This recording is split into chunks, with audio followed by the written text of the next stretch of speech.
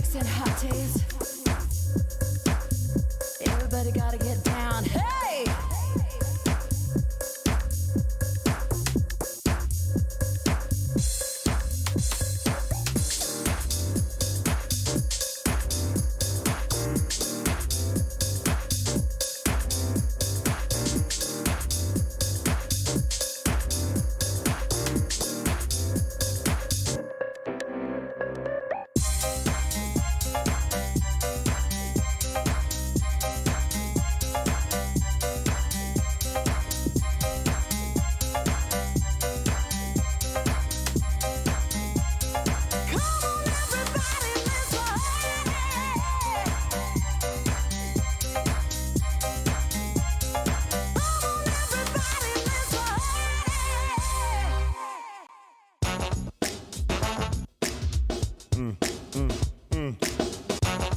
Yeah.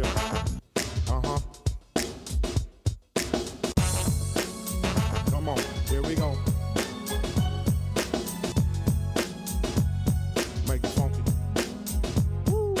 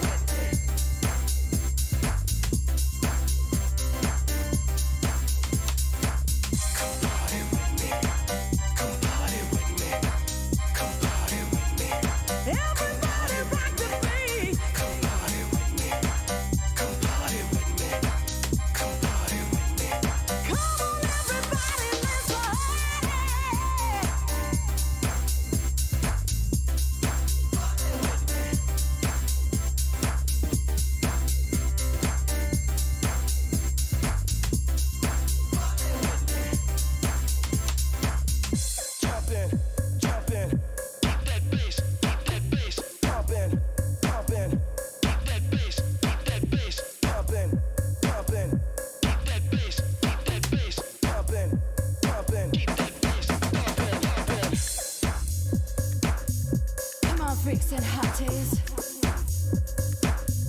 Everybody gotta get down. Hey!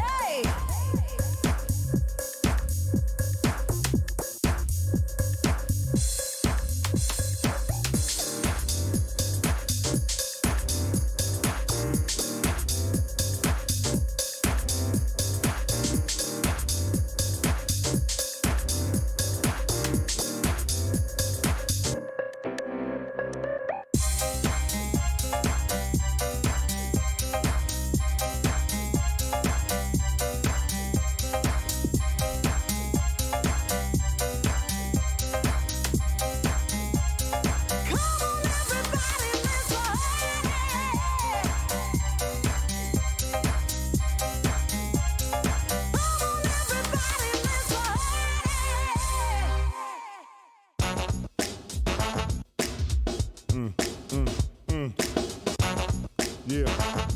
Uh-huh. Come on, here we go. Make it funky. Woo.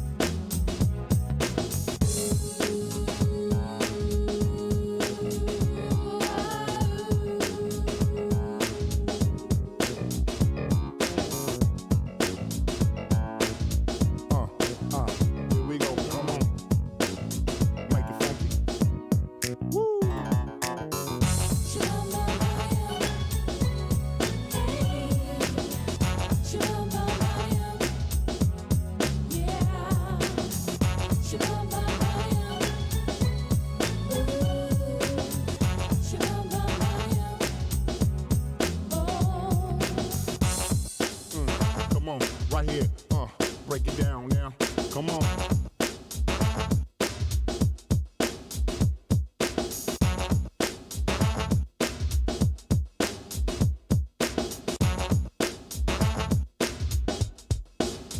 Make it funky.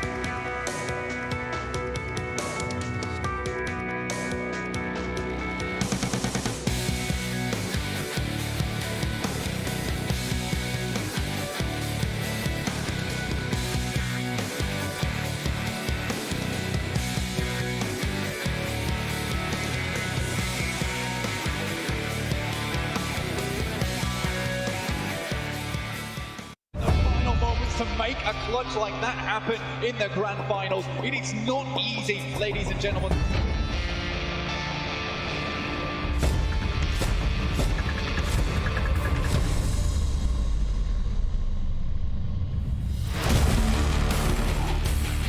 Popping their head up. Whoa, look at that, the double. Can we get another one? Something. Here they go. They're going to send in one of their McLarens right on over with the run.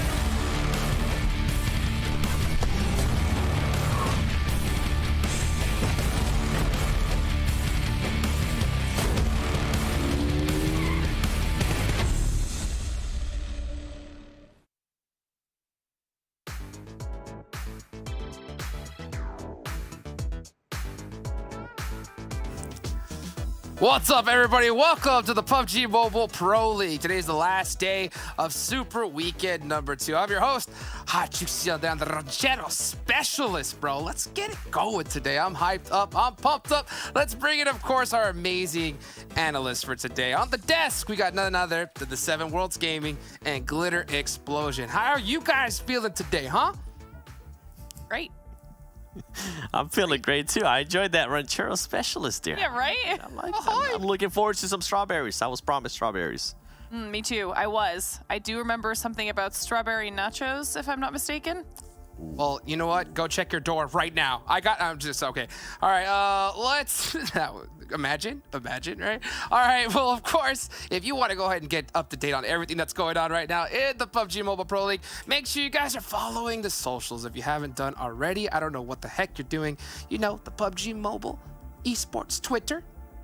Get on the Discord, follow the YouTube channel, do it all, right? And do it now. And of course, if you're gonna, make sure you use that hashtag PMPL so we can keep up to date. As a matter of fact, we got a tweet the other day, right, Glitter? It was an amazing thread, but they didn't use the hashtag. Could you believe that? I know. You gotta remember the hashtag. It's the important part. I mean, yes, tagging us does work, but you also need to do the hashtag PMPL so that we can have as part of the PMPL community of social interaction that we can all get hyped about. That's right. That's right. Be on it, guys. Be on it, because you know what? We had some players that were on it. Let's take a look at the top 5 plays that we had so far in week number 1 of the Super Weekend. Roll it. Players in PMPL North America Spring 2022 set the battlegrounds ablaze with their incredible display of skill and talent. Jaw-dropping moments and spectacular plays is what gets the heart racing, and these players delivered in plenty. Let's take a look at the top 5 players of the first week.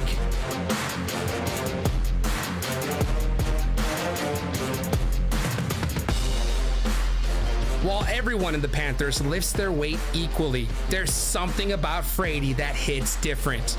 He will never be on the worst end of a trade. Performing well in both league play and the Super Weekend, every time Frady engages in battle, he does so in a calculated manner along his teammates. Even if he goes down, he will do so after setting up his teammates for success. The best example of this is match 10, where he gets knocked down, but not before he lobs a frag grenade towards his enemy, which explodes less than a second later, instantly exacting revenge. Great trade with the nade. Frady cooking that nade to perfection.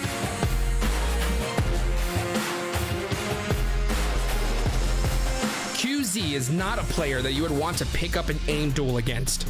Almost every time somebody challenges him alone, QZ comes out on top. And the only way to stop him is by double or triple peeking him. Proof of this can be found in match 8 of the Super Weekend, where he would charge in to engage in close quarters combat and demolish his opponents with his superior movement. And the best part is, he doesn't need to be in urban areas to close in the distance between him and his opponents. He blew our minds with the brave pushes, with Lazarus and Polar Ace being sent to the lobby as Nova clutched up a chicken dinner. Fire DP swinging by Nova Esport.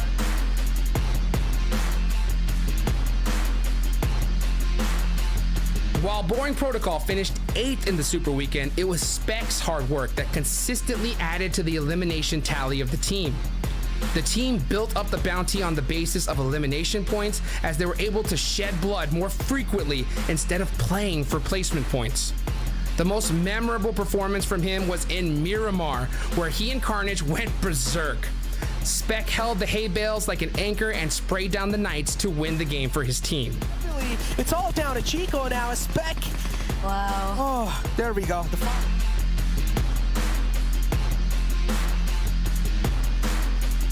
Xenox was an absolute beast of a closer for Knights. Whether it's breaching compounds mid-game to gain some real estate, or it's flushing enemies out of the cover to win the chicken dinner, no amount of cover can save you from Xenox.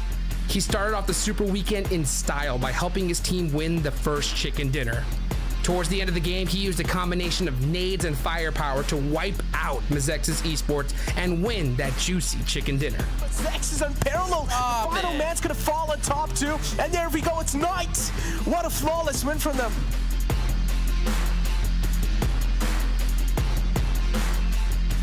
Coops stands atop the rating charts with 61 frags this week. Not only did he lead his team to the top spot on the overall scoreboard, he helped them secure a 29-point lead over the second place team. His experience and positioning always secures his team the advantage as he can flank the enemies without being spotted. This was best showcased in match 9 on day 2, where he used the terrain of Sanhok to reposition rapidly after getting a knock and interrupted his opponent's healing and reviving attempts. He secured 4 frags that game to win his team the chicken dinner. Out everywhere, Mezexis. What? Oh man, Coops with that MG3.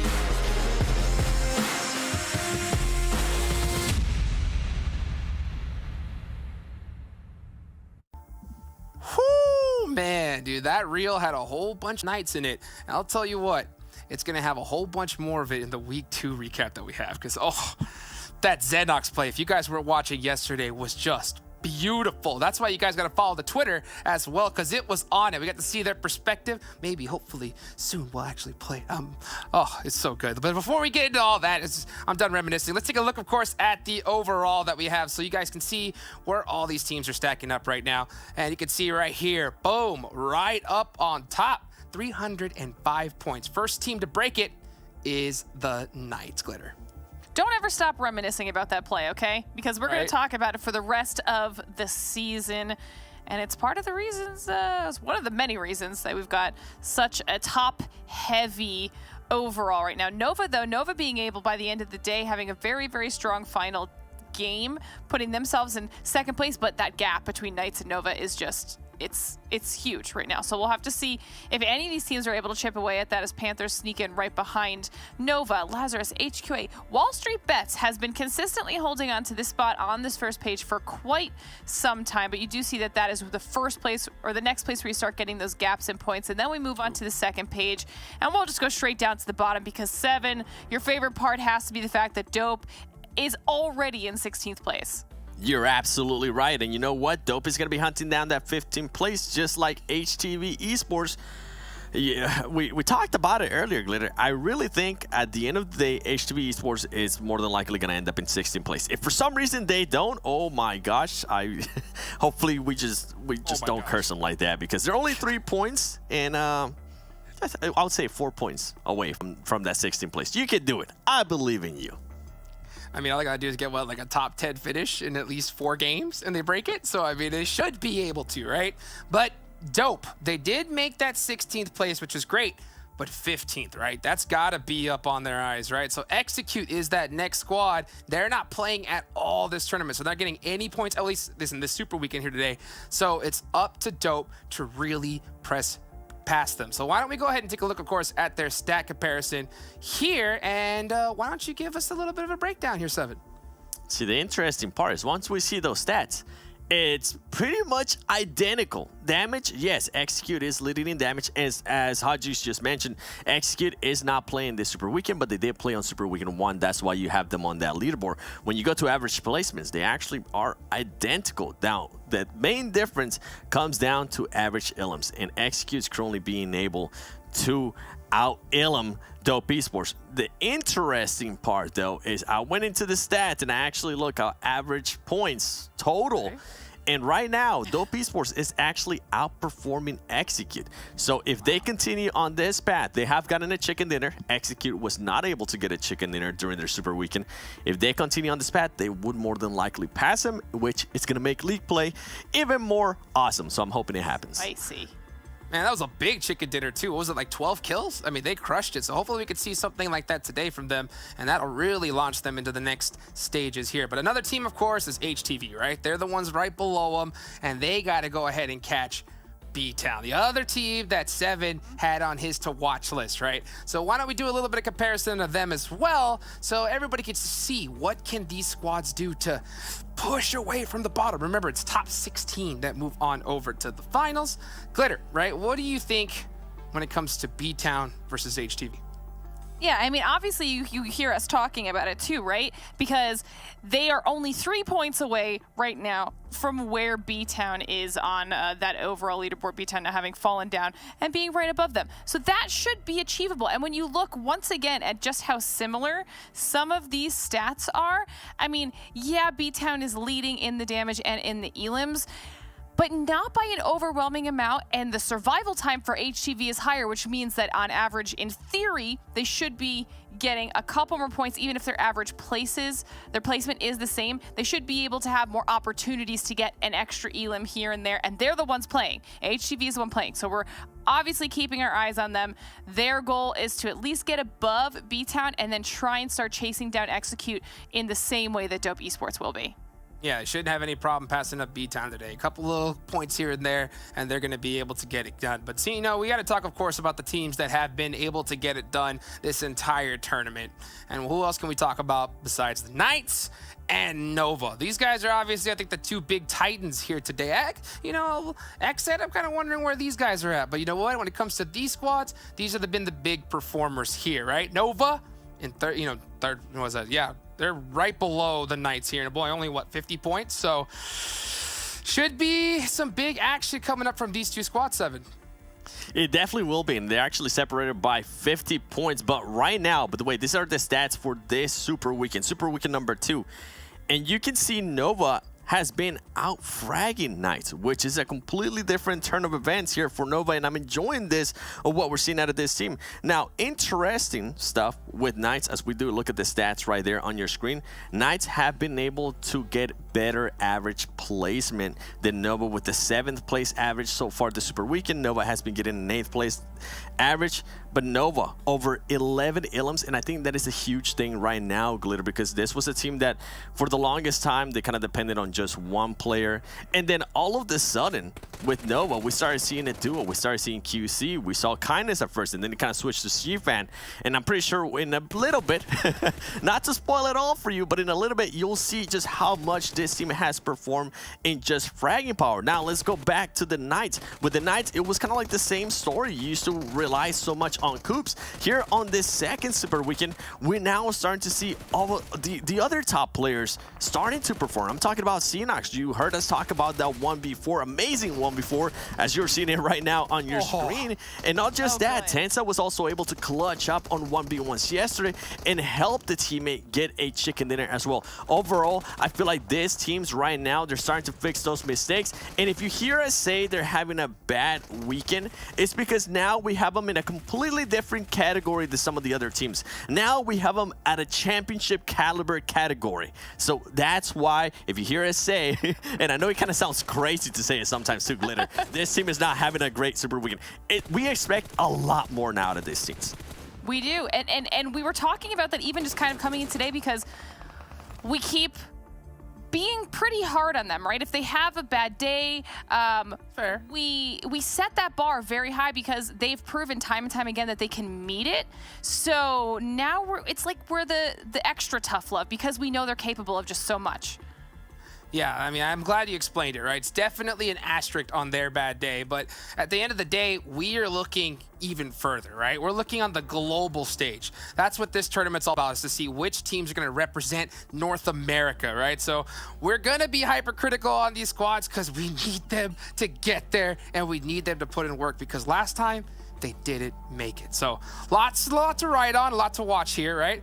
At the same time, this is a team game, but of course we had some outstanding performers, right? So why don't we go ahead and take a look at the top 10 individual players here for the past 2 days of the Super Weekend. Joey up on top with Lazarus, Glitter.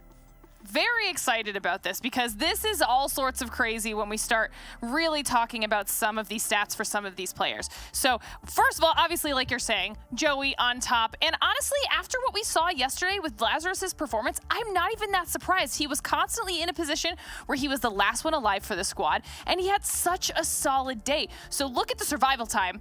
But we're not even haven't even gotten to the damage and elims yet, but the survival time alone, like he was the snake, but also he was slaying out the most damage and most elims. But then we got to talk about Nova, okay, because this is just insanity. We have all 4 Nova players up here in our top 10 players. And QZ, we've hyped him up time and time again. The literal lowest average survival time out of everyone on this list, but somehow only 14 damage shy of what Joey was able to put up and still has 18 elims. And then right behind him, the duo that we have now decided is the official duo for Nova is Koi.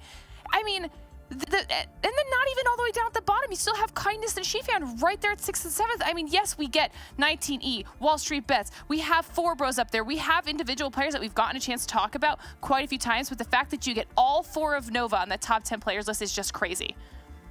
Makes total sense, too, why QZ has such a low survival time with that one-man army strategy that they've been employing with him up front, other 3 separating. I mean, he's going to go down a little bit early, but it's so crazy to see just how much damage he does when he full sends it. And, you know, when I talked to Coops the other day, Coops said he was going to apply that same strategy, and, man, I think that they're doing a darn good job of it. So we're seeing it, right? Top squads, it's working for them. So squads at the bottom, got to start making them changes here in North America, right? So why don't, of course, we take a look at the teams to watch. These are the squads that each one of us here on the desk and our casters pick to take a look at and keep a close eye on. As you can see, myself, I'm picking Boring Protocol. That's right. Really? That's right, Glitter. I know you used to pick them before, but I'm picking them now. Okay, you know what? I don't hate it. I'm not gonna lie. I did lose a little bit of faith in 4Bros after these past couple days. So I'm still hoping they bounce back, but after seeing those stats on the 4 Nova players, I had to jump back on the Nova train. I couldn't help it. Choo-choo. You guys are over here flip-flop. Oh, okay. That's why. That's why I have Dope. And I still believe in them. And yes, I think this team can definitely push to that 15th place. 15 what? 15th place, baby. That's what I'm talking about. 15th place. And it's totally doable. I mean, this was a team coming to their first Super Weekend. Not anybody was really expecting that much out of them considering how they were performing, especially after day 1. But day 2, I mean, they have completely improved. They're also being able to carry momentum. And if I could add a second team in there, I do have to give some props to HTV Esports because they've been performing really well. They're going to be able to catch up B-Town more than likely. They have been getting a lot better finishes too yesterday. I think they ended up with another 2nd place finish. On top of that, being able to back it up with some elims. So overall, for this new teams, this is the perfect showing you want to have here. Obviously, you would like to see insane amount of points, but I'm not going to put that kind of pressure on you. Baby steps for you guys. Baby steps. But the pressure is on for these squads, right? The squads at the bottom, because this last Super Weekend coming up, it's not guaranteed. They can get knocked out of it, so they need to put up big points. Remember, everybody, top 16.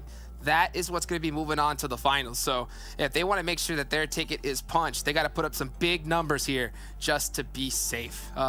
Man, me personally, I got to keep it out of Boring Protocol. I was talking to Glitter. I know we were talking a little bit earlier, Glitter, and I know you were on the hype train. And what did you say? You said that you were going to not pick them because they have not been performing. Is that right? Yeah, and I don't mean to be harsh on them, but I feel like we've gotten far enough into the season at this point, and we've seen so many incredible performances out of individuals, depending on the day, obviously Spec being one of them that we've talked about a lot, but it's just not enough. When we're seeing what we're getting out of the Knights, what we're getting out of Nova, even what we're getting out of Panthers, WallStreetBets, it's just they're not up to snuff, and I've lost a little bit of faith. And honestly, Carnage, that's why I'm picking him. That's why I'm picking him. I'm like, Carnage, come on, bro. Let's go. He's got to get it up, you know, and that's the thing is, like, we see, you know, whenever we saw Ghost break up, we saw Tensa go to the Knights, and he started putting in work. Spec, go to Boring Protocol, and I think we're still waiting to see that synergy. And I think by today, we need to see it, otherwise they're going to be in big trouble. Let's take a look at the schedule here, of course, that we're going to have for today. It's going to be a good one, and guess what?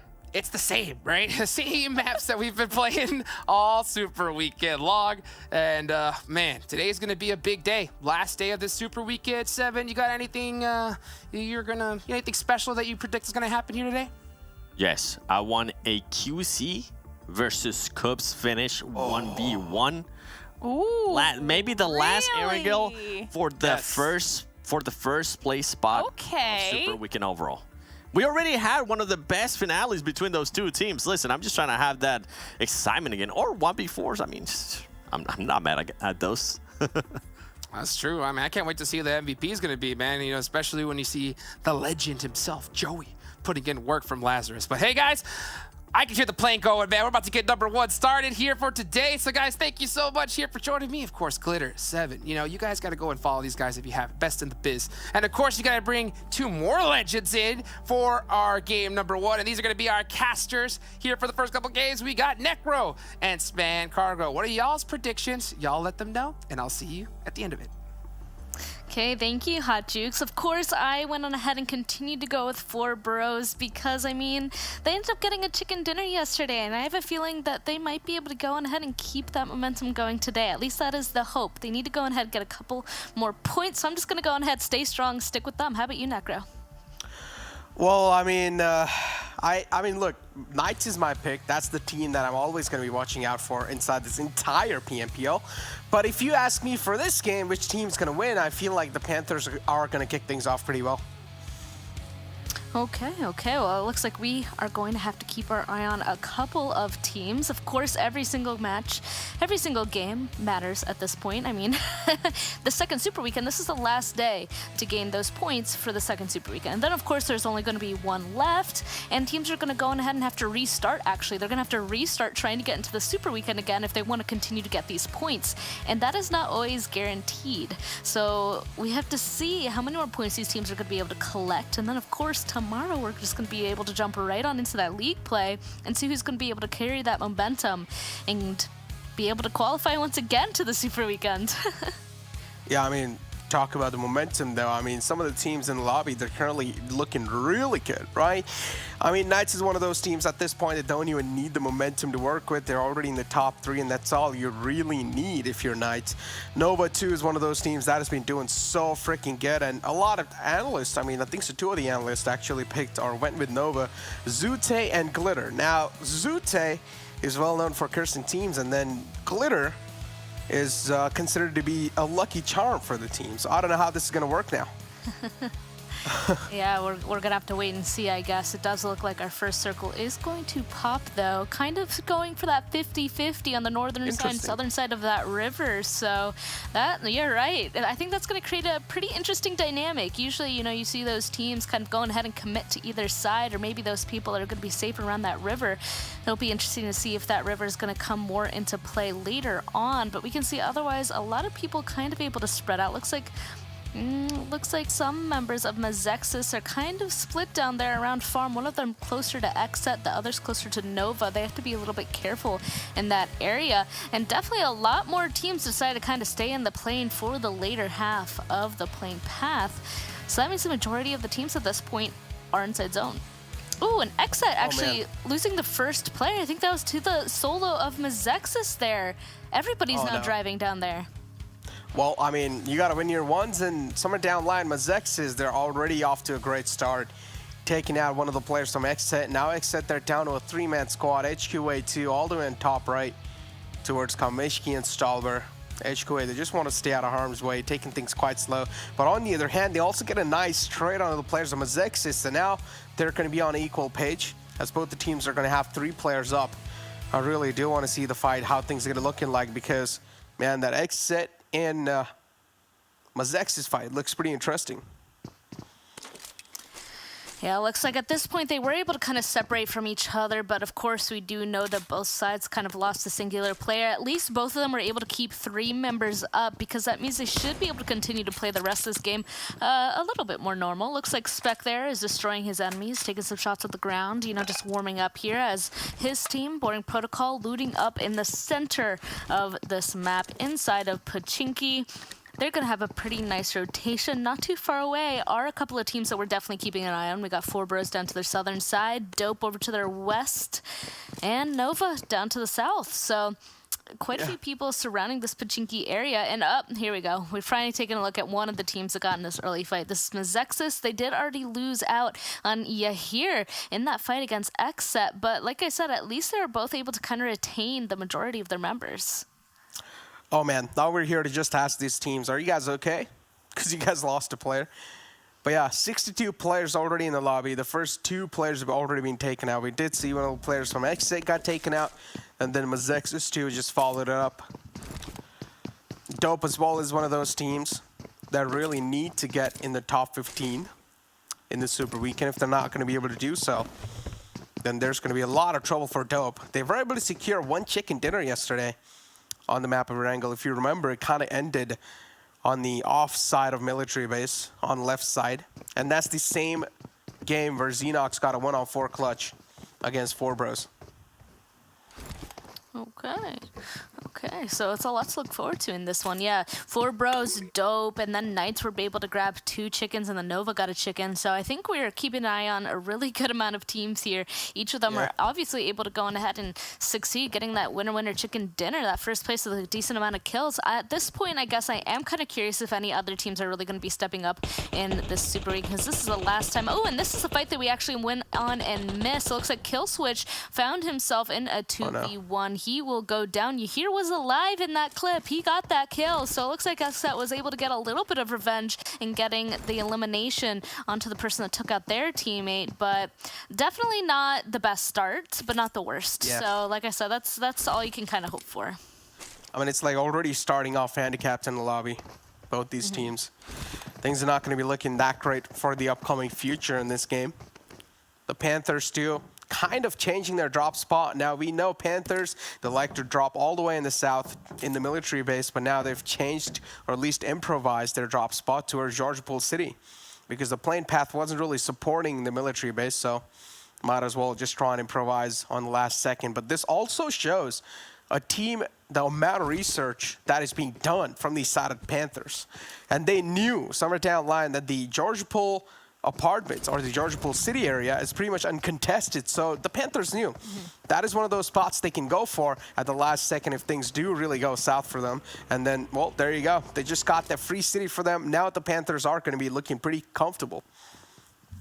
Yeah, there are a couple of people around them, but actually a couple of those teams are pretty spread out, so I'm a little bit worried on their rotation if anything bad's going to happen. We're taking a look at the Chosen real quick first, though. Looks like they're also kind of splitting up. A couple of them already leaving up on the northern side, leaving Oppa behind at this compound for now, and one of his teammates. Looks like they're just scouting up, seeing what's ahead. Of course, has to be careful because they ended up sending Gaji a little bit close to the Knights. Here we go. You can see where he kind of set up, trying to gain that information for his team on the northern side of this river. I like what they're doing here. The Chosen, they've decided to kind of split a couple on the northern side of the river, a couple on the south, and that way, no matter where this next zone potentially pops, they have a little bit of information on both sides. Of course, for the second zone pop, it might not go on ahead and be super straightforward, I'll say, on where the next zones are going to go on ahead and go to, where it's going to fully end. But at least Gaji knows that the Knights, or at least someone, is in front of him. There you go, taking the first couple of shots onto Tenza. He will actually get the knock, so now he has the information that that is the Knights. Unfortunately, he will just be able to crawl around that corner before the flush comes through. And you know the Knights are probably going to be able to get that res, but the Chosen, they've gotten some pretty vital information. They know that it's the Knights, a pretty aggressive and scary team, are holding them just into the northern side. I don't think so they know it just yet, as long as they don't confirm the knockout. So as soon as they confirm, that's when they'll probably find out. That's the Knights just camping that building right there. Four Bros 2. The spread's quite well for them. Dope now, they're also going to try to be pretty proactive on this Big Boy Mountain, taking the high ground control as quick as possible in the lobby, trying to be in the prime position too. Polar Ace all the way up north. Another one of those teams, right, we haven't really seen them. I mean, Polar Ace, they were doing so great in the week 1, 2. And if I'm not wrong, in the week 2, first day, Polar Ace, they had quite a great showing. But then later on, they've been suppressed. We're not really seeing a lot of Polar Ace. Yeah, no, this entire Super Weekend so far, the highest placement that they've actually gotten is a 4th place with 7 kills, and that's about it. Otherwise, their next closest, I think, is pretty far away from that. So they're currently sitting down there in 13th overall for this specific Super Weekend. So yeah, Polar Ace hasn't been doing too well in terms of point gain for this Super Weekend. That definitely means if they're hoping to be towards the top of that leaderboard, I think that basically means that they're going to have to shoot for that last Super Weekend. And the zone is actually going to shift, and this is a pretty definitive northern side of the river shift, I gotta say. It's not neutral whatsoever. So everybody on the southern side, look at that. All the steering wheels are starting to move. Everybody there on the northern side, you can see the Knights instantly grabbing their vehicles and starting to make their own move because they realize that they have the priority to be able to go and grab the best compound from this. It's like a splash of colors, right? Right in the center of the zone 2. Polar Ace all the way up north. The circle 2 just hitting with a huge curveball for every single team in the lobby. A drastic shift. HQA, they are not really going to be struggling to make the rotation inside the zone. But what I'm really going to be eyeing out for is the rotation between HTV and XSET. They're right next to each other, and HTV, they're just following the footsteps of XSET. It seems like HTV, they want to make this fight happen because somewhere down the line, they realize maybe XSET, they're probably down to just a 3-man squad, and HTV, they just want to capitalize it. 1-man advantage to HTV. They might just be off to a great start if they decide to take a fight against XSET. Circle's going to be closing in 21 seconds. Every single team currently, especially Mezexis, they're all the way down south, still tanking the blue zone damage. Yeah, it looks like one of them is just going to be able to get out very shortly, but they're used to that, going for that Novo drop to get themselves some loot, but they are also definitely the last team making inside of this very northern zone. So when they come up here, they're probably going to be playing edge for a little bit longer just to gain some information. We did see a couple of red spotches appear on this map because it is a fight happening right here versus 19 Esports and Dope. It looks like Salty kind of alone for himself and his team in this altercation as Dope, all of them starting to push up the stairs into the small room. He actually jumps out to try and survive, and he almost got the knock on him, and it's taking him below half HP, but it doesn't matter. He gets down and out instantly. His only other teammate is super far away, can barely see him on that little mini-map. And actually, Sam L, Boring Protocol, they want to go ahead and grab some points for their own. I don't think that they realize, though, this is an entire 4-man. All of them have pretty good HP, so they gotta worry. Here we go, the big crash coming through. Carnage and Acer, they're now here tossing up some U-tail. Dope has to be careful. Oh, this fight is not going to be that easy for Boring Protocols. It's a 4-on-4, and even the players are Dope. They're looking pretty strong so far. Not able to inflict any sort of damage yet. Boring Protocol, things are not really going to be in their court just yet. One of the players from Dope, they've already been taken down. Fishy's going to follow it up too, as Menace is right there in the bottom lines. He's trying his best to fight back in this one. There's too many players to try and deal with. Boring Protocol, they need to keep the pedal to the metal now. If they're not going to do so, Menace will be able to patch himself up. Spec, somewhere down the line, does realize there is someone right outside this little area. He's going to toss in an aid. The man's taken down quite low. Menace, he's just hiding in the corner. Finally spots him out. Vector's going to be quite devastating in those ranges. And now Flash 2 is just on the top. Dope. Flash is going to be the final hope alive because Pan is still there on the stairs. But again, not really much can be said because Flash is still in the closet room. He can be the playmaker if possible. 2 of the players taken down. Dope now. It's all down to Flash. Flash still pinned down in the closet room. He cannot really do much.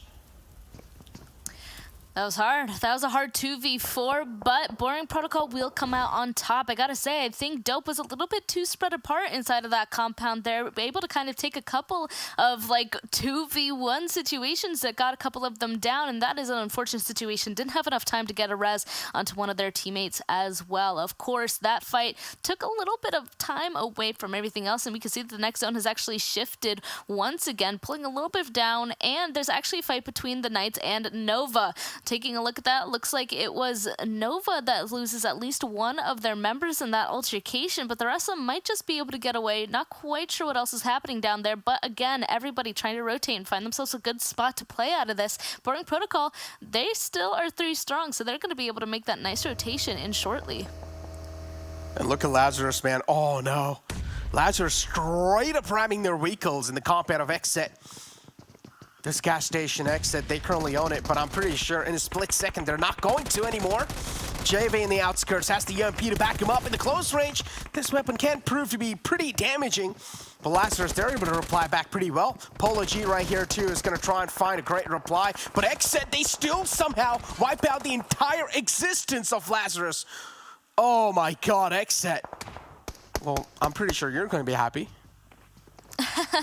Yeah, XSET kind of being able to bring it back. They definitely need to go ahead and have a pretty good set of games. J7 spotted out here by inactive from Mezexis in the complete and utter open is a little bit concerning. Looks like he's definitely going to make sure he's not going to be able to get away whatsoever popping those tires, but not going to go ahead and kind of take those shots towards them just yet. I think so. There's a smoke or something. I'm not sure. Or maybe a compound. Maybe a little shack. I don't know what exactly is going on. But yeah, there's a little bit of visual problem. But Nova, Shifan is just going to straight up run into two enemies. Interesting. Seemed like he didn't want to live anymore. And the rest of the players in Nova, they are going to be there in the back lines, taking things a little bit slow. Nova, they're down to just a final man alive. It's all going to be down to Ren 0224. And now Ren 2 is going to be catching a lot of bullets on himself. He is trying to make quite a bold rotation. And so far, he's able to make it out of harm's way. But again, you never know. It might just run into another heap of teams. Polar Ace and HTV. HTV is one of those teams that hasn't really been proving themselves up in 4-on-4 fights. No, they definitely go on ahead and play a little bit more of a passive kind of a game. Yeah. But I mean, it does get themselves in some pretty good spots. I mean, they do have a couple of really good placement positions, actually. Of course, they do need to go on ahead and have a little bit of both, right? You got to get both the position points and the elimination points. So that's definitely something that they're working on right now. The zone shifting, once again, has the majority outside of it. It kind of centers up in Vamp with their compound. I have to say, they have a great position to be playing this next circle shift. Four Bros also luckily have a little bit of a compound in this, and so does Team Chosen. Everybody else, they're gonna have to start vying for those outside positions. There are definitely a lot of hills everywhere for places to play, and of course, right as we're speaking, yet another team is taken out, and it actually is HTV. They ran into the Panthers up on that northern side, close to the plains. And, oh man, it's just hard to go on ahead and make these rotations in this situation. There's a lot of fights actually happening around the edges of the zone right now because everybody has to fight to be able to make it in on this one. Looks like Mezexis is even being punished right now as well, trying to get the rest on their team. And the teams that are shooting at them, honestly distracted by a bunch of other people around them. Talk about getting distracted, though. Man, Knights currently, they're distracted by Mezexis, and as inactive has already been taken down. And Mezexis, well, they realize it's the beast themselves, so might as well would just want to take things a bit slow against them and let them have their own pride. But again, nice. They're quite unsettled so far, just trying to scout the areas out, make sure they're not really being eyed at by any of their enemies in the clotheslines. Mezexis here too. Again, this was the final man of Mezexis. Taz is just trying to traverse around, find himself a best or at least a safer spot. But this late in the game, it's going to be next to impossible to find yourself a safer spot. Yeah, let's see where that solo is going to be able to end up. Currently driving towards this fight that we're spectating right now, actually. Polar Ace taking a lot of shots towards two other teams. It's going to be the Panthers and, of course, Boring Protocol all the way down to the southern side. Some nice shots coming in through Kiyoshi, getting a knock onto one of Boring Protocol from super far away, actually. Have to be careful, though, because if they take too much time taking a look towards Boring Protocol, the Panthers might just be able to sneak on up. Looks like Trey kind of taking matters into his own hands, starting to push himself onto Frady, but he's super low HP, and Frady's just going to be able to push on that. The down and the flush comes through, and oh man, Polar Ace is not going to be happy about that. I'm a little bit surprised that Trey decided to push forward by himself, probably thinking that the shack was open, but now Kiyoshi, Chanel, they have to play as a duo for the rest of the match with the Panthers right below them. Oh man. Oh. Panthers too, as you perfectly mentioned, they're just right below them. WallStreetBets too. No.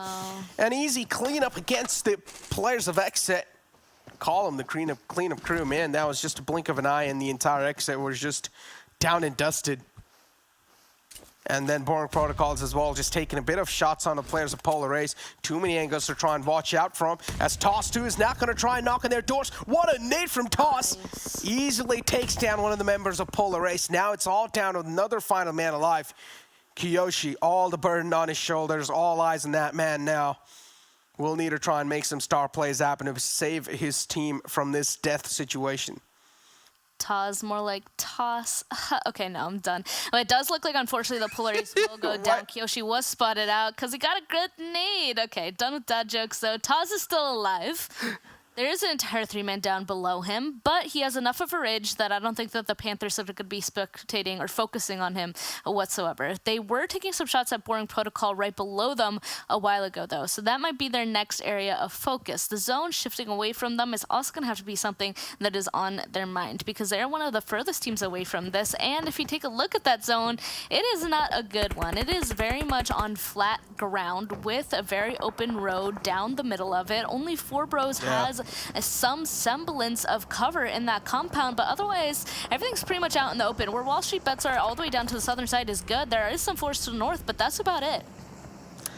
Yeah, WallStreetBets are quite good, and that's a great point from your side. They can always try and play off of those ridge.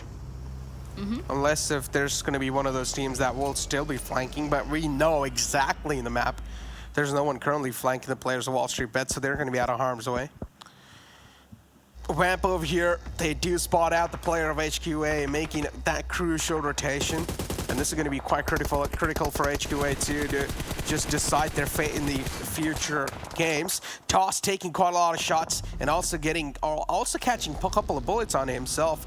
So Toss now will need to try and take things a bit slow in that one.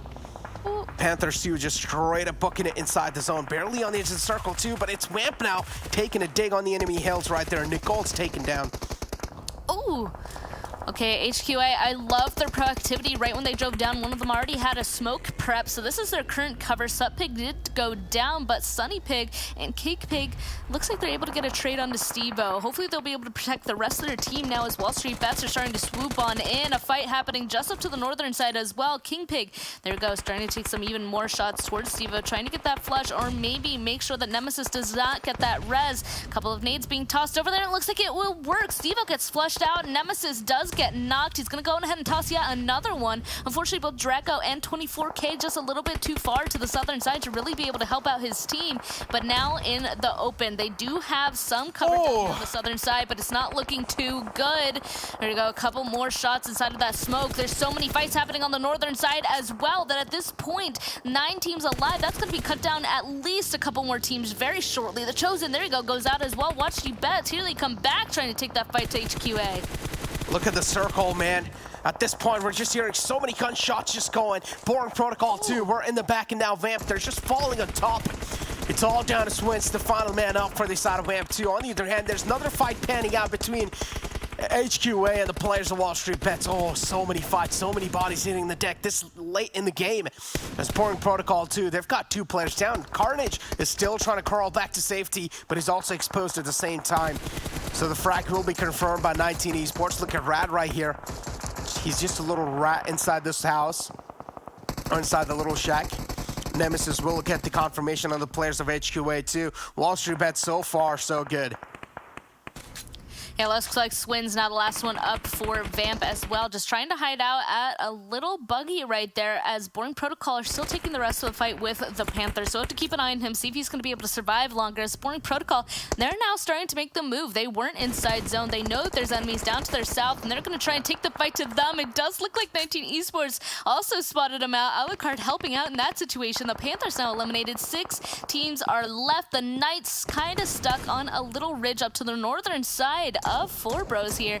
A couple of them not getting these reses, no longer inside zone, and I actually love the Coops. You can see him all the way up there on the northern side trying to spread out, give his team information on where they can rotate next to try and get inside of this next zone. Making a rotation up on the northern side so that they can get closer to zone, but otherwise, again, super out in the open situation. 4Bros, they're going to be trying to use their compound to the best of their ability for as long as possible until the blue is on them.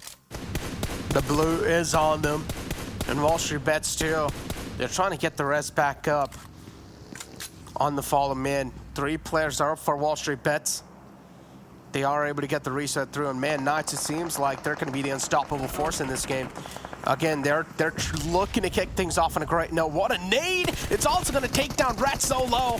And now Russ just trying to jump shot him out the game, and 4Pros easy cleanup from their side as they're going to put the final nail in the coffin for 19 Esports. Boring protocols right here. Acer and Samuel, 2 players up. They had quite a great rotation too. They had the patience to work with as well, but still they screwed up that fight, and that's why Boring Protocol now they're down to a 2-man squad. But oh, they're not going to screw up this fight. A great spray from Acer with just a red dot. Knights, I love that they're trying to gain information on the zone, and they did find a spot that was open, but unfortunately they just did not look up into this very corner of the map where Boring Protocol is able to kind of hang out here. 2 of them are now down. At least they're able to get smoke down, so they might just be able to get these reses, but it's all up to Xenox. So we'll see. He's starting to heal on up here, trying to get the health back so he can try to go for those reses. While Boring Protocol, they just want to blow up these vehicles, right? If they can do any more damage, they might just be able to take out yet another team. Now the strength goes back to different teams though. WallStreetBet, 4Bros, they're kind of carrying this with 3 people each.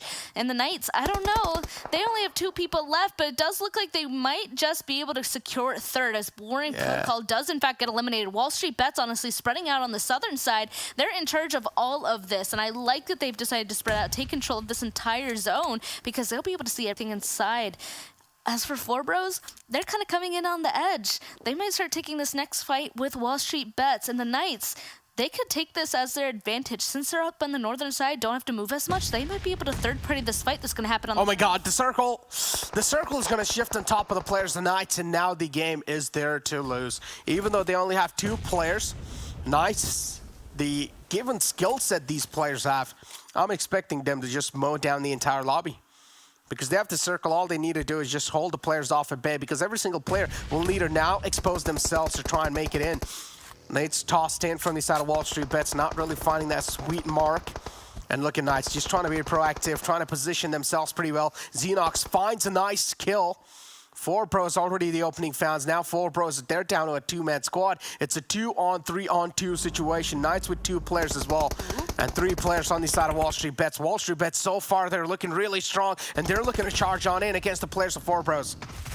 Knights still have the advantage as this fight is starting to pop off. Another member of 4Bros goes down. Let's see if any trade is going to happen. It doesn't quite look like it, though, as 4Bros completely eliminated. It is now a 3v2. The Knights, unfortunately, could not participate in that. They really could have decided to third-party that if possible, but they were too far away, and WallStreetBets honestly cleaned that up really quickly. So there's nothing that they could do. That was obviously the ideal situation, but now it is over, and WallStreetBets instantly are moving their attention to the Knights. The Knights are still have the spot inside of the zone, though. That nade almost getting Nemesis, actually, but it does look like he will just be taken down very low HP, but still staying alive. Once again, utilizing their entire southern side of the zone for themselves. WallStreetBets starting to spread out. I really like to see that they're spreading out, trying to gain all the information and all the angles onto the rest of the Knights. Knights win this unless Tensa messes up. Tensa's position is going to be quite instrumental because Nemesis, he's managed to reposition himself without catching any eyes on himself. I want to see how Tensa is going to try and play his position. He needs to be as cautious and as patient as possible. And I think so. Somewhere down the line, he spotted out Nemesis, but Nemesis, too, is going to be quite smart. He's not straight up going to peek out. Instead, they're just going to try and buy off a bit more time and wait for the next zone. Nemesis, you're exposed. Tensa didn't capitalize. He's quite lucky to be alive right now. If Tensa shot right there, Nemesis could have been the first down man, and that could have equalized things. But still, 3-on-2. Knights as well, taking things quite slow. Same thing goes around with WallStreetBets, and I'm pretty sure the next circle shift is also going to shift on top of the players of Knights, so the pressure is on WallStreetBets. I was going to say, I don't know if this last zone was definitely for the Knights to take that game, but this zone shift might be because the WallStreetBets still have to go ahead and go to the Knights even more so. So that's why 24K, they decide to crash onto this, getting a knock onto Tensa here. Only Xenox is left. WallStreetBets still have the number. All 3 of them starting to make the push at this point because they know that there's only 1 player left. Xenox super low HP. The Molotov is on him, and WallStreetBets played that perfectly. Get the chicken dinner with the kills, and it is because they were patient coming in from the southern side. They were just able to get inside of that next zone, and then right when it popped to the Knights again, they were proactive. They knew exactly what they needed to do and take a crash onto one of the members to take them down 1 by 1. So WallStreetBets, great chicken dinner. Yeah, as you said, I mean, just well played from their side. I can't really add much. They played that so well. Patience too right there on the mark, and WallStreetBets in the end. Man, what a game right there. I personally thought Knights should have got it, especially after that final circle shift. Knights, unfortunately, they messed quite a lot of things up, but the WallStreetBet squad, I'm not gonna lie, they were able to expose 2 players in the front, and then they had 1 player in the back who was just providing that backup fire and who was inflicting a lot of damage on the players of Knights, and who was just making sure that the Knights are not really getting too confident on the players of WallStreetBet. So you take a look at the round report of the previous game. Nemesis is gonna be there with the most eliminations from the side of WallStreetBets, and then Acer from the side of Boring Protocol with 764 highest damage. It does look like Drago for the winning team. WallStreetBets is going to be up there as well, but I don't know. I feel like the only time that the Knights had a little bit of an advantage is when that fight was happening down to their southern side, but otherwise, since they weren't able to participate in it and third party on it, that was where their advantage ended, right? When WallStreetBets was able to clean up Floor Bros, it was just a matter of them getting inside zone and otherwise securing that. So I think it really was kind of a 50-50 situation, but either way, that was once again a pretty difficult game. Starting off our matches today pretty spicy, and now in the open Erangel match in a location that I don't think I've seen in quite a while. Yeah, I mean, I personally love these kind of off circles, man. I'm not gonna lie. I mean, in these kind of like, in this PMPL specifically, we're seeing a lot of like off circles, and that's just spicing things quite a bit because a lot of teams, they're just being caught off guard. They don't exactly know how to improvise at the last second, and we do see a lot of teams being unsettled as well. But it seems like, Span, that's gonna be it from our side after the first game. But don't go anywhere. It's gonna be the analyst desk right after this short break.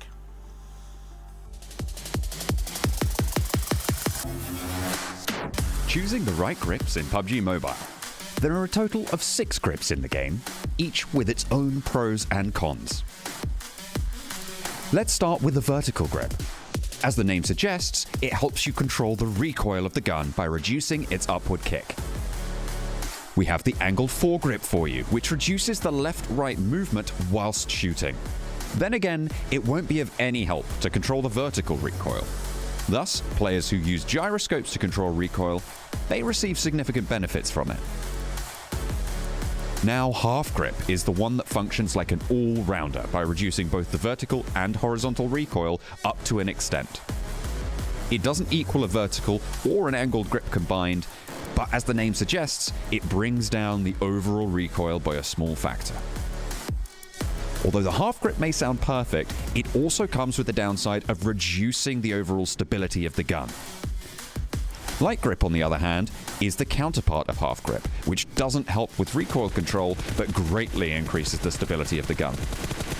It means that light grip lets you be more accurate with your shots when you have already mastered recoil control. Thumb grip is one of the most common grips found on the battleground that helps you aim faster when you tap the ADS button. This is best for SMGs and close quarter fights where you need fast reflexes over accuracy. The grip also reduces the recoil and increases the stability slightly. The last one in today's lesson is the laser grip, which is only helpful for hip firefights. This grip reduces the bullet spread while you move and shoot using the crosshair. It serves as a great attachment for secondary weapons like SMGs, when you need to clutch fights in close range. So, there's a variety of options here to support your playstyle. Pick yours carefully to outskill and outmaneuver your opponents every time.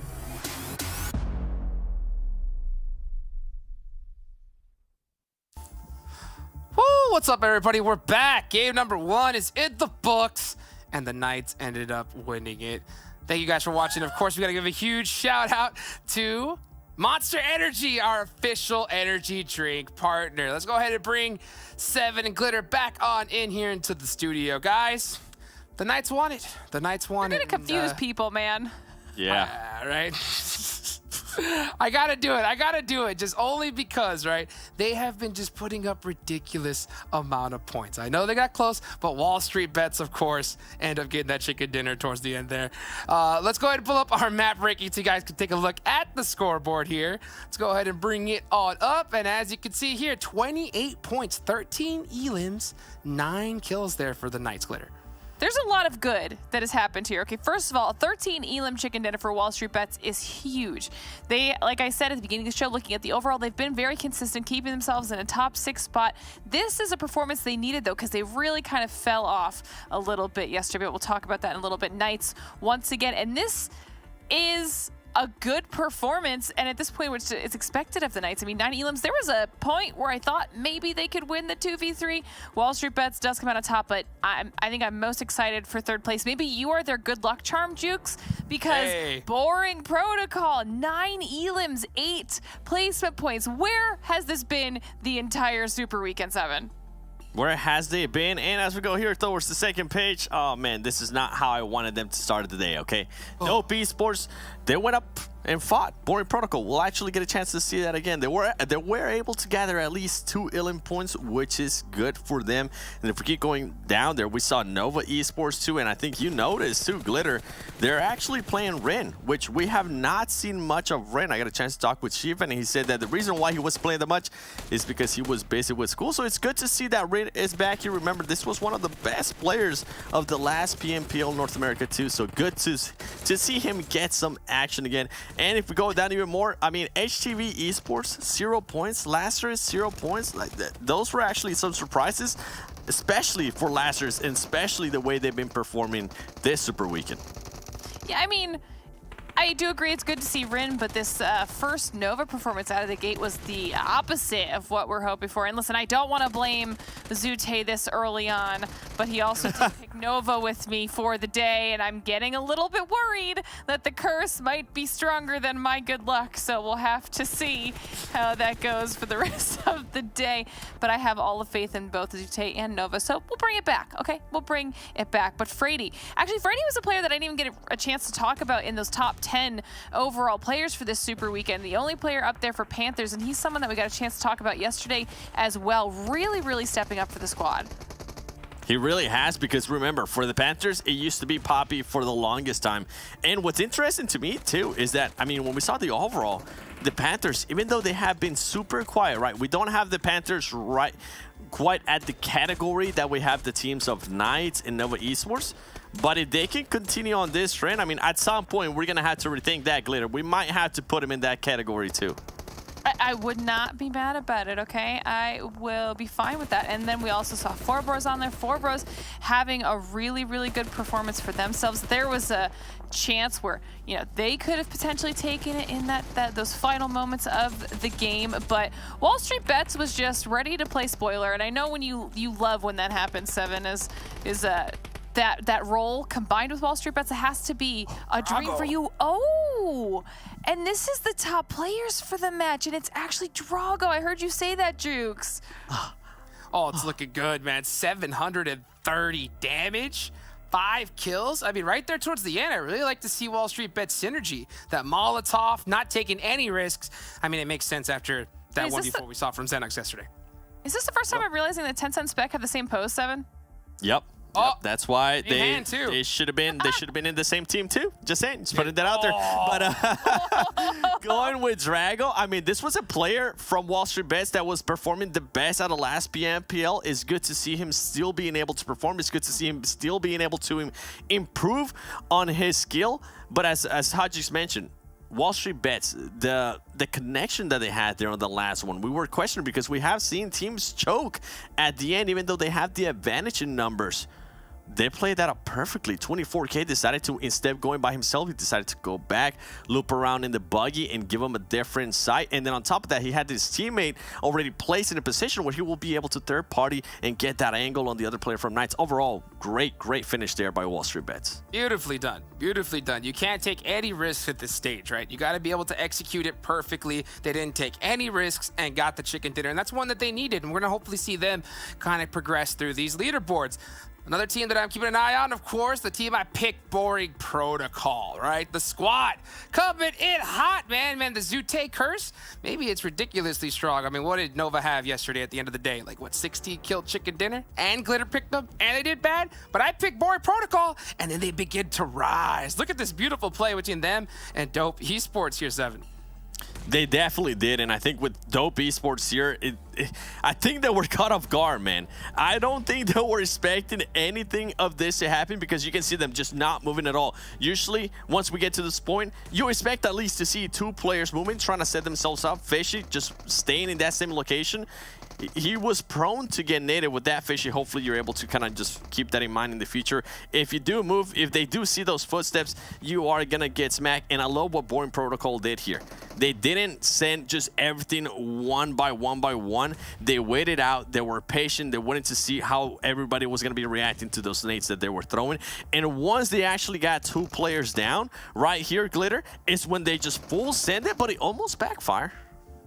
You know, I was excited for this fight, but I also felt bad for the 2 of you since, you know, Jukes obviously picked Boring Protocol, and you've got the dope hype train going on, and they were doing really well yesterday. So this was kind of an unfortunate matchup, but the one thing that I loved out of both teams is that you did see a little bit of success on the dope side of things, but this coordinated aggression we have yet to see out of Boring Protocol, and you can see the difference here in their performance for the line charts. The previous performances are the ones on the right side that are towards the bottom, and then look at the damage uptick, 7. I mean, come on. Completely different story. You can't see me right now, but I'm literally doing just chef kisses in the air because that's graphic. It's so freaking beautiful. And right here, even the elims too. I mean, it has been a bit of a roller coaster, right? But this is what we've been talking about certain teams. They just haven't been able to find that consistency. They have this kind of pop-off matches. And Boring Protocol, I mean, you guys mentioned it yesterday. They didn't have one of the best performances. Today, with the way that they started here, with the aggression that they started here, it could be a turnaround. And the reason why is because, yes, Spec's still leading. Nothing has changed in regards to that. But now we're starting to see a little bit more collaboration from his teammates, from Acer, being able to put up at least 2 elims, 764 damage, Samuel as well. And Carnage, you know I gotta call you out, Carnage. Come on, man. I see what you can do. You almost won before XSET at some point in this tournament when we were just starting off. Okay, where is that ego? Come on, big man. I want to see it. You're going to see Carnage at LAN eventually, and I'd be worried. Nah, he loves me. Nah, we love Carnage, and he knows that. Yeah, he loves us too. 100%. You know, when it comes to Boring Protocol, I think they did their homework though, because that had to be a set play. They had to know that Dope Esports loves to go to that garage building, and it is way more difficult to defend inside that building versus outside. Not a lot of windows you could peek out of, and then Spec with that beautiful nade. So crazy to see 5 kills, you know, from him as well. Man, dude's absolutely insane. Let's talk, of course, about the team that won this match, though, right? WallStreetBets getting that big chicken dinner there. Excuse me, man. I just coughed because, whew, man, I've been waiting to see that from them. They pulled out a big one here, and look at their light chart graphic. 2,000 damage here, 7. Yep, and with WallStreetBets, kind of the same story that we were talking about there with Boring Protocol. This is a team that yesterday, they didn't have one of the best performances, but this is a team that has been fairly consistent, Glitter. And even though, like, I mean, 4, 5 elims, like, that is still fairly consistent there. And the huge jump up, if I'm not mistaken, this might have been one of their best games so far in this tournament, Glitter. Yeah, and I mean, this is just really, it's fantastic for WallStreetBets, but we have praised so many other squads for managing that consistency, and WallStreetBets has definitely been a team that's been consistent. Like you said, we saw that they're able to get 5 elims here, 4 elims there, and that consistency was good, but now we're seeing a massive improvement on that performance, and if that's what they can nail down, then they will easily be one of those top 5 contenders. Could happen. Could happen any time of the day here. I mean, I think we can see it from any one of these squads, right? If we just start seeing them really just start putting in work, we'll definitely make it happen here. But as we go, we're going to get this next game started here really soon. So guys, thank you so much here for joining me, Seven and Glitter. Let's take a look at Drago's stats. Look at that. Putting up some big numbers by himself. 3,590 damage, Seven? Yeah, I mean, with Drago, this was one of the best performing player out of WallStreetBets. And Drago, my man, I'm so happy to see that you're still performing. This is what I was getting so hyped about. He's being able to lead his team in damage, in elims, in knocks, assists. I mean, the heals, that's exactly where you want to be. You don't want to see that all the way up because it means that he's getting the less damage out of everybody else, and he's being able to be that main fragger for the team, which is really good because we mentioned it before. Now he's got Stevo, 24K, a lot more firepower to this team. We're going to see who that big duo is going to come from WallStreetBets. Go ahead and get the match 2 started, though, guys. Thank you so much here for joining me. I'll go ahead and see you guys in a little bit. Of course, we got to bring in our casters here for the next match. It's going to be the same folks that we saw in the first one, and that was a darn good game. But we're going to go on into the desert. Span, Necro, take it away. Thank you so much. Once again, Hot Jukes. Yep, we are about to be sending it on into Miramar, and we're going to see who's going to be able to take this one. So it does look like the hypothesis of will another team going ahead and step up and get some chicken dinners is in effect so far. WallStreetBets grabbing that first one. Really curious to see who's going to be grabbing the second one. Who do you think it'll be, Necro? Oh, man. Not going to lie. At this point, you're just putting me in the front right there. And I don't know what to say, which team to pick because at this point, it's quite tough. You know what? If I'm just going to like close my eyes and make a prediction, I would go with Nova. Say again? I'm sorry. Nova. Nova. Okay.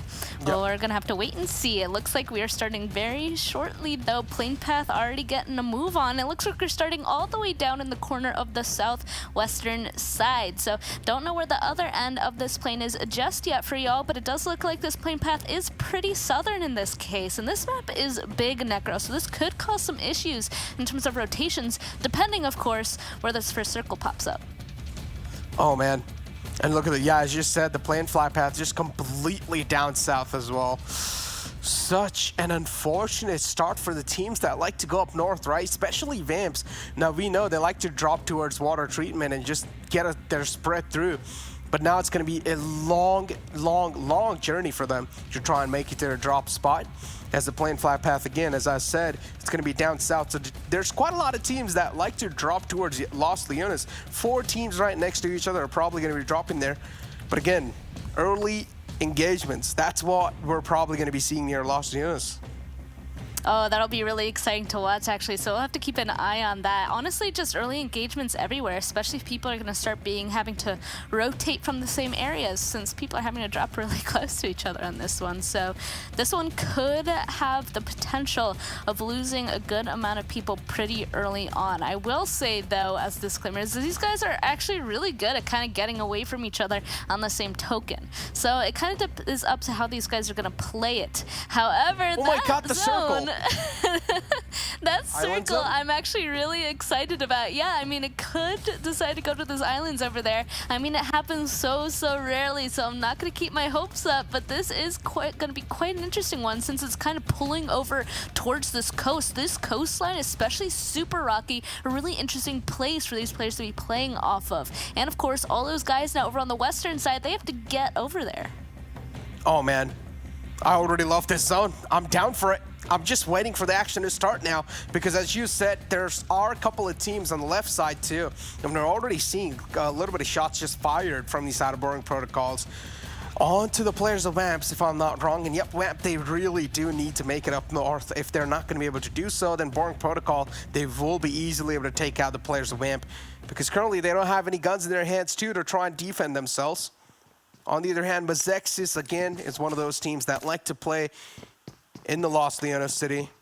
19 Esports is there, going to be there too. WallStreetBets too is going to be there in the south side. Team Panthers on the bottom left, and then HTV on the south. Man, 4 teams right next to each other, or 5 teams right next to each other. I'm just waiting for this next circle shift, and this time the hell's going to break loose pretty early. Oh, yeah, it really is, especially since there's actually a lot of people pretty much on top of each other. A good amount of people around that Power Grid San Martin area, even kind of holding people out in Hasi. So these rotations are going to be pretty spicy, Necro, so I'm definitely looking forward to that. Of course, first we're just watching these guys kind of just loot on up this early on inside of the game because that's what these guys need. You know, they need their guns, they need their utility, the armor, everything to prepare themselves to start getting ready for this fight. However, 3 minutes in, they got a minute or two to start realizing we got to start making these rotations happen. It's around that 5-minute mark where rotations are late, actually considered late at that point, where we're going to start seeing some movement pretty shortly. There's a lot of people in Los Leones, though. You already mentioned this, so there's going to be a lot of fighting down here. One of them, 19 Esports, Mezexis is here. WallStreetBets, Panthers, HTV. There's just a lot of people around in that area. I think that there's two big congested areas. It's that Los Leones area and this San Martin area, actually. Yeah.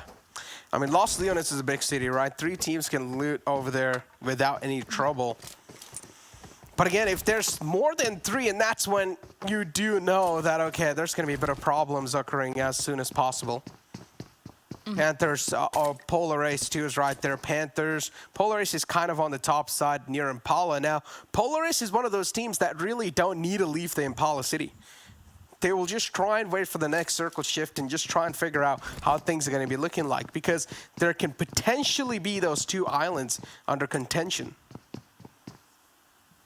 Yeah, they have a pretty good spot too, because if they're able to kind of take those cliffs right above of Impala, they're going to be able to see pretty far inside of the zone, keep a really good eye on a lot of people, and of course have the priority to make whatever rotations they might need based off this next zone shift. And Nova actually is going to be kind of in that same category, because they're moving right into the smack center of the zone as well, right beside Impala. We're visiting the furthest away team at the same time. Lazarus, they ended up making a rotation. They dropped around the road just north of Valdemar and drove all the way up to Pozo to loot on up. So they're currently the furthest from this zone, and I'm kind of curious how they're going to approach this, right? Because if they decide to go straight into the zone, that means that they're going to have to be passing other teams, and that could be a very dangerous rotation for them. So are they going to decide to kind of take the long rotation up to the north or the southern side of the zone? Of course, if they go south, they know that there's going to be a lot of people down there because of the plain, so north might be the best bet for them. And now you just see every single team just trying to push it off to the bay. They know if the circle does take a shift on the islands, you better be there. And if you're going to be the team that's going to be rotating quite late, then, well, it's just GGWP at that point. This circle is going to be just a critical one. It's just going to decide every single team's fate. And you better be ready if it just takes a huge curveball shift too. And teams, you already see them. They're so unsettled. They just don't know what to expect in this one. XSET is there all the way on the left side. XSET is going to be one of those teams that's going to have the most amount of trouble to try and make it in.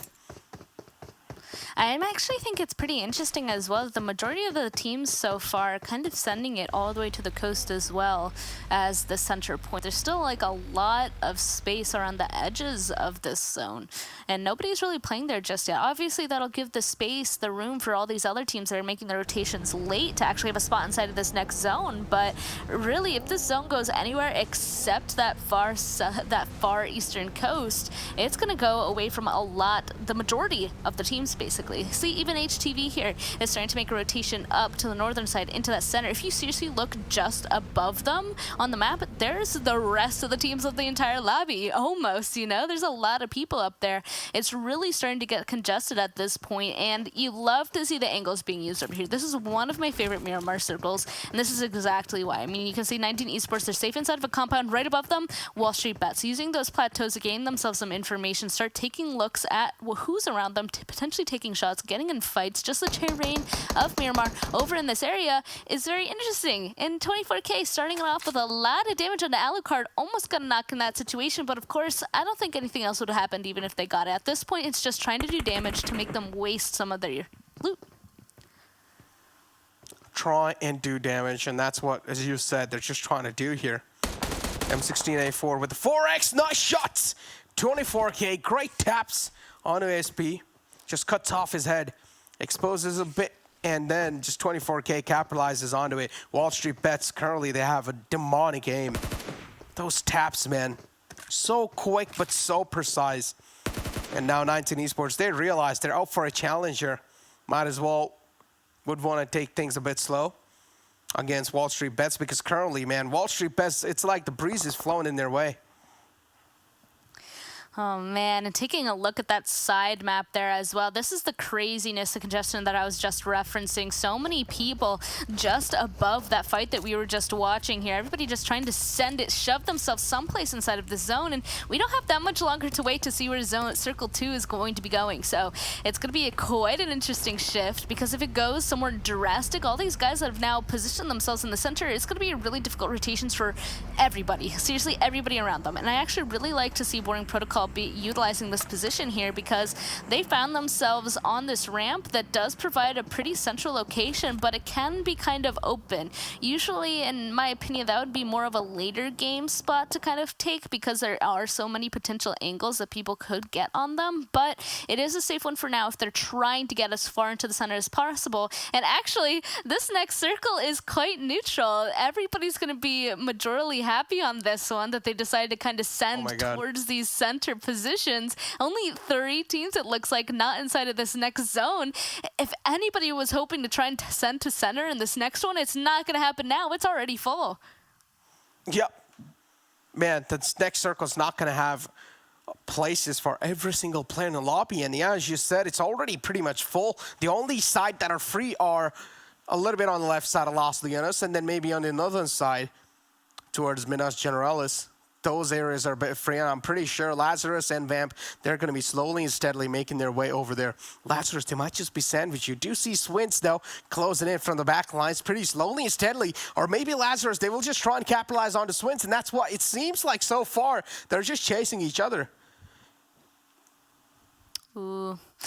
Oh man, we'll have to see what else is going to come of this. Here we go, pulling over to yet another team actually. 4 Bros trying to make rotations by WallStreetBets. I'm actually quite surprised to still see some people trying to push towards the center here in Necro, because with the zone basically centering, I would kind of assume that almost everything's taken, but it looks like 4 Bros didn't realize that there's a singular WallStreetBets player here. Tried making the crash happen, but they don't want it to happen. Russ came just as quickly as he left here. He's out of there right away. There we go. Ooh, a lot of damage on the Stevo though, and the rest of WallStreetBets, since they have those positions high up, they probably have a pretty good wraparound on the 4 Bros. So they're gonna have to be careful kind of hiding down here in this ridge line. 4 Bros, as you said, they're gonna have to be a bit careful just hiding down here on the ridge line. And WallStreetBets, though, the position they've gotten themselves, they're looking quite good and confident so far, because they have all their players up, right? And look at the spread they have, too. It's like they're just trying to play off a contact play. As soon as one of the players get contact, the rest of the players will just try and provide the cover fire. Stevo out there, too, in the close. Drago is all the way up top of the mountain. Oh, man. This is a great setup from the side of WallStreetBets, and it's going to be tough for 4 Bros to try and crack it. Ooh, Russ at the nade. Luckily, Stevo actually came out of there right at the correct time not to have that nade take him down, but he is super low. You can see Lori spotting out his toes right from underneath that truck. That means one of the WallStreetBets members will go down. The rest of them didn't end up coming closer into this compound to provide support to Steven. I think that's why 4 Bros realized that this was a place that they could kind of push off of. They realized that there's only one WallStreetBet member there, and they took full advantage of that. I think that was really smart of them to be able to identify and kind of push on that position to get that 1 elimination point so far. Now, let's see if they can continue to kind of pick off a couple more WallStreetBet members one by one. Of course, the action isn't just there, though. We can see that even Dope Esports super split, actually, starting to make a push towards XSET. Menace, oh no, ends up getting a knock into 1, but instantly gets traded on this one. Polo G going for the res instantly, trying to get that reset happening so the rest of his team will have enough time to get close enough to continue this fight. Fishy trying to make a rotation up on the northern side of this hill. Looks like they don't entirely want to push down here, especially with this next zone shift right beside them, but we'll see if they continue this altercation or if they're just going to wait for the other team to move first. Oh man, Dope in the front. All 4 players right there. Pan here too, but Dope somewhere downline. They could have had an advantage in this fight. Unfortunately, Pan was not able to make it back to safety. His teammates just left him. And then Pan got taken out. That's such an unfortunate way to get taken out as well. Just getting betrayed by your teammates. Unfortunately, he was not fast enough. It does look like Fishy tried staying there just a little bit longer, but nope, he's going to try and get out of there as XSET starts full on pushing forward. Doesn't look like they're going to be able to pick off any more of the dope members, though. They're going to make that first rotation into the zone, but XSET as well actually has a pretty good rotation in this as well. The Knights, Team Chosen now taking a fight against each other. Opa is in fact knocked. It looks like one of the Team Chosen members are further away, not inside of this compound, but the rest of the Knights are starting to prepare for this push to happen. First Frost, nice damage, gets a knock on his Xenox. That's going to be able to protect him for just a little bit longer now. As Xenox, he's going to have to be rezzed. Tenza healing on up right beside him. Silk, Opa is actually knocked over there. I don't quite know where the other one outside is, but it looks like Gaji is now about to peek on up, trying to give support to Silk as he gets yet another damage onto the members of the Knights inside of this building. Tenza, he's going to start pushing outside, though. He knows that the fight can't continue to happen. A beautiful knock comes through onto him, and actually, no way, another team gets involved. The Knights will be eliminated because Mezexis, I believe, gets involved from across the street. The Chosen just hold on, and Mezexis, we can see them starting to pull up in a buggy from afar. They're going to clean up both of these guys. Oh my god, are they going to be able to, though? Yeah, Peralta's pulled up quite close. He knows exactly where the players are, too. The two players are inside the building, and then Opa should be in the smoke. He's going to try and toss in, but Opa is not really in there. He's already managed to reposition himself. Peralta not finding anything. Now going to try and toss another one, hoping that maybe this one connects, but Opa, he's getting ticked up quite quickly, and they will need to try and make a move happen as quick as possible, and now it's a fight between Dope and Polar Ace. Dope did take quite a big hit against the player of XSET, and now Dope, yep, there's just crumbling down under a lot of pressure. Flashes are going to be right here against the entire squad of Polar Race. Two players standing strong. Flash is trying his best to fight back, but how is he going to? That's something I want to find out. Ooh, we'll have to wait and see. Flash trying to find himself a place to play out of, but Trey, he is prepping that nade, and it looks like it's going to pop right beside him. That is yet another elimination point for the side of Polar Ace. They have 2 so far. Let's see just how much they're going to be able to pick up, because we know that they need it. Dope no longer can gain anything else. They are officially out. The next zone is about to pop and close once again. It actually hard shifts up to the northern side. So Mezexis, if they clean up the Chosen up there inside of that compound still, they're going to get themselves a really strong place inside of this zone. HQA also has a pretty decent one in here too, but everyone else, so many people actually playing the edge are not inside of the zone at all. They're going to have to start getting a move on. All of them already inside vehicles, while XSET slowly cleaning up yet another team on the side towards Impala. HQA there too in the open lands. And the XSET, yeah, as you said, they're just able to inflict a lot of pain and hurt on the players on the right. And yep, that's going to be a complete wipe from the side of XSET. Great job right there. The Panthers too, they're going to take their sweet little time, try and rotate in. And I feel like this late in the game, late rotations won't really work out because you're just going to be edge kept. Nova too right there on the same side. The Panthers, things are just going to try, or at least troubles are going to stack on top of each other for them. HTV in the front lines of Nova. Nova somewhere down line do sense HTV's presence. I feel like you mentioned how everybody's going to be edge kept, especially because of this zone. I need to point out, because the entire center is just a field. And if I said that last game on Erangel was in the middle of nowhere, I feel like this field is just almost even worse, honestly. It does look like Nova is starting to try and hold out HTV pretty aggressively. 2 of them actually knocked on the top of the hill, and we can see that Tay is trying to hold off XSET. Unfortunately, we'll get a knock into one, but instantly is traded. That just leaves one more member for HTV left, being shot from both sides at this point. Nova shooting him from the front. It looks like XSET and now even the Panthers coming in from behind, so that's going to be HTV eliminated. A lot of red pings actually appearing on that map there is right behind them. XSET goes out as well. They were spread out across the map, actually, trying to make something happen, but now the Panthers, boring protocol, they might be a little bit aggressive towards Nova, especially since they're getting a res happening inside of that smoke right now. This is just going to be a whole fight against 3 separate teams. Spec starting off with a knock onto one of the members there of the Panthers. The rest of them trying to be sending it on inside of a bus. And Nova still inside their compound. They can kind of just peek on out and try to gain these points, steal these kills, and participate in a third party. Yeah, the Panthers, unfortunately, they're just getting dismantled. Samuel, you can't just ignore an angle like that. Mosa almost capitalized onto it, but now Acer from the back does realize Samuel needs some instrumental help. He's trying his best to help the man out, but unfortunately Samuel will fall down too. Another Boring Protocol member will try and straight up ram the weak on in, but Acer, he's trying his best to provide as much as cover. Finally, the final man will be taken out in Boring Protocol. Oh man, they're out of harm's way. That was a bit of struggle. Yeah, now unfortunately only one member of Boring Protocol is left, and I mean luckily it doesn't seem like Nova knows exactly where he is, but there isn't too many places to look for him. I don't know how he's going to get any reses onto his teammates unless Nova completely leaves them alone, and even still, it looks like he's just actually going to go for the rotation. I think that's the smarter choice. He has to go hard to the southern side if he's hoping to get out of the eyes of Nova, and there's a lot of bridges in front of him. There we go. He actually had the perfect angle to see the kind of terrain that he has to deal with, and Zfon, he's actually able to take him pretty low. Out of the way he goes, though, he's going to be pulling up on yet another fight happening on the very edge of the circle, and it hard shifts once again. It is actually going to go towards that field that we were talking about earlier. 4 Bros is eliminated. Now 19 Esports from that fight has to heal and instantly move. Talk about instantly moving, though. Man, Acer is the only man left alive. I mean, Boring Protocols, they have got a lot of elimination points to back themselves up. 7 elimination points so far.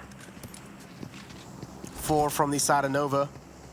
And Nova, they're a 4-man strong squad. They're looking quite good so far. But again, they still need to make their presence inside the next zone. And the next zone has shifted out in the open. It doesn't really have a lot of cover to play with. HQ is the only team who has the cover.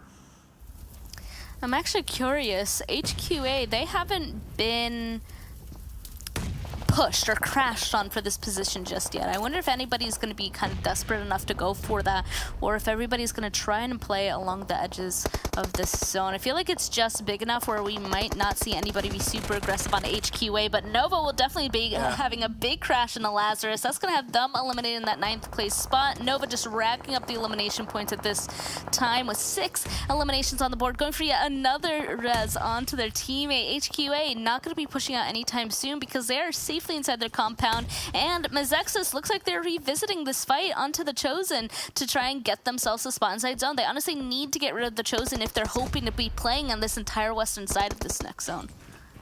Oh man, they're just trying to toss some nades in now. Molotov's out there too to just force out the players from their comfortable spots. The Chosen, they're pinned inside this house, and Mezexis from the out. They're just trying to surround them. They're trying to suffocate the players at the Chosen to their deaths as Boring Protocol Acer will finally put down the final man of 19 Esports, or at least we'll get the confirmation through. But then WallStreetBets too, they will just seal the deal on the Boring Protocol. Peralta unfortunately has no clue that one of the players from the Chosen is going to be quite sneaky and is going to try and just hide on top of that box, as now Gachi is just going to step out of the compound, easily taken down too. Down and dusty, Gachi taken care of. It's all down to final man at the Chosen. Oh man, let's see what First Frost is going to be able to do from here. He is upstairs still. Looks like he's going to continue to stay up there. He wants them to push onto him, but the blue zone is quickly moving on top of them. Oh no, he is caught on fire a little bit too, and this blue zone is not going to be doing him any favors when it comes to HP. Outside he goes. Maybe he'll be able to secure this kill onto Taz, and it looks like he will just be able to. And of course, he is eliminated right after though. So the Chosen is out. Let's see if Mezexis, if any of them are going to be able to survive and get inside this next one as it pulls up towards the northern side once again in the very middle. And actually HQA, they still have a spot inside of the zone. I think at this point Nova would really benefit from starting to make a rotation up on HQA, but it also looks like QZ is staying down towards the southern side to kind of participate in this fight that's happening between 19 Esports and WallStreetBets. This play zone is going to deal quite a lot of damage now. You cannot afford to tank any more damage. So every single team will now need to be quick on their feet, including Nova. I mean, Nova, they have a great spread to play with, and they look like they are currently dominating the lobby. They're trying to assert to dominate at least 2 players from the side of WallStreetBets, and it seems like WallStreetBets, they're not going to back out from any of their more fights, even though they don't really have a lot of man number. 2 players are going to be more than enough, at least that's what they think. SB all by himself from the side of 19 Esports. All it takes is one man to try and spoil the entire glimmer of hope. But WallStreetBets, they will be able to secure that final knockout or that final elimination onto the player 19 Esports. As now Nova, they spot out the player WallStreetBets. Nice shots taken. It's HQA who are taking the shots. Yeah, it's going to be a pretty difficult rotation, I feel like, for WallStreetBets to really get themselves a spot inside of this next zone, because if they go too far, they're going to run into Vamp, and HQA, their full attention is finally moving to Nova. This is what I was worried about. I'm like, Nova is for sure just going to be sending it, crashing it towards HQA and try and grab their position. Looks like King Pig will be able to stop the full-on crash with that buggy from happening, popping out those tires, but Rin still does make it right underneath them. Starting to prep this nade. Let's see if he's going to be able to get this knock on a King Pig. We can see the other damage already coming through. Able to trade some damage there with that utility, but unfortunately neither of them really getting the knock that they need. Nova needing to get a res actually on the edge as well. This is kind of delaying this fight from happening, allowing Vamp and even WallStreetBets to get a little bit closer here. HQA needs to get rid of Nova as fast as possible. They're hoping to continue to secure this location. They get a knock into one, and it looks like Koi is now the last one up for Nova. What happened? Wow, Nova just got dismantled. We did not even see that coming. 3 players got knocked out within a blink of an eye. Nice shots from Koi, though. It's going to try and fight back, or at least that was a great reply for now. But Nova, too, how are they going to get the reset through? Because you can see Subpig is just making sure that Koi is being pinned down behind that little shack, behind this little hay bale. It's going to move out. Koi will now need to take shots. And oh, that reflex right there from Koi. He will barely be able to get back to his teammate. At least one of the teammates will be able to get back up on his feet. Koi will be able to get the fallen man back up, but QZZ is going to be the casualty. It also looks like HQA has to focus on getting these reses up as well. So I feel like it could really open the door, honestly, for Vamp to potentially get rid of this last member of WallStreetBets, or at least pull up onto the compound that HQA and Nova are at. Vamp, honestly, they're all 4 up. That is not something you count out. Vamp, at this point, they need to make a rotation inside of this next zone, and them having the strong 4-man team might be able to make something happen. They obviously need to get rid of Drago as fast as possible, though, and it does look like Swins will just be able to do that. So WallStreetBets eliminated in that 4th place position. The last 3 teams alive. It's just a matter of who's going to get that 3rd, 2nd, and chicken dinner. Vamp still 4 strong, the only one outside of zone. They honestly need to crash onto this compound, and we'll just end up seeing who's going to win these fights. That's all it comes down to. That's what it indeed comes down to. Nova slowly, steadily moving on in. Vamp too. They're just trying to keep the pedal to the metal. The aggression is there from their side, but now Vamp, as they've taken a casualty onto their side, and they've also managed to find a return knock, they're going to try and slow things down a bit as long as they're going to be able to get the reset on. And Vamp, they should, or at least they are trying to get the fallen man back up. On the other hand, HQA, they're currently getting taken out one after the other. It's all down to G-Vang now. Okay, let's see how he's going to be able to play this at this point. Nova obviously doesn't want to push forward whatsoever because they want to secure that 2nd place position, but I love that they kind of sent Swins, Vamp sent Swins down to the southern side to keep an eye on Nova, doing some damage to Koi actually, but against this fight against HQA, I have a feeling that this might just be the 3rd place position, except, wait a second, he got 2 knocks onto the members of Vamp here. 2 of them are knocked. If Godfrey needs to get these rests as fast as possible, because if Nova, if they're paying attention to that kill feed, which they should have, they should know that Vamp currently has 2 people down, and they know that one of them is to the southern side. They need to get on their feet and start pushing towards this north, but they're just sitting there. They indeed are. 2 teams alive. Vamp versus Nova. This nade's going to be quite problematic. Tosses in quite close, but Godfrey's nade's going to find a nice knock. As I mentioned, that nade was going to be quite problematic, and indeed it is. He was able to open the fray up. Now it's all down to Koi to try and clutch things out, and it's going to be next to impossible. Vamp, what a game from their side. They played it so methodical and tactical, and in the end, they came out on top.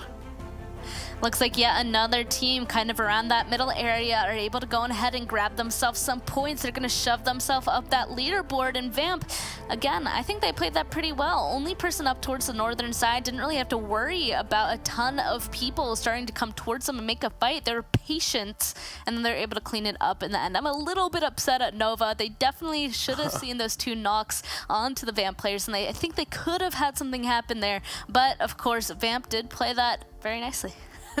I mean, Vamp, they just played it so well, right? Vamp 2 is one of those teams that don't really like to be that aggressive and try to hunt for those frags. Instead, Vamp, they prioritize the positioning more inside the game. As you take a look at the round report, of course, Vamp, I mean, they're nowhere to be seen, but then you have QZ from the side of Nova with just right there with 5 elimination points and the highest damage too. QZ, of course, is going to put up numbers. Yeah, and then we have a couple of other members from other teams up there as well. And you're right, I mean, Vamp, taking a look at all of their positioning and all the points that they're able to achieve, they're actually really, really good at getting good placement points, getting good placement in general. So it looks like they're able to go ahead and shove even more points under their belt with that chicken dinner. And of course, we're going to get an analyzation of what exactly happened in that last match after this short break from our analyst desk. So see you guys shortly.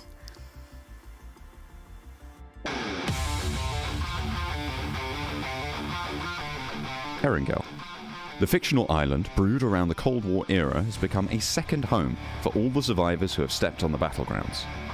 Erangel is synonymous to PUBG Mobile, and it's the oldest and most played map of the game.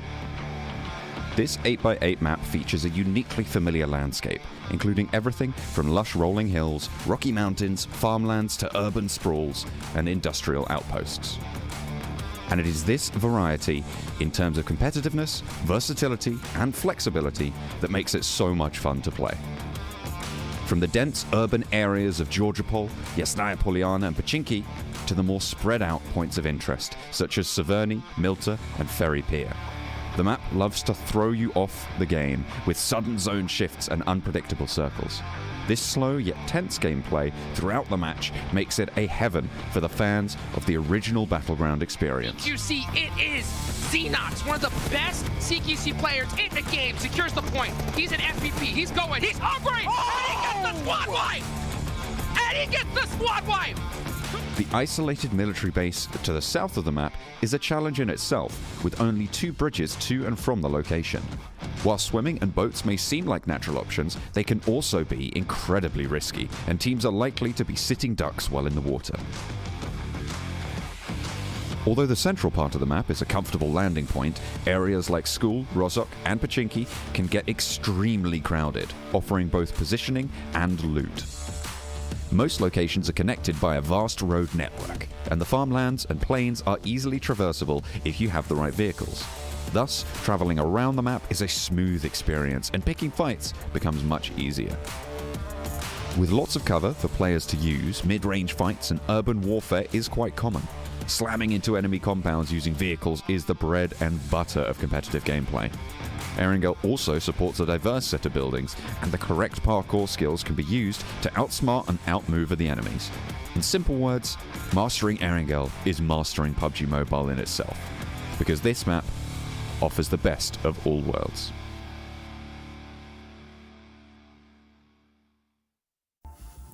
Welcome back, everybody. We have left the desert. We're back here in the studio. Before we get started, of course, I got to give a big shout out to Monster Energy, our official energy drink partners here for the PMPL. Let's go ahead and bring back our analysts. Welcome back, Seven. Welcome back, Glitter. What'd you think about that last match? Shout out with you, Seven.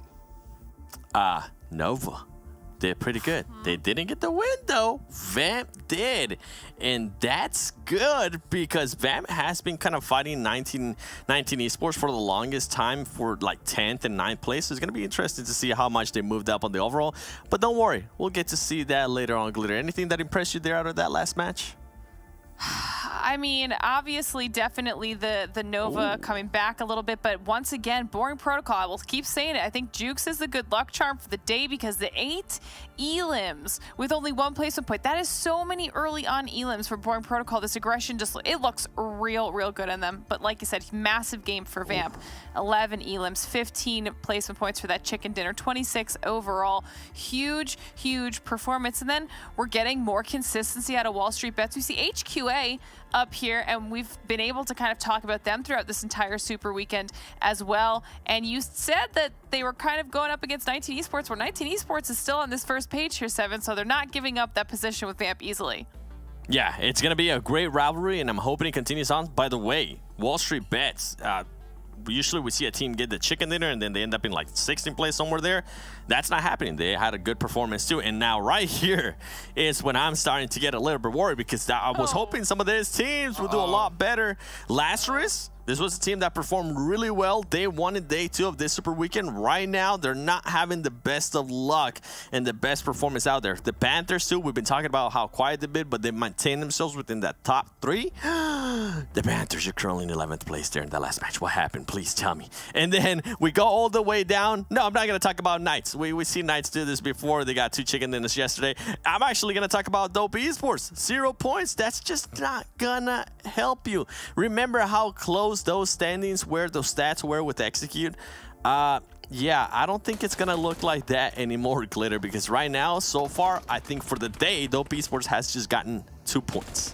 Yeah, it's a really rough day for Dope. It's a really rough day for HTV, and I know all of us are like, oh my god, so easy. Only 3 or 4 points for HTV to at least get up 1 more placement point, and I feel like maybe all of us have a curse now, because it's a rough day for those teams that are here for their first Super Weekend. To be fair, it's still at the beginning of the day, so they have a decent amount of matches left to try and get some points on the board, but they need to do it starting the next match. There is no more free time if they want to put themselves in even a remotely solid position moving into that final Super Weekend. But here we get to see a little bit of that aggression that I was talking about coming out of Boring Protocol. Panthers, unfortunately, being on the receiving end of that, but we talked about it after the last match. It's not just Spec anymore. We're seeing Acer really starting to step up to the plate, and we know that he's capable of doing that, Seven. We definitely do. I mean, this was a player that was an MVP of NA at some point, okay? He has to show that performance. And going to what you were saying in regards to Dope, I mean, another team that we're looking at was HTV Esport. So far, they have not had the best start of the day. I think they only needed 4 points to pass B-Town. I don't think they're anywhere near that. I think they're actually still within 2 points or something to pass B-Town. So we'll have to wait and see that when we do end up seeing the overall graphic. And then the Chosen, this was a team that was actually performing really well this Super Weekend. They were able to clutch up at least 6 points there in this Miramar match, but I would actually like to see them be within the top 8 next time. And then going back to WallStreetBets, the more I watch this team, if they're continuing to just find somewhat of a consistency, Glitter, I'm going to be even more impressed, because for them to be able to clutch up at least 12 points, it's huge for them. It's going to give them a bit of a cushion, considering that yesterday wasn't one of their best days. Yeah, I think this is going to be really, really good for WallStreetBets. Moving into the last week of league play, they're positioning themselves well. And as we can see in the highlights here, we're seeing that HQA ended up being that spoiler for Nova, causing them to go down to those 2 players, and then they ended up losing eventually to Vamp. And those 2 knocked players right here, this moment, I was questioning why Nova didn't throw that one nade that they had. Why didn't they throw it earlier when Vamp was going for their reses? Maybe they just didn't have the angle and it took them a little while to get there. But in the end, Vamp comes out on top. And for our top players, we actually have QZ trying to make another appearance here, 7. 660 damage, 5 elims for QZ, and in QZ fashion, of course, being top in damage and elims with the lowest survival time, because he doesn't need to be alive that long to put up the top numbers. If he had more survival time, let's just say that top damage and that top elims too would go even higher. And right here, Glitter, you had some thoughts. Yeah, you know, because I was asked for my opinion so far on what's been going on. And I was saying that we've seen some of the best individual performances we've ever seen in NA so far this season. And I think that is a very true statement. And not only that, but these players are continuing those performances day after day. So, 7, I know that you will be very happy. You have inspired me to acquire some props. And I feel like right now is a perfect opportunity to whip out the heart eyes and eventually those Kiyoshi mullets, because I am on the QZ train right now. Thank you very much. That's right. You got to get on it. And you know who's going to get on it pretty soon too? Our boy Hodgix, because you mentioned it. Amazing individual performance. And when you talk about individual performance, with the way he's been able to play, QZ is definitely up there. Oh yeah, man, dude. QZ has been putting in a whole bunch of work. I'm broke. I don't got your guys' kind of money, so I'm just gonna do this for now, and it's working pretty good, dude. I can see the haters from here. But I'll tell you what. 1 UC, bro. I got you. 1 UC. Just saying. You know what, dude? I'll send it I'll send it on the way right now, you know. But you know what? Who needs some UC? Our previous champions, XSET, right? So XSET, you know, we've been kind of quiet. I'm not sure if it's purposeful at this point or what is going on with them. But heck, you know, this match here, they got into some action here with Polar Ace, Glitter. They definitely did, and I think they started off the aggression right here, Glitter, by throwing all those nades and just they had an idea that Polar Ace was a bit distracted with the previous fights that they had just had with Dope Esports there. And look at the aggression, the smokes too that they set up, and then Polo G, J-Way with the angles too. This is the exit that we're used to seeing, Glitter.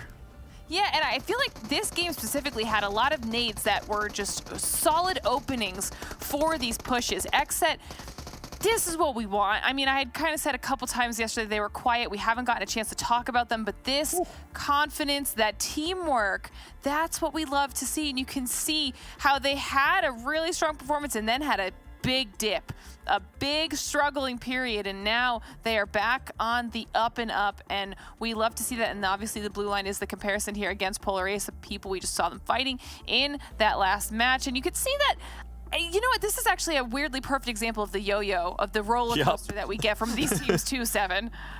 Yeah, I mean, it's exactly what we've been talking about, especially with Exit. I mean, if you see the last round and the round before that, is when they were able to get more into a groove. And with Polar Ace, it's just been fully up and down. We see some of their players actually perform really well, and then after that, we see them get into peculiar situations where they just get smacked early on. Not sure what's happening there, but at least with Polar Ace, something that I do have to tell you guys is I'm super proud you're not just relying so much anymore on that health strategy that we saw at the beginning of the tournament. I'm glad that you guys have pretty much evolved and are willing to take those fights. Putting in that work. We love to see that from them. Another squad, you know, well, first off, Nova Curse, say what? Right, it looks like Nova, the curse, perhaps maybe a little bit over here because they did put in a whole bunch of work here in this last match. So why don't we go ahead and take a look at their average stats. QZ up on top with the 660 damage, Glitter. See, so listen, okay, I want to hype this up, right? Because we're seeing a little bit of an uptick. You can see that Rin has replaced Kindness for today, so that's going to be some new stats and a new player that we get to pay attention to. QZ still on top with 665 and 5 elims and knocks. Quite not far behind in the damage department, though. But what's crazy is that once again, like, this should be the baseline for Nova, right? Like, these numbers, we've seen them double easily on a solid performance for them. So I feel like what we're getting is that ramp back up to greatness. Like you're saying, Jukes, they're picking it back up. They're looking like they're back in form, but I am still expecting even more out of them because they've just been insane this season so far. They have, absolutely. I mean, they can pop off at any moment. It's good to see, you know, Rin, get the education and start educating some players as well. So, you know, got to get it done. Of course, we got, you know, a nice little head-to-head here with Vamp and 19 Esports, right? Vamp there had a great performance, which was something that we really love to see from them. So, Seven, what do you think about them? Yeah, and I think with Vamp, something that I definitely wanted to highlight is the amount of eliminations that they got that round. Currently, 19 Esports is being able to out-elim Vamp. But with that last game, I mean, this numbers could have been a lot worse. Okay, I want everybody to keep that in mind. The good thing that it's going for Vamp is the average survival time, which means that they're going to end up with better average placement. Right now, 19 Esports was a team that was coming in hot. So far, after 2 days, they only ended up with 49 points. Today, it seems like things are changing their way. I still feel like these two teams are going to just keep on battling, but I really want to keep an eye on Vamp because they've been average placement point. I mean, 6, that is nothing to laugh at. That is just putting yourself there in a situation where if you can start getting those eliminations now, if you can start winning those 1v1s, we can start seeing them higher on the leaderboard. Yeah, Vamp, Panthers, you know, these type of squads are the ones that really kind of like scare me, right? Because at any time, these guys can just go off like an animal. And then in the finals, I mean, I wouldn't be surprised if we see these guys like finish in the top 3 because they could totally do it. We've seen it before, right? Squads and this mid-pack perform there towards the end. So Vamp, definitely a squad you guys got to keep your eye on. They could pop off at any moment. But guys, any final thoughts here before we get into this next match? Nova, QC, I want to see more. Yeah, I agree with that. All right, well, let's see if they can get into it. Guys, thank you so much. We're going to go ahead and get the next match started. And we're going to get it going here. Let's bring back our casters in for this next one. And we're going to see a little bit of a mix-up, perhaps, maybe not. We got Zute and Span Cargo. Guys, take it away. Thank you, Jugs. Yeah, well, I'm here. And, well, we saw in the very beginning, my team pick, it changed. It finally changed from TC to Nova, and the running joke is, well, yesterday Nova finally started doing better, right, Span? So the real challenge is, can they defeat my Cassicers? Just last game, they did really well, but I'm here now, so let's see if things start changing up. But they didn't win. I do think that there's a chance that they could have won that last game. So maybe it's already striking. You're right. Now we'll be able to keep an eye on whether or not they're going to be able to keep up the good performance, or if Zute is going to strike again inside of this next one, because we're moving to Erangel, Zute. Yeah, we're moving straight back onto Erangel map number 3. We still got 2 more games after this, so just, you know, throw it out there. If Nova does bad, they still have 2 more games to redeem themselves. But Nova aside, I want to mention the Knights real quick. The Knights, they had a really good game 1. They came out strong. That last game, well, you know, it's Miramar. Things happen from time to time, but we're back onto Erangel. So, how are you feeling for this match of Erangel? How am I feeling? Well, first of all, I'm feeling that this plane path kind of stinks.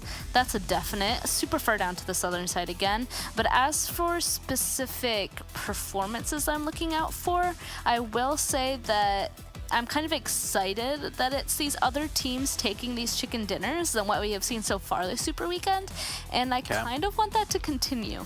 So I don't know who specifically I want to see win this one, but I do know I think I want to see something a little bit different. I think we might just see yet another team that we haven't seen get to grab a chicken dinner yet this week. Grab one. Okay, yeah, game number 1, it was WallStreetBets. They've actually been on the up and up, but that last game, Vamp definitely took it. So you're absolutely right about teams that don't usually get the chickens, getting the chickens, but falling right behind them, right? You still have your hard-hitting squads finishing in 2nd and 3rd. So, I mean, that's where the consistency comes in for these, you know, top-level teams. They'll always manage to get their points. Looking at the playing path and the way teams are dropping out right now, I don't think there's going to be too much altercations. We saw in game 1, Mezexis and XSET had a little bit of a scuffle, but with this plane path, Mezexis is going to just reroute their drop all the way to Novo, so XSET have nothing to worry about.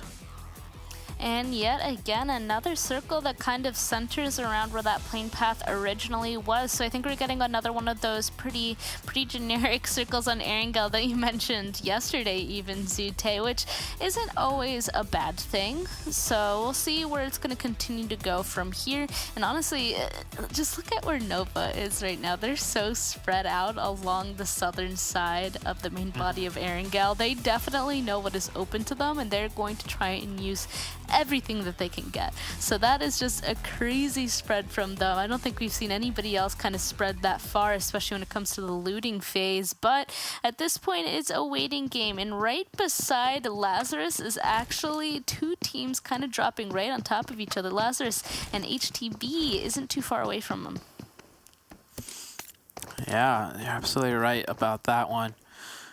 Well, this game is definitely going to be a slower start given the circle, right? It's pretty much very standard. There might be some potential like engagements early on if teams want to clash for the same similar power positions, but there's so many different power positions in this one that each have a different, you know, positive and negative to them that I don't think teams will, you know, pick one and just fight over it. So we'll see how things go as the rest of the match progresses here.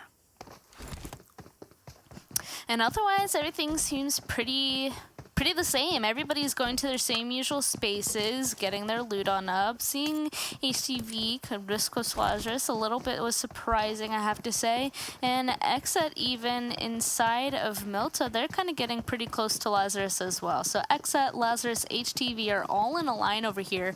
A little bit concerning. We might see some far away shots at each other, but otherwise, we can already see that Lazarus is trying to get out of there. Starting to make their rotation up towards the northern side. They know they can't save their for long. XSET, HTV could go on ahead and potentially punish them out. So they just want to get a move on. The earlier that they're able to move, the better of a spot that they could potentially go on ahead and grab for themselves. Quick question. How big do you think Nova's going to do their very first split on this game? Because, right, they're already pretty much central, and we know, like, even when they're not central off the start, they still will rotate quickly and end up spreading out quite far. Given the fact that they're already central, this is probably one of the zones where they could do, like, one of the biggest splits possible if they really felt comfortable with it. Well, taking a look at it, I mean, honestly, the benefits of going on ahead and doing a split is obviously to get yourself some more information inside of the circle and then be prepared for wherever the next zone is going to pop, and hopefully one of the people in your split is going to have a spot. Taking a look at it, I mean, they could technically get away with sending another person as far as actually Potato Hill and all the way down to maybe even Westbridge. They could technically get away with that from our knowledge, of course, being able to see the entire map. But I don't think they're going to go that far. I think from their split position, they might still try and keep one person by the bridge, another person by the compounds right above that, and maybe some people up on top of that hill just to the eastern side of Pachinki Hill. So, like, you're basically like around 1,000 meters split, which is quite big, but quite standard, to be honest, when it comes to the Nova team. I mean, I'm looking at it right now. And when we do pull up the map, actually, I can't recall. I think when we do pull up the map, viewers will be able to notice the grid, like the squares, right, overlaying the map. For those of you that don't know, or hopefully most of you do know if you play the game, each square grid is 1,000 meters. So every time Nova has come up on the screen for us, like, they're at least covering an entire square's length of distance from each other. So that is like a 1,000-meter split is the Nova standard. And not many other teams do that. We've been seeing more and more teams play split, and even heard the Knights themselves. We had an interview with the Knights a while ago. I believe we brought up this interview maybe last week or 2 weeks ago. But Coops was saying himself, like, one team that they're looking at and studying is Nova, and he mentioned in particular they want to try more of what Nova's doing in specifically regards to splits.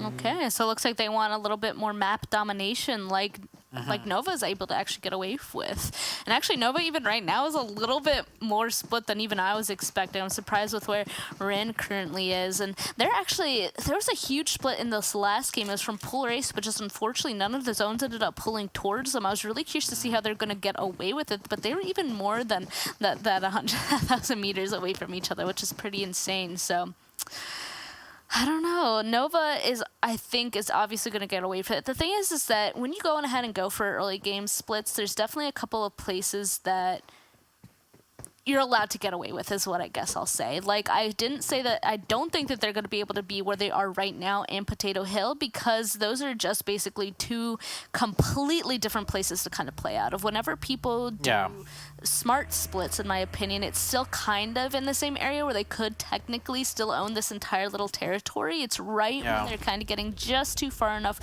where a whole nother team could be taking this entire space. That's when they shouldn't go that far. I agree with you completely. The splits are usually set up in a way where it's like one member has some sight line or some type of, way to support the other player's sight line. But if you're just split to a point where it's like you can't even see your teammate, that might be a little bit of a stretch. I will say, though, I've seen some teams get away with it, especially in the first circle. It just depends on how comfortable and confident they are with one another. We just saw 4 bros doing a quick little scout there earlier.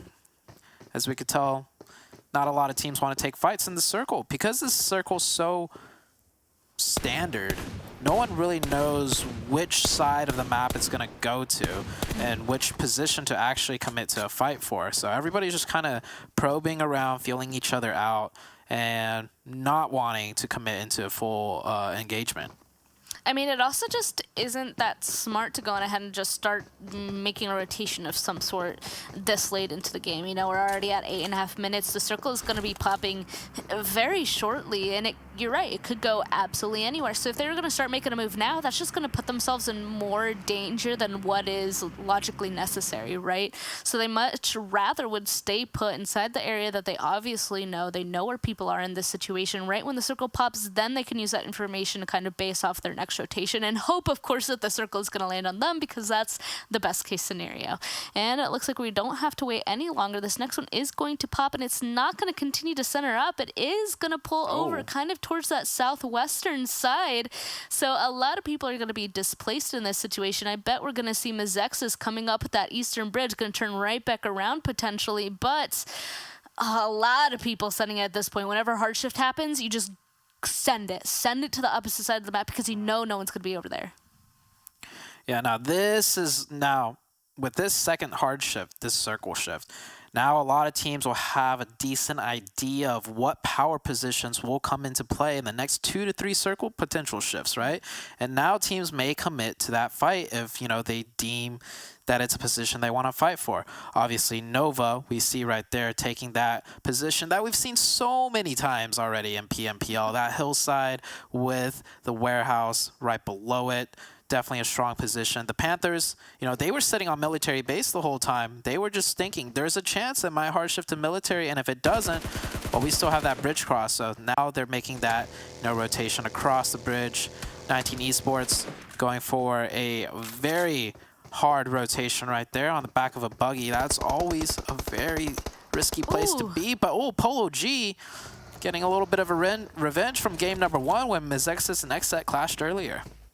And it looks like Mezexis actually isn't turning around on that bridge. They're going to continue on onto the mainland, and that is what's going to make this fight against XSET happen. They definitely didn't realize that there was another team here, so it looks like one of Mezexis is down. XSET Polo G, he's pretty injured in this situation up on top of that roof there, especially as they're tossing even more nades, but he has such a great position. They can't do anything up there, basically. They just have to depend on their utility. The rest of XSET instantly turning around. They know they need to help out their teammate, and they're going to try and take out the rest of Mezexis. So keep an eye on this. Inactive, he's definitely hiding out in this little shack as of right now, trying to provide himself some cover so that they can't get the knock on him, but it looks like his teammate Yahir will go down as well. So that is 2 Mezexis members left. Peralta and his teammate, let's see, he's starting to make this rotation. I don't know if they'll be able to bring this back at this point, especially as Polo G spots out Peralta. They don't have anywhere to hide. There's just one left.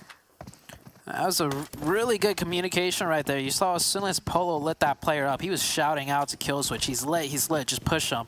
And Killswitch immediately jumped off that balcony and took what seemed like an unfavorable fight if he had not known that that player was below half HP. Now XSET, J7 did go down earlier on an off angle. He got caught out by Peralta, but XSET is definitely bringing this fight back. It's a 3v2 situation now.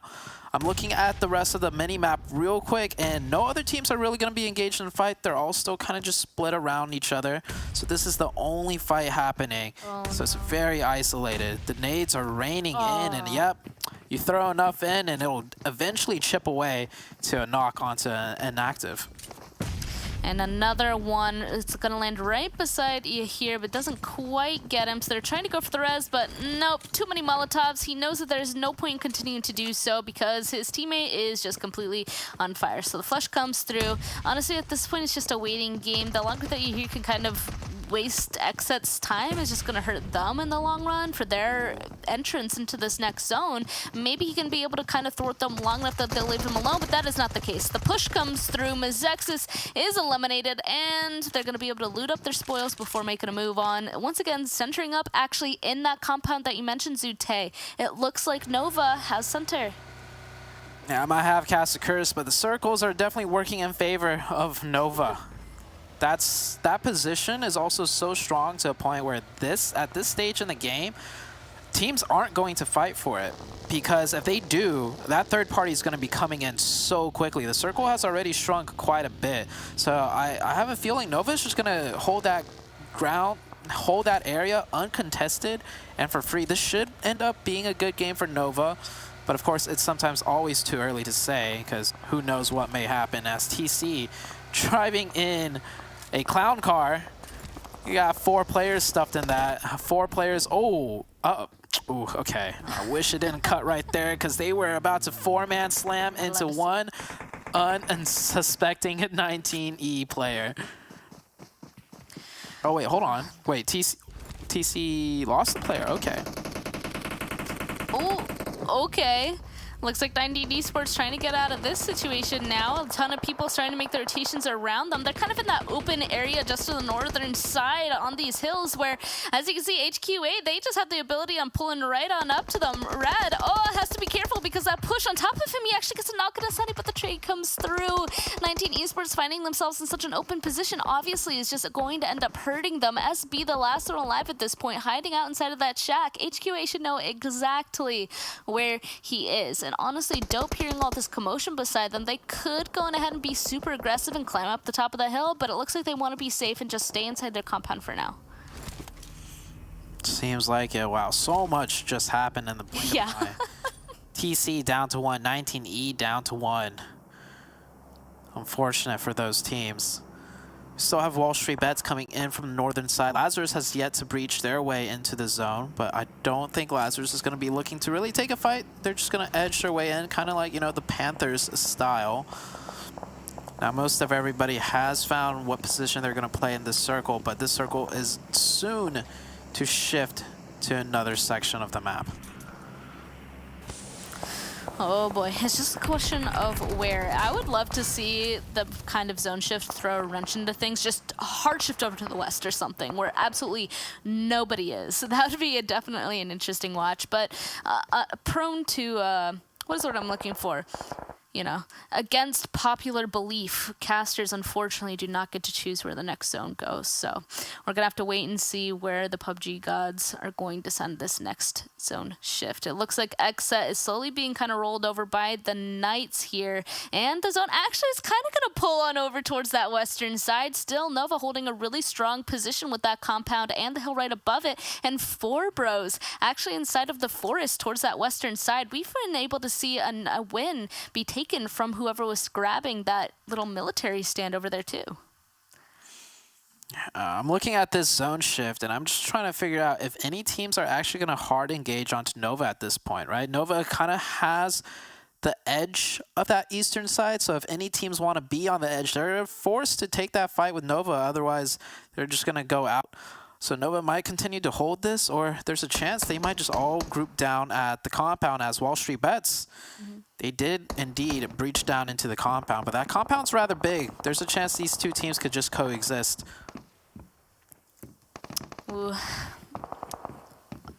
I'm a little bit surprised as well. I actually really like the Boring Protocol sent 2 people, a couple people over, and Sam is just kind of holding up on that northern side, seeing if you can kind of provide a further way support, seeing up on top of the hill. But it does look like he will join his teammates shortly because they need to clean up Lazarus if they're going to hope to kind of move on. But it looks like they want to leave and get out of there. Unfortunately, Coops is going to put a stop to that. Fears is not allowed to get in that vehicle and get away. Isajat is going to try to attempt the same thing, but will he go down to the Knights or to Boring Protocol? That is the question. Looks like neither for now as he starts sending it inside of the middle of the field. At this point, being a solo, trying to survive in this circle, it's going to be a hard one. Sam, by the way, is the endgame leader, so he's always going to be on the back lines providing that support so he could get a better idea of the fight, but he did get knocked, and it looks like he will not be getting revived, so Sam's going to go out for Boring Protocol. Boring Protocol had a little sign of life today with one of their game performances, but it's that consistency that we really need out of them because that's a team that can, you know, really pop off when consistent. Nova doing a 2-2 split. You see how it's not working out. One of the players down at the compound is knocked as we switch over to the fight. QZZ, the last one up, and that's going to prompt the rest of Nova to just group up with QZZ and pretty much give up that hillside position over to Boring Protocol. There's 3 different colors inside of this compound here. I mean, Nova obviously wants to continue to hold on to their compound. WallStreetBets did decide to crash onto this, which, by the way, if anybody crashes onto this compound, they always go for this warehouse over on the western side. That is the best place for any entrance to kind of come out of. And usually, in my experience, it's kind of a 50-50 on who wins it, the people in the warehouse or further inside of the compound. But Nova, they have the luxury of just being able to stay inside their compounds and not having to push. Same with WallStreetBets, actually. So they could both kind of coexist exist here together. It does look like the last member of Lazarus will be found out, though, kind of hiding against that outer wall. WallStreetBets is going to go ahead and yoink that one. And now it's just waiting time once again. I mean, the thing is that this next zone shift isn't guaranteed to be on this compound, so this is an all-out gamble for WallStreetBets and even Nova at this point to continue to hold this position. At least it is safe for now. Much better than being Vamp or HQA just kind of stranded out in the middle of a field. We're going to head into the next circle shift too to see if it will favor those teams just stranded out in the field, and it definitely kind of does. WallStreetBets get that favorable zone shift too in regards to the compound, forcing Nova. They're going to have to push a little bit closer unless they want to get extremely uncomfortably close. The Knights on the southeast, looks like they're going to be forced into engagement with the boring protocol if they want to try and rotate their way in. And don't forget about the Panthers. They've been very quiet, just edging around on the map, but this is the circle where they're going to be prompted to start striking at other teams. Oh man, you're right. So we're gonna have to keep an eye on those interactions. See, honestly, also how these other teams just caught all the way in the edges are gonna start playing this, because if they take a look at this zone and they're like, there's no way we're gonna be able to survive in here. Let's just go on ahead and catch out our neighbors and see if we can just grab a couple more elimination points before we have to move on. It looks like Boring Protocol kind of going to do the same here. That what I exactly was talking about against the Knights, right? The Knights don't want to participate in that, though. They're going to start making a rotation down to the southern side. Unfortunately, having to leave behind Coops for now, and that's going to give an opening for Spec to potentially rip him out of that buggy, and that is exactly what he does. The Knights loses one, but they are going to make a rotation straight into the Panthers and potentially even 4 bros to get in a fight over there for those elimination points. Does work out for them. Oh, Trey, right next to Shaq here with a whole team of HTV. He's got that. Oh, no. Please. Oh, one of them makes it out. Gets one knock. Trey behind that bush. I don't think HTV even knows yet still that he's like right there behind that bush. And well, that's HTV eliminated. And Trey getting shot at just briefly, juking and diving. I think he does manage to get to safety right behind that car. Oh, never mind. Carnage does end up taking him out too.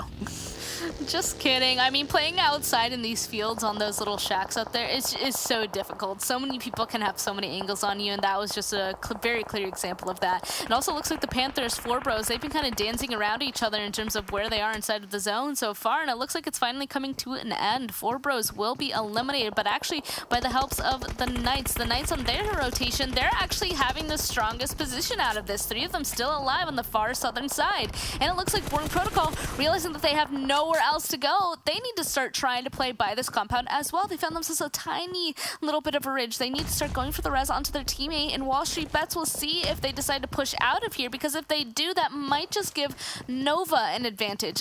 Boring Protocol actually eliminated the Knights and WallStreetBets, both working together to take them out. I absolutely love the way the Knights have been playing this past couple of days. They were literally at the furthest edge of the previous circle, which kind of allows them to move in behind everybody at their convenience, right? So teams feel like they need to move in first to the next circle, and the second they do, the Knights push in and execute something very quickly and kind of put themselves in the best position. Nova's still up here with 3 circle shifts away from all of them. I don't even know if Nova have the vehicles to make this rotation, or they're going to be forced to just take that fight with WallStreetBets. And moving back around, yeah, they have a buggy, but not much more. Yeah, it might be difficult for them to kind of make a rotation around them as well, because at this point they're already looking up on the northern side and southern side of that far west compound, that if they try to leave with any sort of a buggy, I'm sure that WallStreetBets are going to be able to take a look at them and do some damage. Looks like they're going to go for it anyway, actually leaving behind Rin to do the damage onto the person taking the shots at the buggy. That was a great play coming through from WallStreetBets. Make sure to protect the 2 people sending it out on the buggy. And Nova, at that same time, protected the 2 people. They need to go on ahead and start taking down WallStreetBets, which actually are turning this around. I'm so surprised by that. They're eliminated. Rin was able to turn that around perfectly, actually. And now Nova has this entire eastern side for themselves. Okay, well, it's safe to say they have overcome the Castle Curse, because that was a very difficult fight, and they managed to walk away from that unscathed, pretty much. And there's a chance they could win this too. Still got a lot of teams with players up. We have Knights with 3, Nova, HQA, all with 3, and Vamp, the previous winners, with 4. Vamp actually making a name of themselves for today's matches. They're so good, seriously, at finding themselves a position inside of the zone that's going to keep them away from the majority of the altercations happening. And that's what they put themselves in all the way inside of this field. They knew no one else was going to go there. But now this is the exact time where they have to start putting a little bit of that endgame magic into everything that they do. They need to make sure now that they're not only just focusing on that position, but also this fighting that's happening. Right now, it's not looking too good. I think there's only 2 of them left at this point, kind of hiding out inside of this little shack here, while the rest of them are getting taken out because there's just too many eyes on them. They've now found themselves in the very center between all of the remaining teams, and that's going to take out the last 2 that don't have hard cover. Does look like one of HQA is going to be punished because of that, but oh no, Vamp gets a trade onto that. There's only going to be 1 left, while the Knights and Nova, they just get to watch from afar and try and take out them in a third party kind of thing. This might just be a fight with Knights and Nova at the very end. There's a good chance of that. Let's have HQA kind of somehow sneak in those revives. Oh, Nova Ren with the AK long range, getting that headshot in, knocks the player of the Knights. Is Nova going to try and take advantage of that knock, though? There's a lot of chaos going around. The circle just shifted. Maybe the Nova team is going to do a hard push, or at least just set up in a good position in this next circle. Ren's going to take this advanced forward positioning, pretty much cutting off the flanks of the Knights. It's going to pincer them in. The rest of Nova hanging back, maintaining a wider pressure throughout the rest of the battlefield. I absolutely love the way the Nova team has approached this circle shift. The Knights, though, are going to try and get that reset once again, managing to keep 3 players up and alive. I love to see that Ren decided to go for a big rotation all the way down to the southern side of the circle, because that way they know that they're in charge of the southern side. Nobody from that west can really make a sneak up onto them. It looks like they're already giving some damage to the Knights, as well as actually they started coming on back. QZ just full on pushed that, is able to do a ton of damage. I think only 1 person is left. Yep, and it is Xenox, super low HP, hiding behind a little bit of a hay bale, and Nova calling that out is sending yet another person to start kind of looking it out, spectating, seeing if they can find where the last person is, seeing if they can take him out. Unfortunately, not able to do just those last couple of bullets of damage that was needed to completely eliminate the Knights, but it looks like they have to worry about Vamp too. They're out. Knights are actually out of this. That means Nova, Vamp, and HQA, the last 3 teams that are alive in this match. Nova with 3, Vamp with 2, HQA with only 1. Nova have full control of this next circle. I mean, Vamp is in it, but they are just allocated this tiny little region to work with. And, well, when they don't have much space to work with, the nades are going to be deadly as Ren starts tossing them in. You see the damage raining through. No knock yet. QZZ, though, does get knocked by Vamp. And Ren, no. He got the audio cue almost perfectly, but he just shot a little bit over the top. We'll see if he could do it as Shifan clears out the northern flank. Now Nova in a 2v2. All they got to worry about is the Vamp team.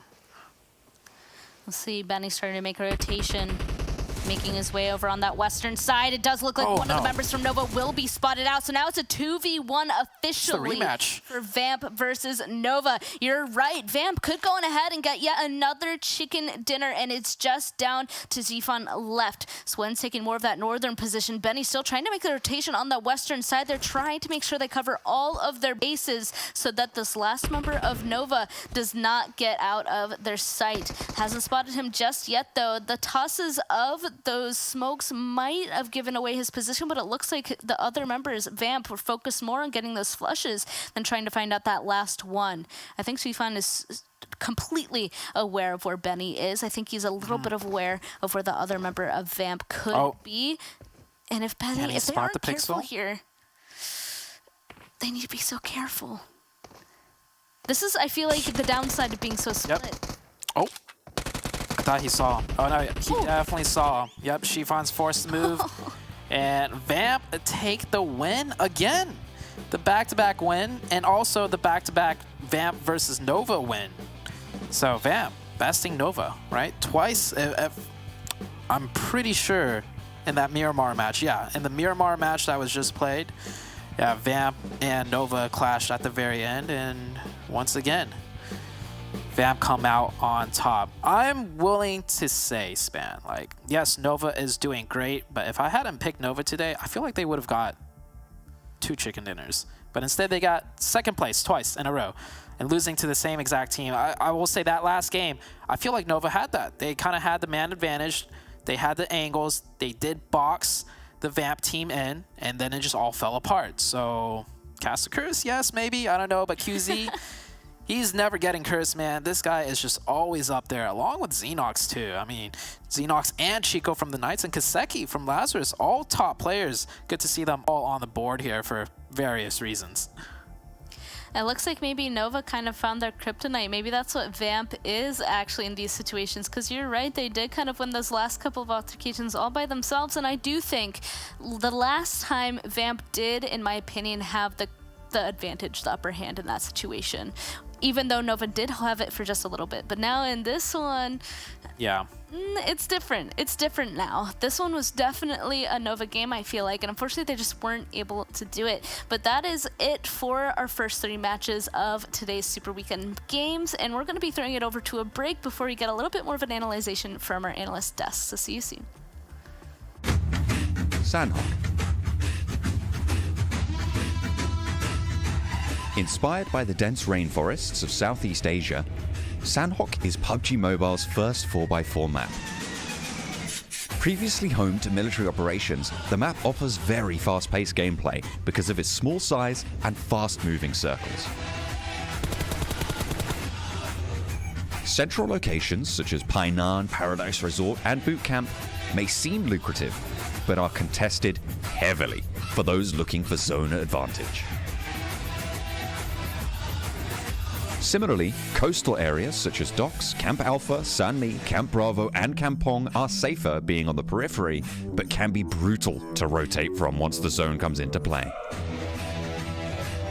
Zones tend to centralize on the map as the game progresses, but it's also important to remember that the circle shifts are faster than 8x8 maps, which may make for very frantic rotations and fights even in the mid-game.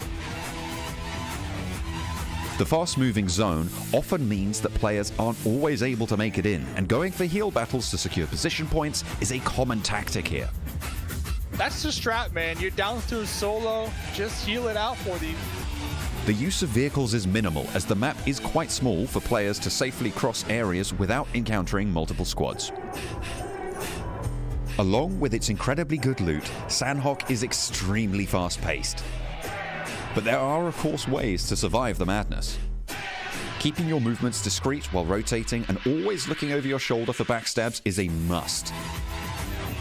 Being able to identify when to prioritize the zone and when to prioritize kills is the key to maximizing the Sanhok experience. Whether you're a squad wiper from Boot Camp who wants to hold the center, or a sneaky backstabber from Camp Charlie who is comfortable playing the edges, when survival is at stake, everything is fair in love, war, and Sanhok.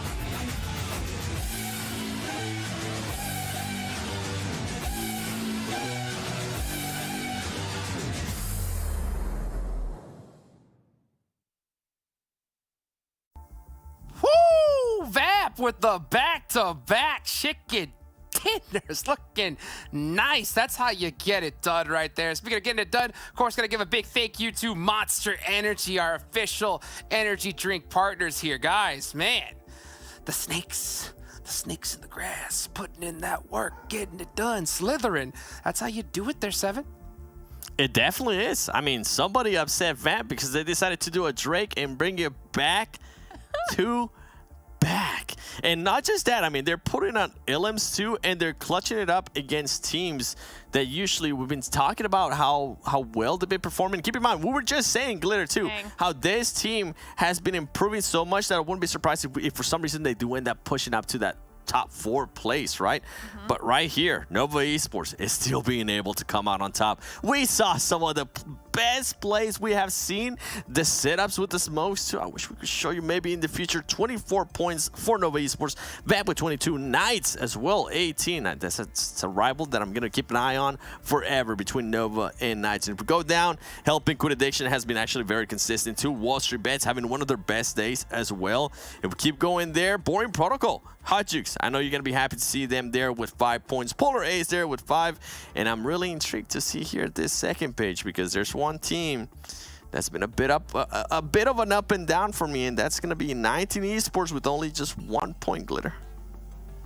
Yeah, I mean, definitely a slower day for them. And once again, we do have to touch on the fact that both HTV and Dope only take home 3 points apiece after this match. And, you know, now we are past that halfway mark of the day. So they need to have some incredible performances now to close everything out if they want to have a little bit less stress going into the next week of league play, and then of course the final super weekend. And I was looking at that match ranking 7, and I feel like potentially by the end of the day, the top 5 that we saw in this match might be our top 5 overall. Oh, really? Okay. Hold up a second while we look at this highlights. Now let me have a close look at this. You know what? I might be with you. I might be with you because the Panthers haven't really been performing the way we expect them to. They've been actually quieter than what we're used to. Lazarus hasn't been the way they have been the first 2 days. So, you know what? Glitter damage there. Seeing stuff that we weren't able to see. Glitter, I like it. I like it. It's we're getting consistency out of these teams, and even if it is quiet consistency, once again, we saw HQA up there. You were hyping up WallStreetBets being up there again, and they are getting a decent amount of elims. They're getting a really solid amount of placement points, and you still have the heavy hitters up there too. You're getting the Nova, you're getting the Knights, and like we had said, Vamp is kind of fighting with, you know, all the teams in that area, those 19Es, for a higher position, and now with the performances that we're seeing here, I don't think that that's that unlikely. Yeah, I mean, well, you know what? We still have 2 games, and one of our favorite maps is going to be coming up where madness can happen. And Dope Esports, please, just win 1 match, please. I want top 15. Okay, I'm not asking for much. And if they are able to do it, what better map to do it than in Sanhok? So we'll have to wait and see, because Vamp, I mean, they did go back to back, and nothing to like laugh at. It wasn't just like 1 elim as we have seen before from some teams. It was backed up by 7 elims. So could Vamp possibly go back to back to back, Hot Jukes? It's possible. It's possible. I think they call that a turkey in the bowling, you know? So, whoo, look at QZ though. 1,100 damage. Where are the glasses at? Where are the glasses? Put them on, guys, because they're on. 7.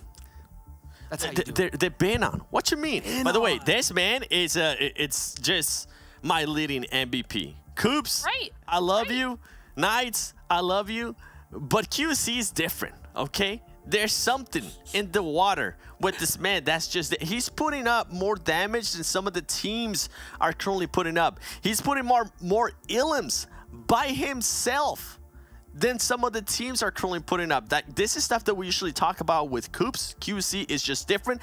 And we have to mention this too, Glitter. Rin.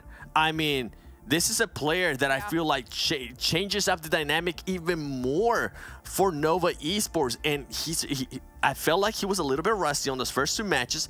Now everything's starting to fall into place. And we saw the aggressiveness, to willing to jump over that fence, making sure he got those elims and helping his teammate just move on there towards that final circle. It was beautiful to see.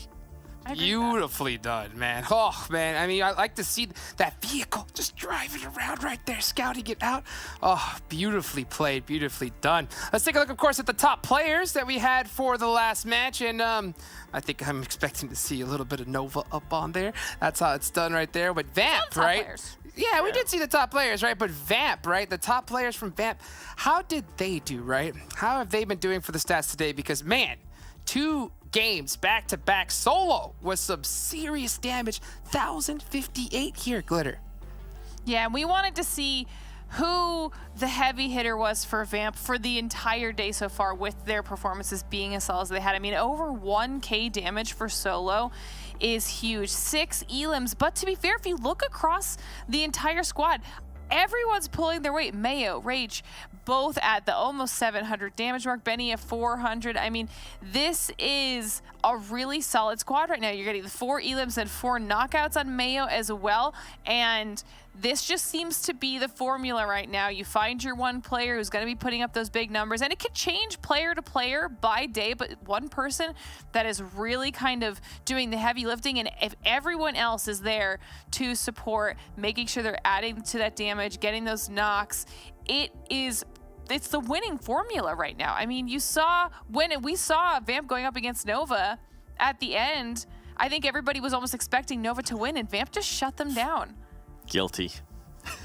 Guilty. I heard it. I heard it right there. Those glasses were on real quick, but Vamp said, 7. Maybe you got to get a different pair for us, because, man, back-to-back chicken dinners in this kind of lobby, it ain't easy to do. But 2 squads, you know, that I think we got to talk about as well. HQA. Lazarus, right? Lazarus was my pick yesterday, and Lazarus we saw put in quite a bit of work, you know, so these are 2 squads that I think we've seen perform pretty decently here, Seven. What do you got to say about them? Yeah, with this is 2 squads that have actually been fighting each other for that spot that they're currently on, and with Lazarus, I mean, it kind of goes to what we were saying earlier. Lazarus performed so well on those first 2 days of this Super Weekend, and so far today has been quite a big drop-off if we actually compare some of their performances. And with HQA, I feel like they're just continuing in this kind of consistency, even the uptrend of HQA, as you can actually see right there with the damage. HQA being able to just go on an uptrend, and so far with Lazarus, I'm sorry I have to say it, Lazarus, it seems like you guys are going on a downtrend, although that last match was the best one so far for today, Glitter. Yeah, I didn't realize how different the numbers were going to be. Look at the steep drop off there. 8 elims to 0 for Lazarus versus the consistent upward, like the upward trend for HQA. And I mean, obviously no team or player can be on every single day at every single time, but it's impressive for HQA. It sure is, right? Well, let's see who's been really impressive so far this whole tournament. Let's do the moment that everybody's been waiting for, right? Let's pull up the overall leaderboards and see where everybody is standing here. As we look at the first page here, I think we know who's going to be up on top, but I'm not surprised if we see a little bit of changes, and I think we have here, Glitter. Okay, all right. So first of all, Knights getting an obscene amount of points at this point. So that's just impressive. Just had to point that out. The gap is still big between Nova and Knights, but they're both kind of increasing their points at about the same rate. Panthers are still holding on to 3rd place, but let me tell you, Lazarus is not holding on to 4th, okay? HQA has now jumped above Lazarus and has put themselves in a much better position. WallStreetBets, not that far behind Lazarus, especially considering we still have 2 more matches on the day, and Vamp is also up from 8th place, I believe, into 7th place. So they are steadily making that climb. There's a little bit of a gap there between 6th and 7th that's going to be harder for Vamp to close in just the next 2 games. But what we were potentially anticipating a little bit is getting close to happening, Seven. We really are. And I mean, now let's go to the other storyline that we've been talking about with Dope Esports, right? And also HTV has finally past B-Town. B-Town now becomes that 18th place team. So keep an eye on that, because it's going to be really interesting, especially when we go into the next league play. Those teams are going to be fighting it. Super weekends aren't guaranteed. And with Dope Esports, I don't know what's up with y'all today. Okay, I'm gonna have to throw you guys under the bus. Yes, you guys have been getting targeted super early on, but if you want to be here, if you want to be able to be on the finals, you have to be ready to take those fights. Whether it's early on, mid-match, or the end of the match, you're definitely gonna be taking fights. Hopefully they can adjust to that. We have seen, I think even in this past Erangel, we saw some teams almost trying to take an early fight with them. They decided to back off. I think Dope Esports needs to just readjust for a lot of those early fights. Can't blame you. Can't blame you. I think that's the point, because B-Town, come league play, they're going to be hunting them down. That's for sure, because B-Town needs to make it, and if they can have any team get kicked out, it's got to be the squads close up of them on the list. So, a lot of things happening here in the future, but I got to ask you right now, because we're headed into the jungle, baby. We're going to Sanhok. What are y'all's predictions? What do you think is going to happen? Start off with you, Seven. Dope. Come on, man. I'm not about here to dope? flip-flop. Oh. Dope. Hey, who was the only one that believed they could make it to top 16? All right, I'm just saying. I'm just saying. Do you believe in 15th though? That's the question. That's if they get this chicken dinner, I do. Well, let's see if that's going to happen after all, guys. Thank you so much for joining me. Let's go ahead and bring in our casters here for the next match, guys. Woo, we got some action about to happen. Papa Blue is returning to Sanhok. That is how you do it. And welcome back, Zute and Necro. Y'all, take it away. All right, thank you, Hot Jukes. Well, I personally don't really believe in dope. Just throw it out there since that was the topic. What about you, Necro? How are you feeling about the dope team and getting the chicken dinner this match? I mean, look, if they do get a chicken dinner, then they're going to be in a really good spot. But if you ask me, are dope going to take this chicken dinner? I don't know. I feel like, nah, I don't think so. Here's an easier question. Who's going to win between Nova and the Four Bros and their hot drop? Because they've been going back and forth. Yeah, you know what? I mean, Nova, they've been winning in that hot drop so far. But just to, like, you know, challenge myself, I'm going to say Four Bros. Four Bros? Okay. I think Four Bros will take the cake this time. Okay, we'll see. I think just yesterday, Four Bros actually came out on top. It was like a really close one, like one-for-one trade consistently and really quickly, one after another, until Four Bros came out on top. Yeah. But Nova, right, today has been popping off. Sure, they missed out on a chicken dinner in their previous game, and maybe you can argue they could have maybe gotten it in the second game as well. They've been playing well, but they've been essentially choking it. So if they choke right now, well, yeah, Four Bros is going to walk away the victor. So we'll see very soon, as it is going to be the only fight going on. No one else really hot dropping on each other. XSET is pretty much set in their new split, and the Knights look like they're not going to be bothering them. And oh, one of Four Bros is indeed knocked, but oh, one of Nova is also knocked. So we're getting that one-for-one trade once again. Yeah, that's a great trade too, right? Great reply back from both these teams. And Four Bros is one of those teams, right? If you let them be comfortable in these kind of situations, they will try and just capitalize on it. So Russ has been taken down, and you do see one of the players from Nova quite close to the enemy territory. He might will need to try and keep his position anonymous though. And Rin just moving around here and there, trying to find the opening, or at least trying to find the confirmation on Russ. But Russ too is trying to take things quite slow. As you can see, Russ is trying to make it back to safety. Quite spotted out. He's quite low. Great shots from Leon with the UMP, but an instant retreat back and an instant reply too from the side of Rin. He's able to get the trade in. As Nova, they're also down a man. Four Bros, they're down 2 men though. That's the problem. They're going to be able to get that revive onto Russ, but maybe not Leon. Each time the Nova player has been knocked, though, they've been able to get saved back up. Not full HP yet, though, but it's definitely better to have a player up than not a player up at all. You see Four Bros trying so desperately to reset themselves, and Nova, well, I'm not going to say they're not pressing their advantage because they're moving back and forth, getting more info, but it looks like Four Bros, oh, just as I say that, Four Bros is not going to get a free reset, and oh my God, it goes down. Ren, wow, getting 2 of them. Wow, the amount of confidence on this man, Rin. I'm not gonna lie, just to make that solo push happen, even though not really knowing if the player's gonna be back up on his feet or not, Rin. Confidence is absolutely insane, but this DBS might just be the game changer, or this fight changer for now, as he's trying to pop some players open, but that's not going to be the case. DBS not really working out this time, but it's all down to Master OP in those close ranges, and he will be taken down too. Well, oh, somehow he... Four Bros. Yeah, somehow he managed to finish QZZ. Oh, I thought the... Wow. Yeah, no, it looked like the follow-up was almost immediate, but he hard-thirsted for QZZ, and QZZ, unfortunately for him, he's not going to be playing the rest of this Sanhok match. Well, that's a win in my book. At least you go down with a single point, right? But not as many points as Four Bros would have liked.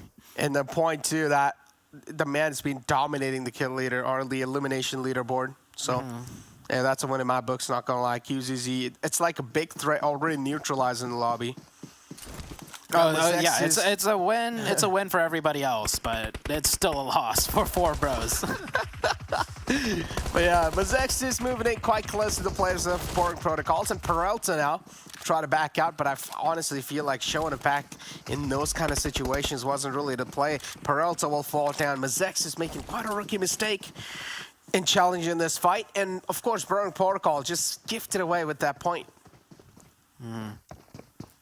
He definitely set up some sort of a trap up there. Saw Mezexis run up unaware. I think this is the first time we've kind of seen Boring Protocol on that hill get into a fight with Mezexis. So not something Mezexis was fully aware or prepared for, so they end up losing too. Got some other fights coming in. Dope. Getting an elimination point onto HTV. HTV down to a 3-man team now. Yeah, they're being so proactive, right? That's a great point from you, yeah. Bob, they haven't really been doing that.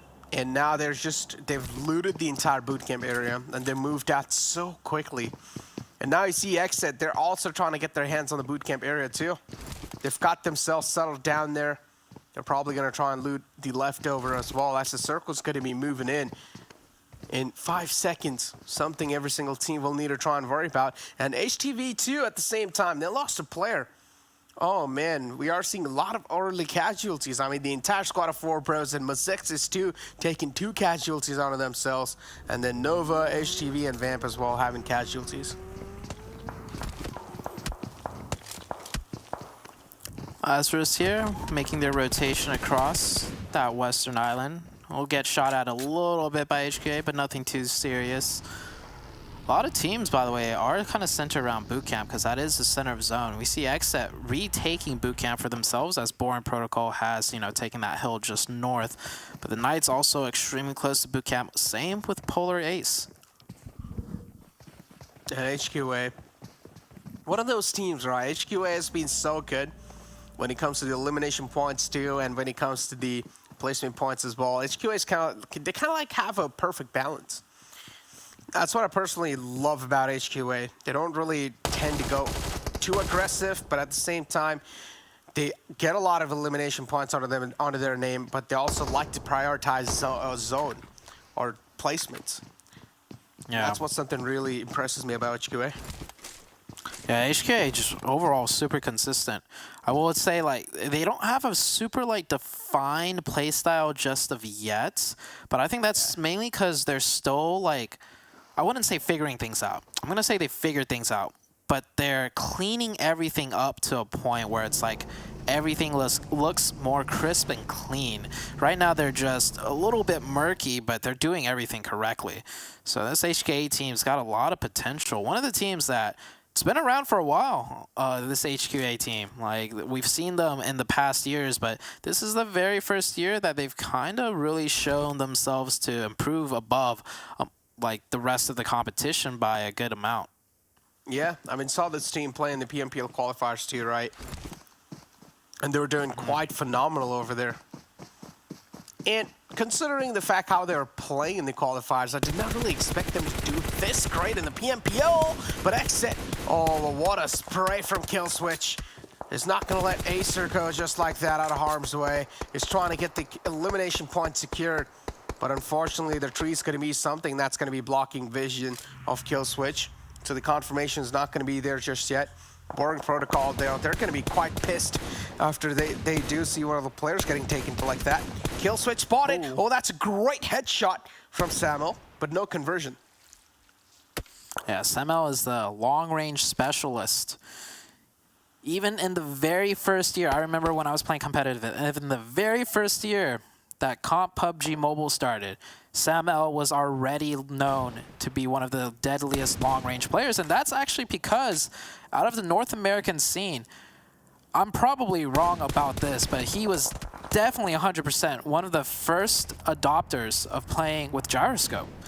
I remember when we were in Dubai, no one else on my team or any of the other North American teams really used gyroscope at all, but Sam L was one of the first players to do it, and so I think he's really mastered his gyroscope over the course of the years, and you can see how deadly he is with it when it comes to those long-range taps and sprays.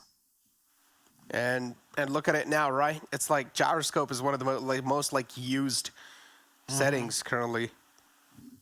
Oh, I personally cannot play PUBG Mobile without a gyroscope. But yeah, you talked about the shift. It's so good, right? Still keeping both those islands in contention. Every single team is still going to be guessing, or at least trying to guess, for the next circle shift it's going to be heading towards. Or maybe, potentially, there could be the water lines the whole time. Does favor...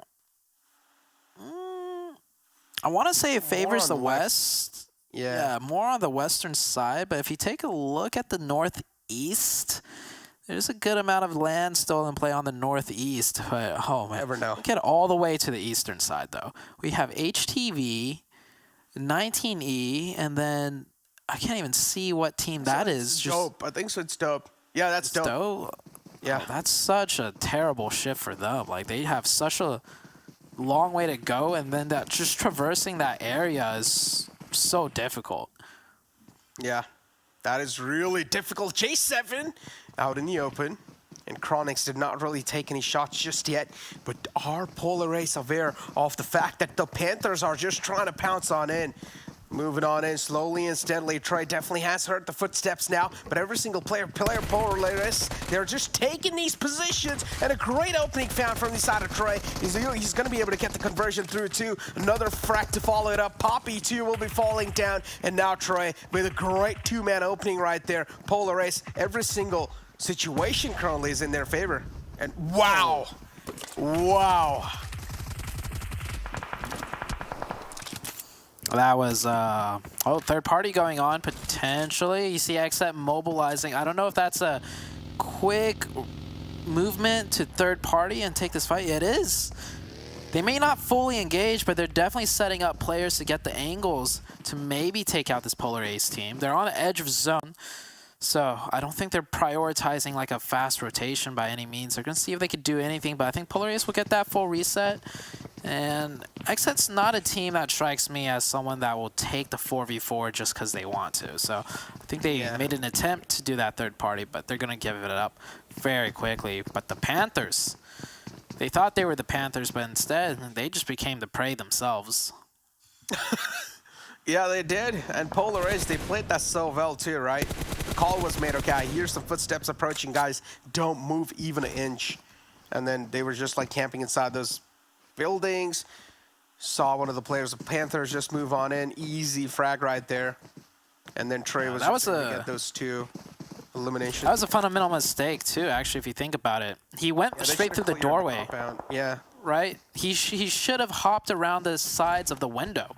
Because we saw the second player get taken down from the window side. So instead of entering the building straight up, you just run around the sides of the window openings, and you would have been able to see that player inside and just, you know, using your TPP, and you would have been completely safe. So that entire, you know, mishap could have been avoided just from that one small detail alone. Again, man. Yeah, I mean, you might as well just call it a rookie mistake at that point. Because you would want to make sure, at least before taking any compounds like that in your hands, that they're at least clear, or you'd need to have someone just scouting him out. Instead, two of the players just straight up walked in. I mean, one of the players just opened the door. He walked in. The other player got taken out from the window. And now look at this circle shift. Oh, this is a nice curveball shift. Every single team now, they're going to be just caught off guard. How are they going to try to maneuver around this one? How are they going to try to navigate around this one? Because Dope, they're just down with one man alive. And 7, it seems like the predictions are out the gate. It's going to be hard for Dope to do anything now. And that zone shift pretty much screws everyone over, besides Lazarus, who was just chilling on that northwestern island. And, well, the Knights managed to make a nice rotation in. See XSET and Nova coming in very late. And TC, they're chilling for now. But that still leaves numerous other teams that still have to make their way in, namely this Boring Protocol team. And it looks like Boring Protocol, they're not going to worry about the rotation. They're going to hunt for some stragglers or elimination points right here, because they're moving away from the zone.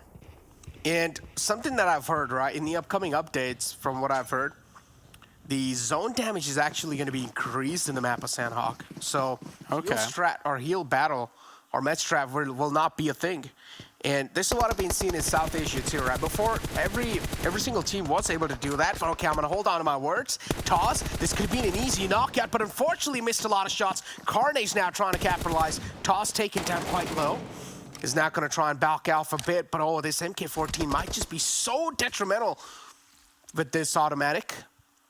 but he's also going to try and patch himself up. Carnage a bit exposed. Boring Protocol do realize the depth of the situation, and maybe prioritizing a better position would be the best thing. But yeah, get back to the conversation that I was having, right? So from what I've heard, they're also going to be increasing the tick damage on the zone. So Medstrat is not going to be in play in the map of Sanhok. And even in the South Asia region, none of the players, not even a single player, is going for those Medstrats because they're trying to get used to it. Oh. Yeah. Okay. I respect that. Not taking advantage of the current meta that is being able to be used in preparation for the future.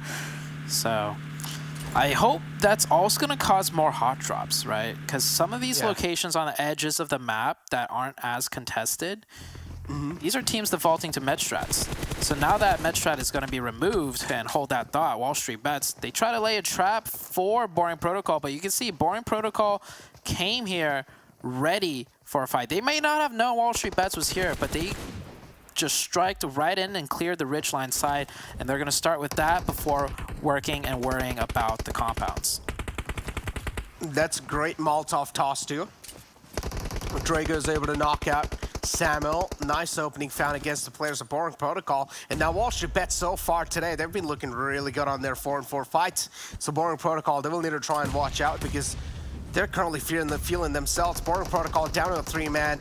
They're just trying to find this little confirmation on a Samuel, but so far, that's not really the case. Nate tossed in quite close. One of the players of WallStreetBets almost got taken down. It was a big man too, 24K.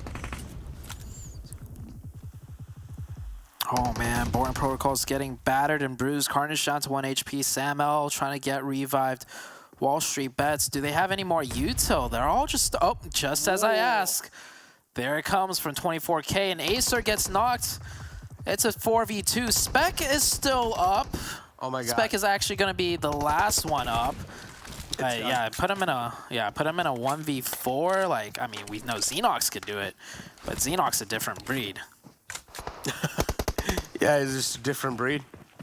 4 players in the compound in the fort, and now Polar Ace, they're trying to go up against the Beasts, and this time Beasts are going to fight back. As Polar Ace, 2 of the players easily knocked out. One of the players should be confirmed because he's, of course, much more closer compared to the other one. Still, though, 3 players are going to be up for the side of Polar Ace. Chronix now confirmed. Troy, 2 in the back here. And Polar Ace realized the team in the front is not a team you want to mess around with, so maybe just play around this edge line.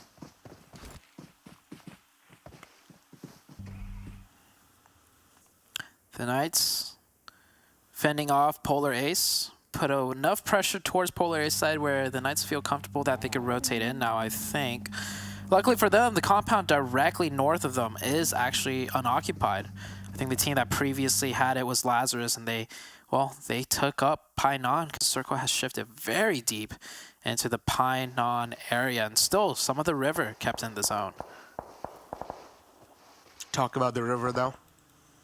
Lazarus and XSET right next to each other, currently being the neighbors. XSET only have 2 players up. Lazarus, on the other hand, all 4 players up for them.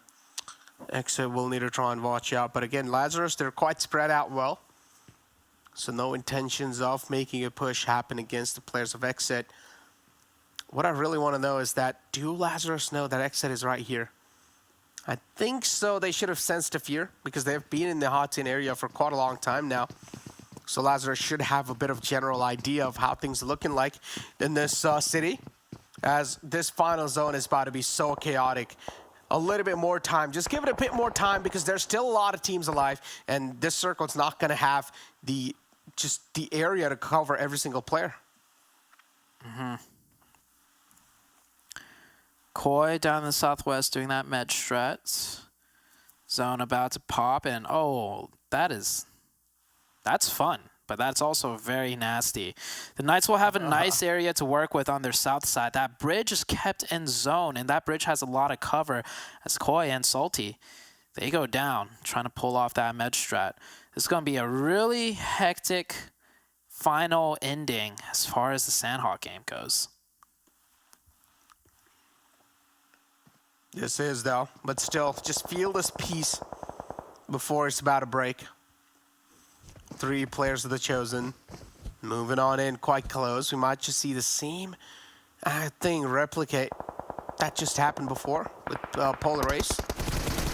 And now there you go. One of the player walks in. J7 finds an easy opening and is also trying to go for the confirmation, but that's not going to be the case. Confirmation denied. Gachi will instantly get the trade back up.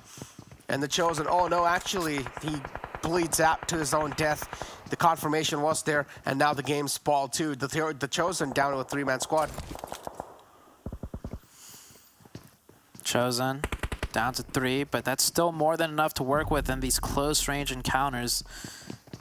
They just have to make sure Polo G doesn't 1v3 them right here. Well, Polo G looks like he's gonna get one down very low, and it's not even TC that Polo G needs to worry about. It's the blue zone. He does make it across the other side and gets that first aid off. Polo G knows he does not have much more time to work with the blue zone ticking, so he's gonna go aggressive, and oh, the blue zone will get him, and then right afterwards, well, nobody really wins except First Frost. He's got 18 first aid, so he'll pull it through for the TC team.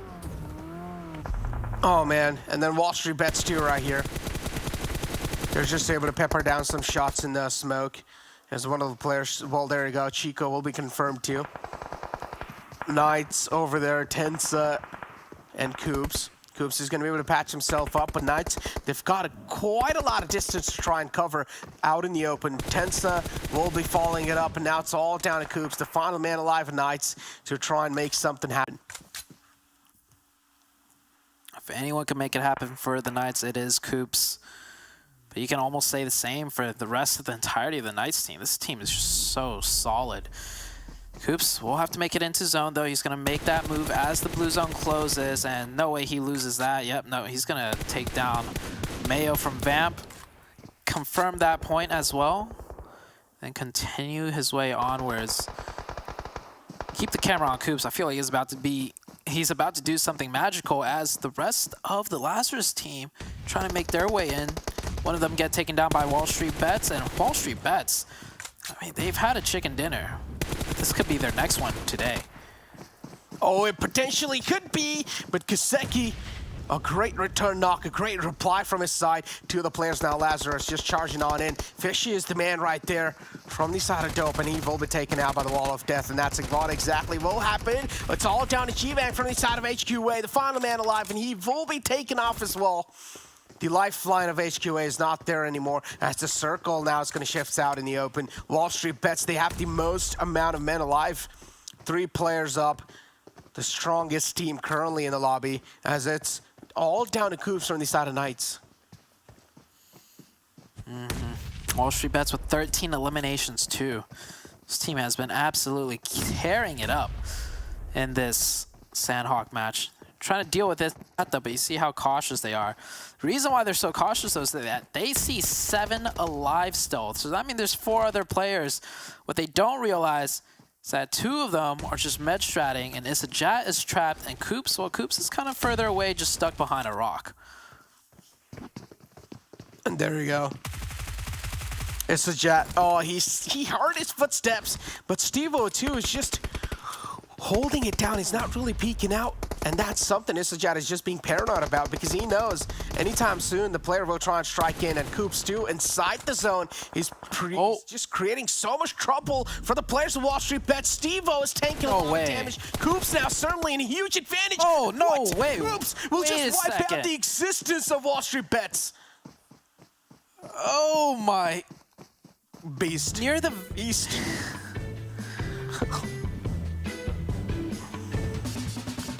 All right. What? If anyone can make it happen, if it's Coops, and it is Coops. Xenox. Did it. Maybe. I mean, if you want a 1v4, you throw that on to Xenox.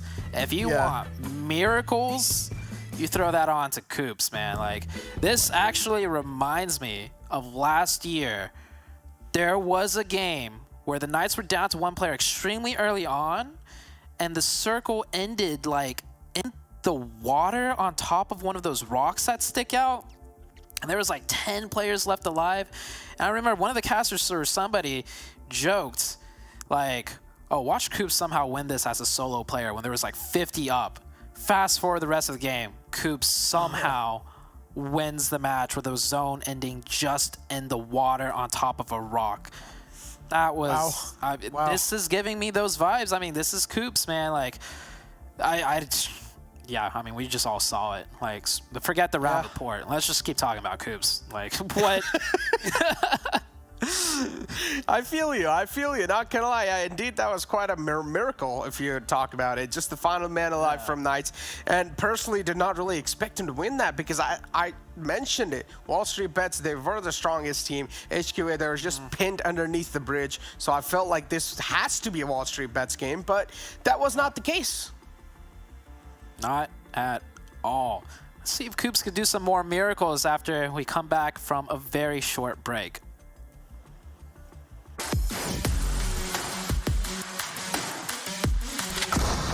This is the most common noise that hits your earbuds when you go for a high-staked hot drop inside Pachinki. Shotguns are one of the most common weapons that spawn across the map, but it is also the least understood category by newbies and pros alike. Let us understand how shotguns work.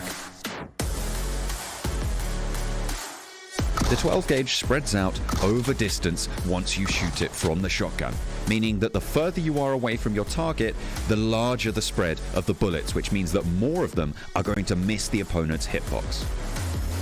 So, if the enemy is equipped with a level 2 vest, you must reduce the distance to 2 to 3 meters for a one-tap knockdown to the body. Shorter range will reduce the spread of the bullets, increasing the damage registered per shot. Furthermore, each shotgun comes with its own range. For example, the bullet spread of the DBS is much lower than the other shotguns in the game, which makes it the most dangerous shotgun in the category. Although the 1897 is the most common shotgun in the game, using it without bullet loops and a choke is not advised. These attachments are a must to increase its range and fire rate to a fairly manageable rate. The S686, on the other hand, is a favorite weapon for clutch moments in the early game. Its overpowering damage in close range has the potential to blow away 2 enemies with its 2 shells. Use the element of surprise to peek out of cover and mow down the enemy once they are closer. Unlike ARs, the spray and pray tactic doesn't work with auto shotguns like the S12K, and it's incredibly difficult to handle its continuous recoil. Most importantly, mastering shotguns is all about figuring out the timing. Especially in urban fights and situations where you are contesting drops, the shotgun can serve as a deadly secondary weapon to inflict heavy damage at close range.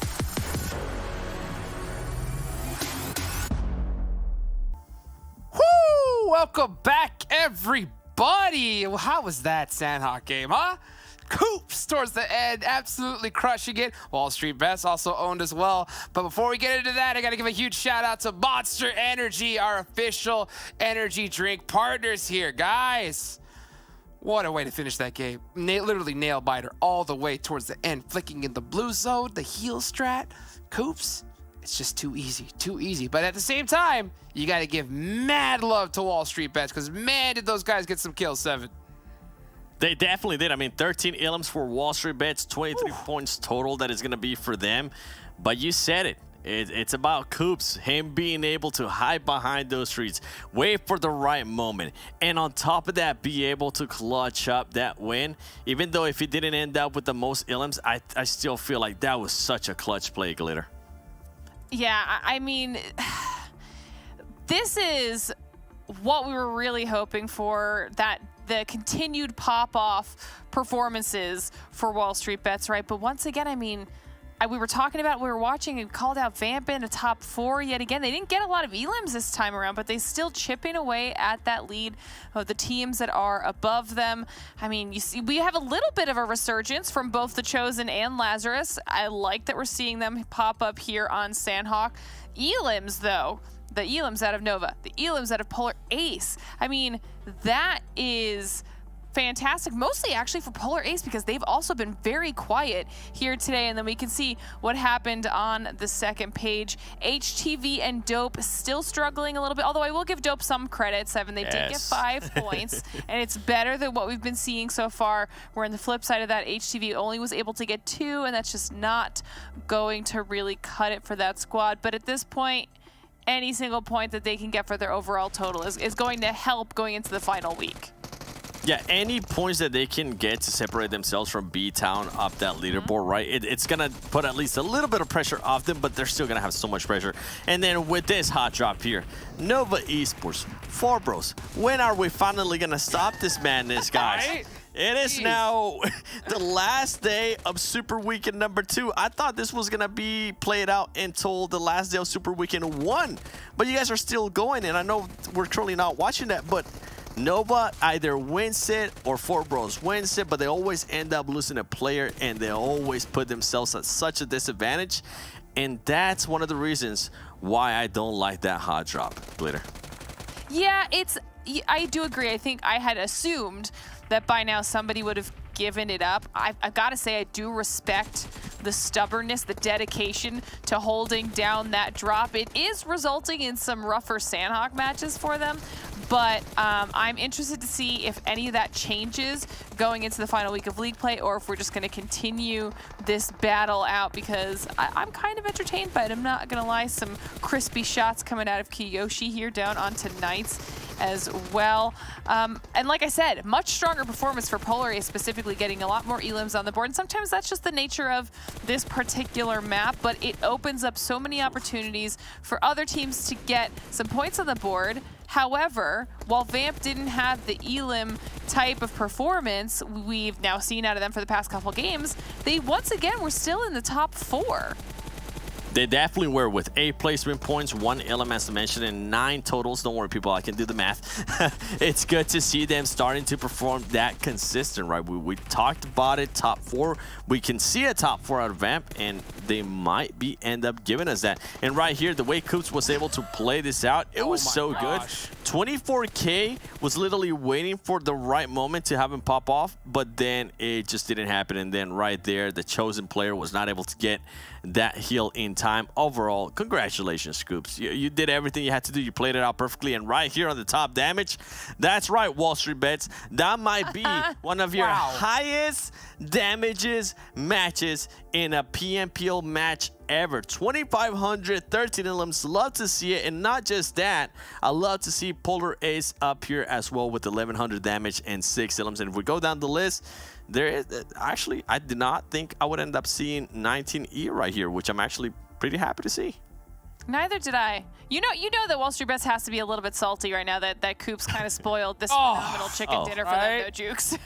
Oh man, dude, I would be hurt big time. I mean, at the end of the day, they crushed it. I saw 24K getting some serious work in. You know, it's so crazy there towards the end. I think that Coops just using that blue zone to his advantage. Papa Blue, as his teammate, timed it perfectly and spoiled them. But at the same time, WallStreetBets, I think they put up a damage record. I think that's a guaranteed thing. So let's take a look, of course, at their stats so far. I mean, it's got to be crazy, right? Especially after that last match. Boom! I think they're gonna be wow. Wow. 7? Come on. Okay. Listen, usually I like to talk a lot, people. You guys know this, but I'm actually a little bit speechless. I was not expecting this kind of damage out of this team, especially those kind of eliminations, 35 eliminations. We're used to seeing them. And by the way, we still have one more game left, ladies and gentlemen. So stay seated. Please keep on watching, because you never know what's going to happen here. Overall, though, I think it comes down to what we've been talking about in regards to these players. We talked about with Drago, we've seen him being able to pop off, and we keep talking about these North American teams cannot just rely on one player. They can also not rely on just 2 players. They have to rely on all their 4 players, and that's a meta that we've been seeing shift, especially this PMPL here in North America. It has to have the 4 players need to be able to frag out, and that's why hopefully we get a chance. I will love to see those WallStreetBets player stats, especially for that last match. Not just for 24K. I want to see everybody else how they perform too, but 24K. 1K damage. Keep in mind, they already had 6K damage for today. This meant wow. Okay, 24K. I see you. 7 eliminations, then Steve-O too. I mean, Steve-O, it's also been a player that's been stepping it up big time for them. Nemesis also, even though he's been quiet, he has been able to put up damage, which, trust me, it helps a ton for his team, even as a support. Whether you're not able to put up the eliminations, don't worry, at least put up that damage for them. And Drago being able to there as well, put up the damage. Not being the top player this time around, But this is what we're talking about, Glitter and Hot Jukes. This is what we want to see. Other players stepping it up every other match. Wow. GG's, WallStreetBets. GG's. I mean, that's nuts. Literally, like 24K, that is MVP stats right there, without a doubt. I mean, that's how you get it done. If they can just continue to do that, I mean, who knows what we're going to see from them. I mean, I think two consistent teams that we've seen so far today, it's got to be WallStreetBets, and of course, it's Vamp, right? I mean, Vamp, 2 chicken dinners at the start, a solid finish. I'm sorry, 2 chicken dinners in the last 2 games, and then a solid finish in the last one. I mean, what more could you really ask for? So I think it'd be interesting, of course, to take a look, you know, at those little head-to-head between each other. What do you think, Seven? I think for this one, you heard us talk about Vamp versus 19 Esports earlier because those were 2 teams that were fighting for that 10th spot. With the way Vamp's been performing today, they have now get a chance to be compared with WallStreetBets that was in, if I'm not mistaken, in 5th place. But WallStreetBets is just on another completely different level when it comes to damage, being able to put up an average damage of 1,700 damage. Ladies and gentlemen, am I dreaming right now? I really never thought that this was going to happen, Glitter, especially with the way WallStreetBets has played sometimes. It makes me so happy to see it. The average placement, though, staying the same. Vamp has put up those 2 chicken dinners, which kind of helps them cushion those stats. They have had some matches here and there where they have not been on those top 5 or on those top 10 situations. And then if we went down to average survival time there, you were able to see those stats too. But overall, I mean, the elims for WallStreetBets, I think it's what makes a huge difference for me. I think they had 8 elims average. That's ridiculous. Yeah, I mean, well, I was actually surprised that it was, I was just surprised it was that big of a difference because they, up until that last match for just this Super Weekend, had actually earned the exact same amount of points this Super Weekend. I mean, we talk about consistency, and these two have just been delivering that in spades. So I'm shocked that there's even that much of a disparity. It has to be from this last match because that alone, that performance for WallStreetBets was just fantastic. Absolutely, indeed. Now, we talked about, of course, 2 top consistent teams. Let's talk about 2 legends on the battlefield, right? Coops versus QZ. Now, Glitter, I'm going to start with you on this one, right? Know that you picked Nova here to watch today, and Papa QZ was putting in some work, but Coops towards the end, man, did he get it done. Listen, we always have to talk about these two. I think that for the rest of the season, they're probably going to be in contention for that MVP spot, position, whatever you want to call it, because they are just battling back and forth. If QZ has a bad day, then Coops is going to pop off, and vice versa. You can see here the number. Now, QZ looks, if you look at the radar, looks like he's doing a lot more work than Coops, but we just watched Coops clutch out that chicken dinner, and he's not that far behind actually in the numbers. 12 to 1900 damage, 7 to 11 elims. I mean, that's actually not a big gap, especially for a player like Coops. Hypothetically, say QZ died off the rip, that could be closed in 1 game by Coops. So the fact that we get to consistently kind of compare these two, talk about their strengths going up against each other, and that the fact that they are on our top 2 teams. I mean, it's a story writing itself, Seven. It really is, and one of the major stats that we're actually not able to see in that radar that maybe we can fix in the future is the average survival time. I mean, I'm pretty sure if we were able to put them head-to-head with average survival time, I think Coops would definitely have more, as we have seen QC taking those fights early on and actually sometimes losing those engagements, being the first player out of Nova. But I mean, with Coops being the only player alive from Knights there at the end and winning those fights, like, those are placement points that are gonna count over their team. I'm pretty sure. Oh, thank you. Ooh, there you go. Woo. Exactly what I was talking about. Yes, QZ, you are absolutely destroying it in regards to elims. But when it comes to that average survival time, that is something that we have to keep an eye on, because those are precious points that are just going to keep on fighting them. And it's going to, Glitter, it's pretty much going to keep Knights on that first spot, and it's going to keep a healthy lead on Nova. Yeah, that's just reinforcing what we even saw in the top 10 players. I mean, the fact that QZ was the 2nd highest overall in the top 10, but the absolute lowest survival time average out of everyone on that list. I mean, I'm almost scared to find out what would happen if he had the highest survival time, if the average survival time, if he starts living until 20 plus minutes. I mean, what's going to happen? I'm gonna have to put on a level 3 helmet. Oh my goodness. Well, we'll see if he's able to last to the end of the match here, because we got the last one of the day coming up. Thank you so much, Seven. Thank you so much, Glitter. I'll catch you at the end of the day to wrap things up. Wow. Coops, QZ, getting into the action. Our casters coming back into the match for the final time. Everybody, give you a round of applause for Zute and Necro. I'll see y'all later. All right, thank you for that generous introduction, Hot Jukes. We are finally on to the last match of the day, and the Knights showing up, Nova showing up, but also WallStreetBets and Vamp. These are some new additions to the, I would say, the list of teams that are, you know, making a name for themselves today.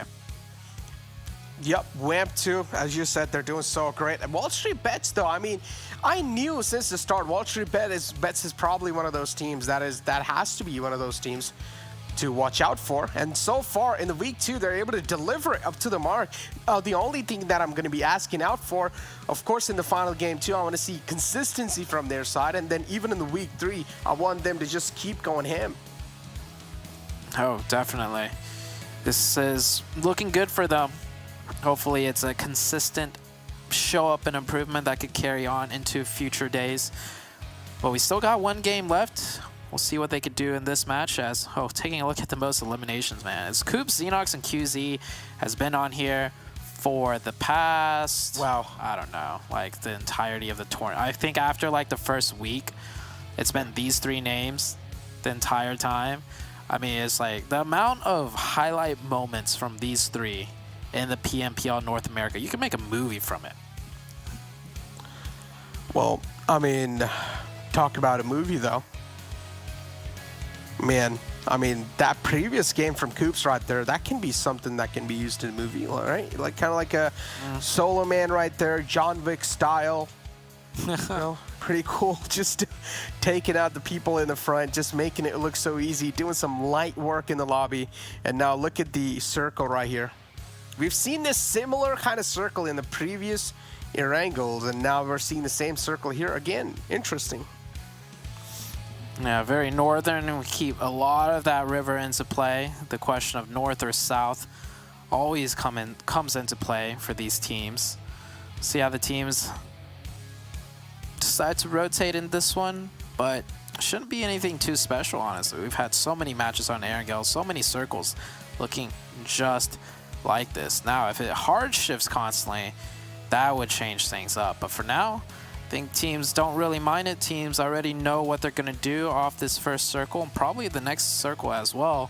And nobody really dropping too close by each other. So we're going to have a slower start. Might see some fast rotations, though. But other than that, I think it's going to be a very typical game of Erangel. Talk about a typical game of Erangel, though. Well, I mean, I've seen this circle quite a lot of times, or at least today I think so. It happened in one of the Erangels before.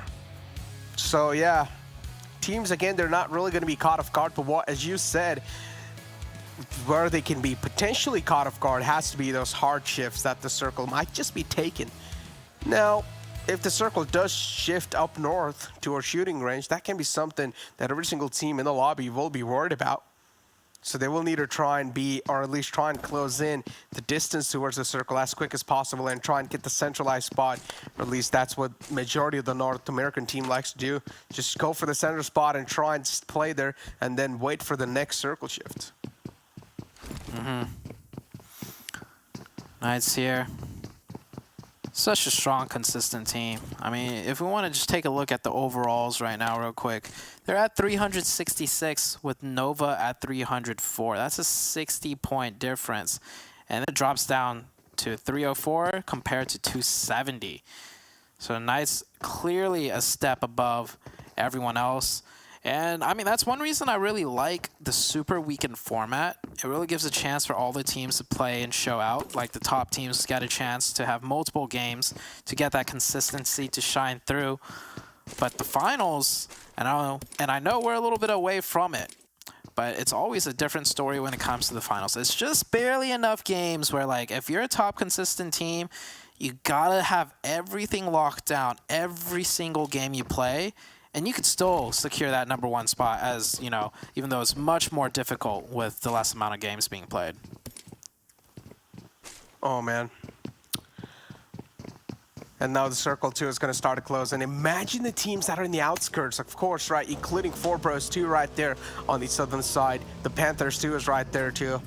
Panthers is one of those teams that has been struggling in the entire week 2, if I'm not wrong, because they were able to do so well in the week 1, and now in week 2, the struggles are being seen heavily from the side of Panthers. And I feel like one of the main things that has to be the struggling phase for them has to be, like, they're not really playing with the same roster that we saw them play in the week 1. I mean, one of the players is new, or at least different. Yeah. Yeah. That would definitely change things up. The Panthers, their performance, it definitely hasn't been as bright. You know, this was the #2 team right behind the Knights for quite a while. They're dropping down a bit more and a bit more. But I think that's more so due to a combination of, you know, like Nova stepping up huge and HQA, you know, starting to step up. And, of course, the Panthers slipping a little bit. But it's not like they've completely fallen off, I would have to say. Completely haven't, yeah. But again, we saw the overall rankings and the teams are getting quite closer to them, right? And the point gap is now being closed. They don't really have the cushion to work around with. So Panthers will need to start taking things serious. And they will need to be quick with that too, because this zone currently is not really favoring them. And we already did see the countdown coming in because the zone's also closing in. So Panthers, they don't really have a lot of time in the initial phase of the zone, because they're one of those teams that like to play on the edge of the zone. But in these kind of circles, especially when you don't know when the circle is going to be, or where the circle is going to be shifting towards, then sometimes playing the edge can be a bit tough. Especially when it comes to, you know, making that potential bridge crossing between the north and south side. That's when it gets really tricky. But I think the Panthers, they have it figured out. You should be fine. They'll know when to, you know, speed up their rotation at which point, depending on the zone shifts. So we take a look at the XSET team. Now, XSET, they've been doing better today. I'll definitely give them that. Both XSET and Boring Protocol are the two teams that, you know, I'm more so critical of simply because they're not in, like, the top 6. But XSET are starting to, you know, bring things back a little bit. Still gets a little bit messy here and there, but they're doing much better. Deciding to take out the wheel of that buggy. I'm curious why they didn't just drop a player off and, you know, utilize an extra vehicle. Interesting. And we had this conversation in the week 1, if you remember, about XSET being like really hot and cold. And hopefully they've gotten over that issue, right? The inconsistency that XSET was able to face, hopefully they've gotten over that, because so far XSET, they're doing quite decent in the point stand. But again, something we expect is just phenomenal, right? That's something we expect from the defending champions, and I feel like XSET, they will need to try and catch things up even in the upcoming weekend. Was he just doing an emote? He was. Yeah. All right, well, that's one way to get someone to stop Weekle, I guess. Just start dancing. Yeah, XSET's currently sitting at 8th place overall, which is a solid position, to be honest, but I feel like most of the criticism from me anyways comes from the fact that it's like they're not just like consistently like 8th place performance. They like pop off really hard and then they fall off really hard. I'd rather see a team, you know, consistently perform around 8th place versus some days you absolutely kill it, and then some days you absolutely, you know, throw it and choke it. And then with that mix, you end up in 8th place. Yeah. Still, though, I mean, we aren't really seeing a lot of bodies hit the deck, and this is something that's actually surprising me quite a bit, because we've seen some early engagement so far. And for now, that's not really the case. These teams aren't really taking it out. Yeah, that's never really the case when you get the question of, you know, 50-50 north or south. Nobody wants to lock into that engagement until they know more, like, for sure, hey, do we need to fight for position on the north side of Erangel or on the south side? So every time a zone like this happens, we really don't see much fighting. Teams just get closer and closer, and with this shift, that 50-50 is still kind of there, so I'm willing to bet We might see some teams shoot at each other, maybe a knock, maybe a team loses a player here or there on rotations, but I don't think any team's going to commit to a full fight either on this zone. Yeah. Committing to a full fight. And again, yeah, now the circle's also going to be tilted a little bit down south, contesting that Big Boy Mountain. Currently, 4 bros, they have the control over it. Can be a really instrumental position too. Of course, you have the high ground to play off of with in that one. So 4 bros. This might just be another pop-off game for them if they play this really well. Because you never know where the next circle is going to be shifting towards, right? It might just be shifting towards completely away from 4 bros, or they might just be graced by it. And if 4 bros are graced by it, well, then there's going to be a lot of threat for the entire lobby. Oh, yeah, I would love to see the circle end around there on top of that Mount Everest area. It always makes for really tricky gameplay. See that Nova team rotating in kind of close and Dope. Okay, so we've seen the Knights hold a split here, and right now we're looking at Dope hold a split here. Huge difference. Dope, all 4 playing inside the compound. When you get a more experienced team that's confident in each individual player, you'd get 1 player at the Wizard Tower, 1 player across the river on the other side, 1 player underneath that little sloping hill just north of the compound, like outside the wall, and then only 1 player actually playing at the cube compound. Like, it's like just night and day difference when it comes to teams with, I don't want to say like better teams versus teams that aren't as good, but it's just like teams that have the experience, that have the individual player caliber level to pull off something like the Knights would do in comparison to something that Dope is doing right now.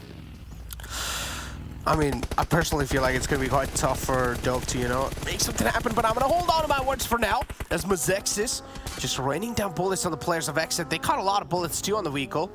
Killswitch took a decent amount of damage, down to half HPs, but now it's going to be boosting himself up just to make sure it's going to be topping that HP off.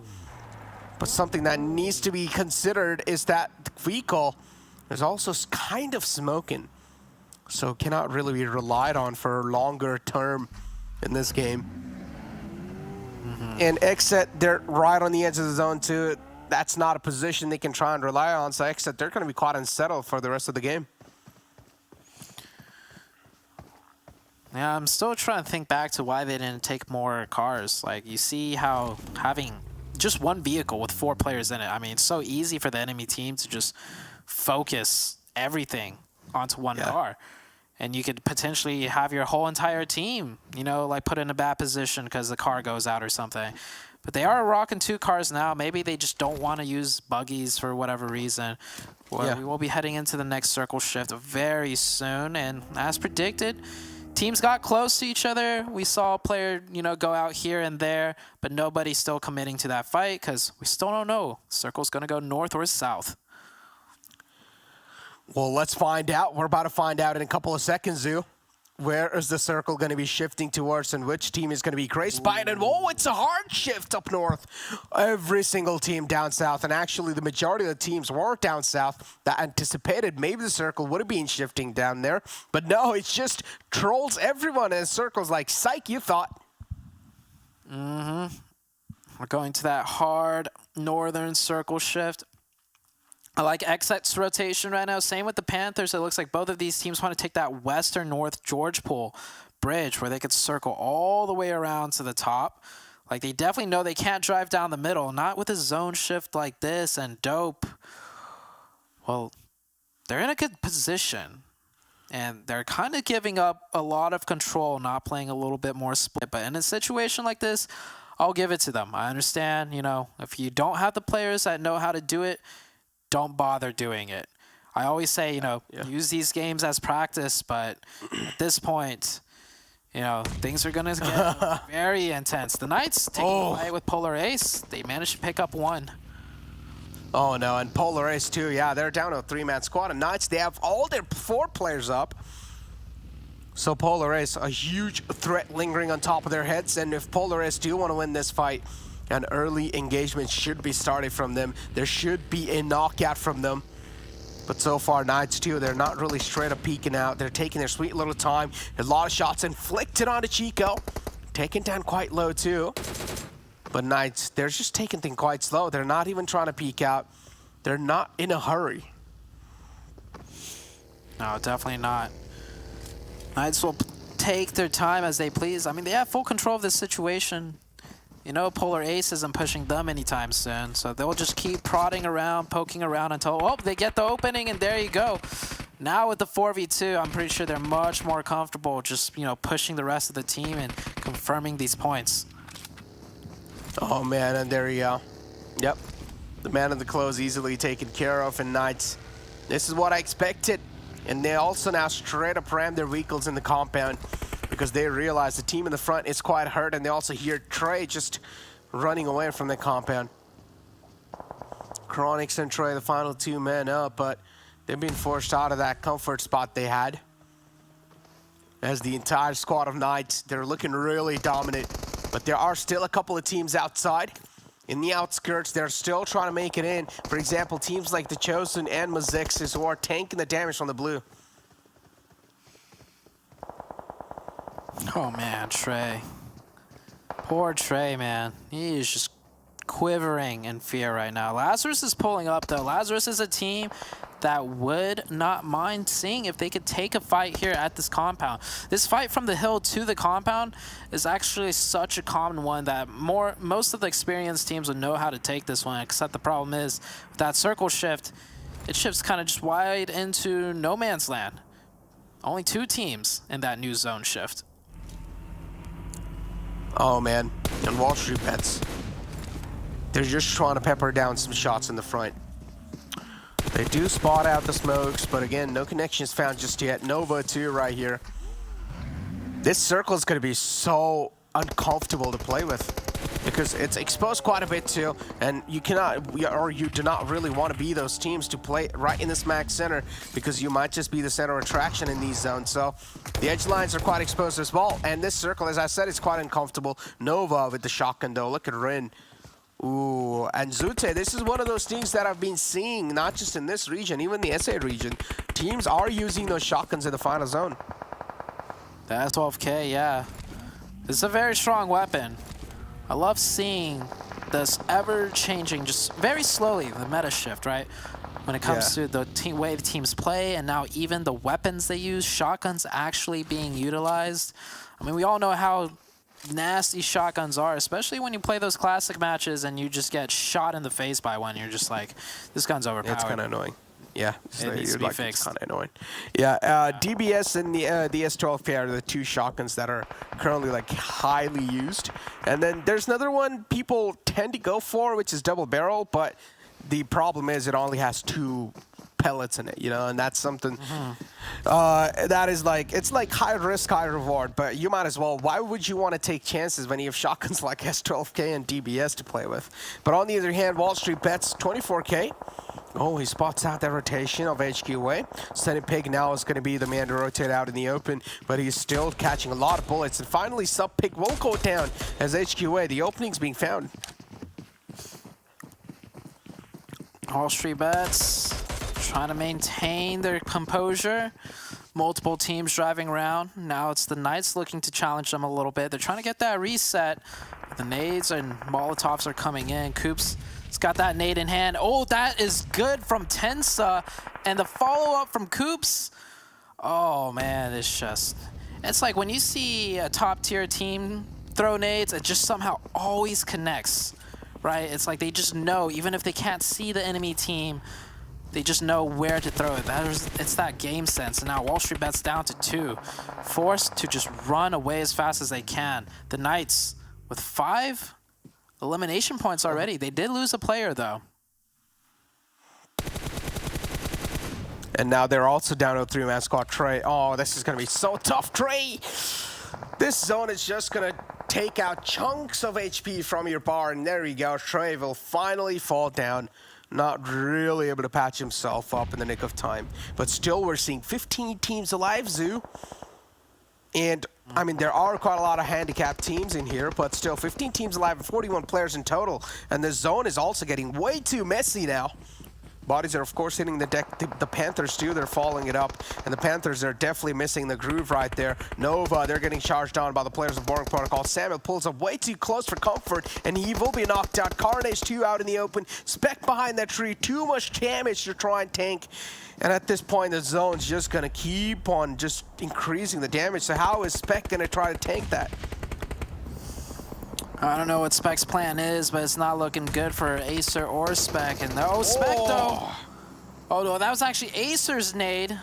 Spec goes down to a Molotov. It's all down to Acer. Nova with just 2 players up. QZZ knocked. Should be okay. Oh yeah, Acer. That is hot fire. You do not want to be cooking in that one. He's gonna get that first aid off. But you see the Nova team getting extra aggressive here to put on more pressure onto Acer to make sure they get that revive off for free. On the other side of things, though, Dope taking an engagement with the 4Bros team. Oh my god, and they're taking an engagement so well to your right. Just sandwiching the players of 4Bros, even from the front, even from the back. Leon, too, will not get shot. Pan right here with the Tommy gunner trying to inflict some pain and hurt. And Dope, they're just getting dismantled one after the other. They're down to the final man up. And oh my god, blink of an eye, the Dope team is just getting taken down. They're getting eaten alive. The nade's going to be crawling in quite close. But at least Dope, now they have 2 players up. Flash is one of those. He's trying to patch himself up, but this nade's going to crawl in quite close too. Flash, the resurrection's right there. And now Russ is going to try and move on in. Just popping and weaving. Nice jiggle movement. Russ is just trying to connect some shots at this point, and he will be able to do so. Nice chip damage to try and mitigate, but there you go. Russ, he finally comes out on top.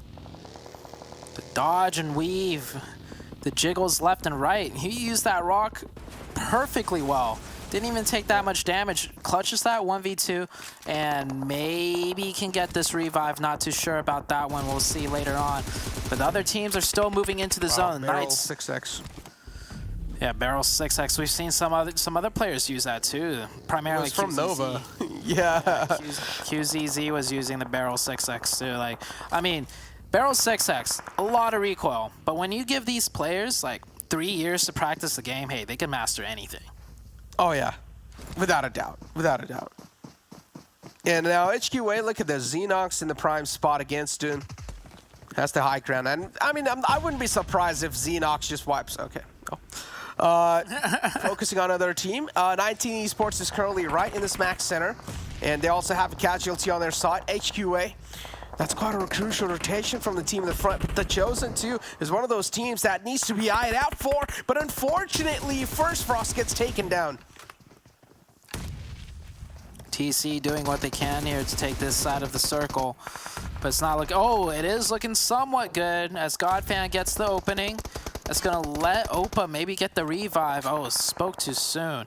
They get that trade right back. 2v1 situation. Opa versus the 2 of HQA. Problem is, this is not in zone. He burned his own teammate. No. That's something Opa did not really want it, but unfortunately, that happened. And Coin out from the back is able to wrap around. An easy elimination point secured. And also unintentionally helping out the players of HQA out of that spot. G-Mank's going to be right there too, but still a lot of teams need to make it inside. And Vamp all the time, they find themselves in the lucky shoes. And Vamp this time too, they're going to be inside the zone. How do the Vamp do this? How are they able to do? How are they able to pull this off? Who is their coach? I don't know. This is looking like a completely different team. I have not seen this team before. 9 eliminations too.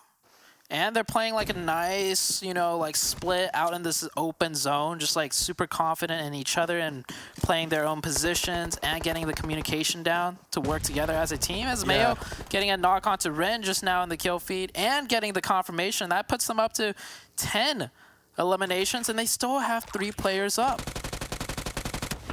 They do still have 3 players up. Mayo just trying to pepper down shots in the front. You're here now, Wall Perone back to cover. The nade's tossed in so close too, though. Look at Mayo, instantly backs off. 3 players are still up from the side of Vamp, and they're spread out quite well. Slowly and steadily, teams are now able to get themselves up right in the edge of the zone too. Lazarus, they're finally going to take out the last man standing of Nova. And now Lazarus, it's all down to Fierce. We'll see what Fierce can do. Joey's definitely, you know, popping off for Lazarus as of recently, but Fears is also one of their top players. We've seen Fears' name up there too in the recent weeks. Yeah. He's not in zone. He's a solo. He's got to snake it all the way in. Mezexis, you hear, definitely knows there's some player over there trying to smoke their way in, so he's going to keep an eye out on that. Meanwhile, the Vamp team just maintaining their space, and Lazarus does get eliminated. Lazarus eliminated. And now Mezexis too. Yeah, here's the only man alive. He's trying to play on the outskirts, trying to play on the edges. He will be spotted, and Leon will just nail him down. Leon here, of course, with 5 eliminations in the lobby, doing pretty phenomenal so far. And King Pick tosses in the nade in the front. It's going to be quite close. Leon taken down so low. And yeah, we'll just listen to this little music, you know? King Pick is just chilling. He's having a good old time. Yeah. Vamp's having even a better time, though, because the zone did shift completely in their favor. Yeah, War Swins Bros, is in. HQA. Neither of these two teams are in zone, and it looks like they're kind of locked into an engagement, too, before either can leave and continue on. Wow, if Vamp do manage to win this, this is going to be the 3rd chicken dinner of the day. Quite impressive. That's crazy. Yeah, indeed, that's quite crazy. Like, one of the rare teams that is able to pull this off, like 3 chicken dinners in a day within 5 games, and that's quite insane. And now HQ8, it's just like, seems like they have a deep connection to that music, and well, that's just going to make them fall to their demise, as Mayo will take out one of the men from HQA. Now HQA, they're just handicapped because Leon has a huge chance to try and capitalize on this one, because HQA, currently they're hurt. Vamp, they're the ones they won. That's going to be taking advantage of all of this. Yeah, there's a... Unless if Russ could do something crazy here. No, it's I don't think so. Yeah. There's a chance. There's a chance. But it's going to be a very slim chance. He's on... Oh, okay. Yeah. Yeah. He is done for. They spot out the trigger movement. discipline. Yeah. Yeah, they spot out the movement. He was looking for the best opportunity possible, but Vamp, 3 chickens. Like you said, Yeah. I don't think anybody, not even Glitter, knew to pick Vamp today. Because, dude, wow, this is team, out of nowhere, looking super strong. Yeah, and I mean, I don't really want to call it random, but it is super random. We did not really expect Vamp doing so great. Like one of those teams that was on the struggling phase in the week 1, and now in week 2, it's just like a complete new breath of fresh air for them. Vamp just absolutely dominating the entire lobby, and it's not even like they're focusing on those elimination points, right? We had a conversation about Vamp, and they're one of those teams that like to really take things quite tactically, and they like to be much more mature and go for those zone first. Mayo from Vamp right there, 5 eliminations, 1,055 damage. I'm not convinced though. I will give them the credit that in the matches they won, I like the spacing, I like the technicality. It wasn't luck. They had everything looking crisp and clean. The reason why I still doubt them though is like, I think it was just a today thing that they managed to play everything so crisp and clean. Like we see, like even if they have the fundamentals down, it doesn't always execute through. So I'm not fully convinced yet, but congratulations still, nonetheless, to Vamp. Very impressive from them. I mean, makes sense. Like, I kind of am with you because we haven't really seen Vamp perform like that. I mean, yeah, we did see them take a couple of chicken dinners here and there, but it was quite rarely. We haven't seen such a big performance from the side of Vamp in the past. But yeah, well, Zute, it seems like that's going to be it from our side for now, because after this short break, it's going to be the analyst desk.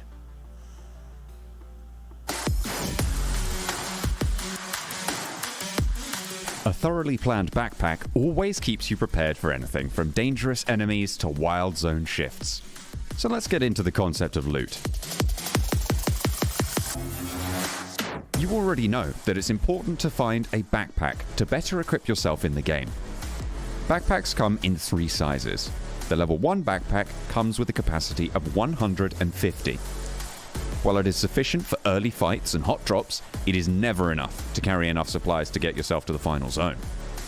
The The level 2 backpack, which comes with a volume of 200, is indeed better, but no one wants to settle for any less than the level 3 backpack, which comes with a maximum capacity of 250.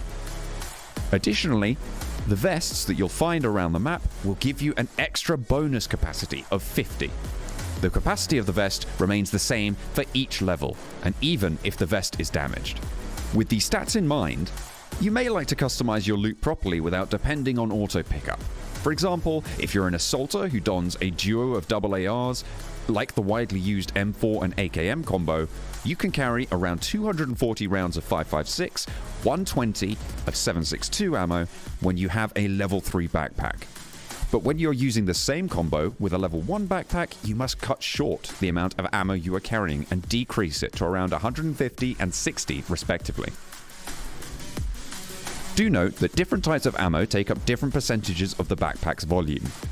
Furthermore, it is important that you don't compromise with your utilities for ammunition. For example, when you're out of enough ammo, you can adjust your playstyle accordingly and play a little passive. On the contrary, when you run out of utilities like smoke grenades and health supplies like first aids, it becomes much more difficult to make adjustments. As PUBG Mobile is a survival game, it is important that you reserve some space for carrying enough survival items. PUBG Mobile will always require you to act according to the situation you're in, but a little bit of pre-planning while you loot goes a long way. Always remember to check your backpack and ask your teammates to check theirs too, so that the loot is properly distributed among the team and you don't run out of essentials during intense firefights. Remember, no amount of loot is good enough to die for, so keep your priorities organized.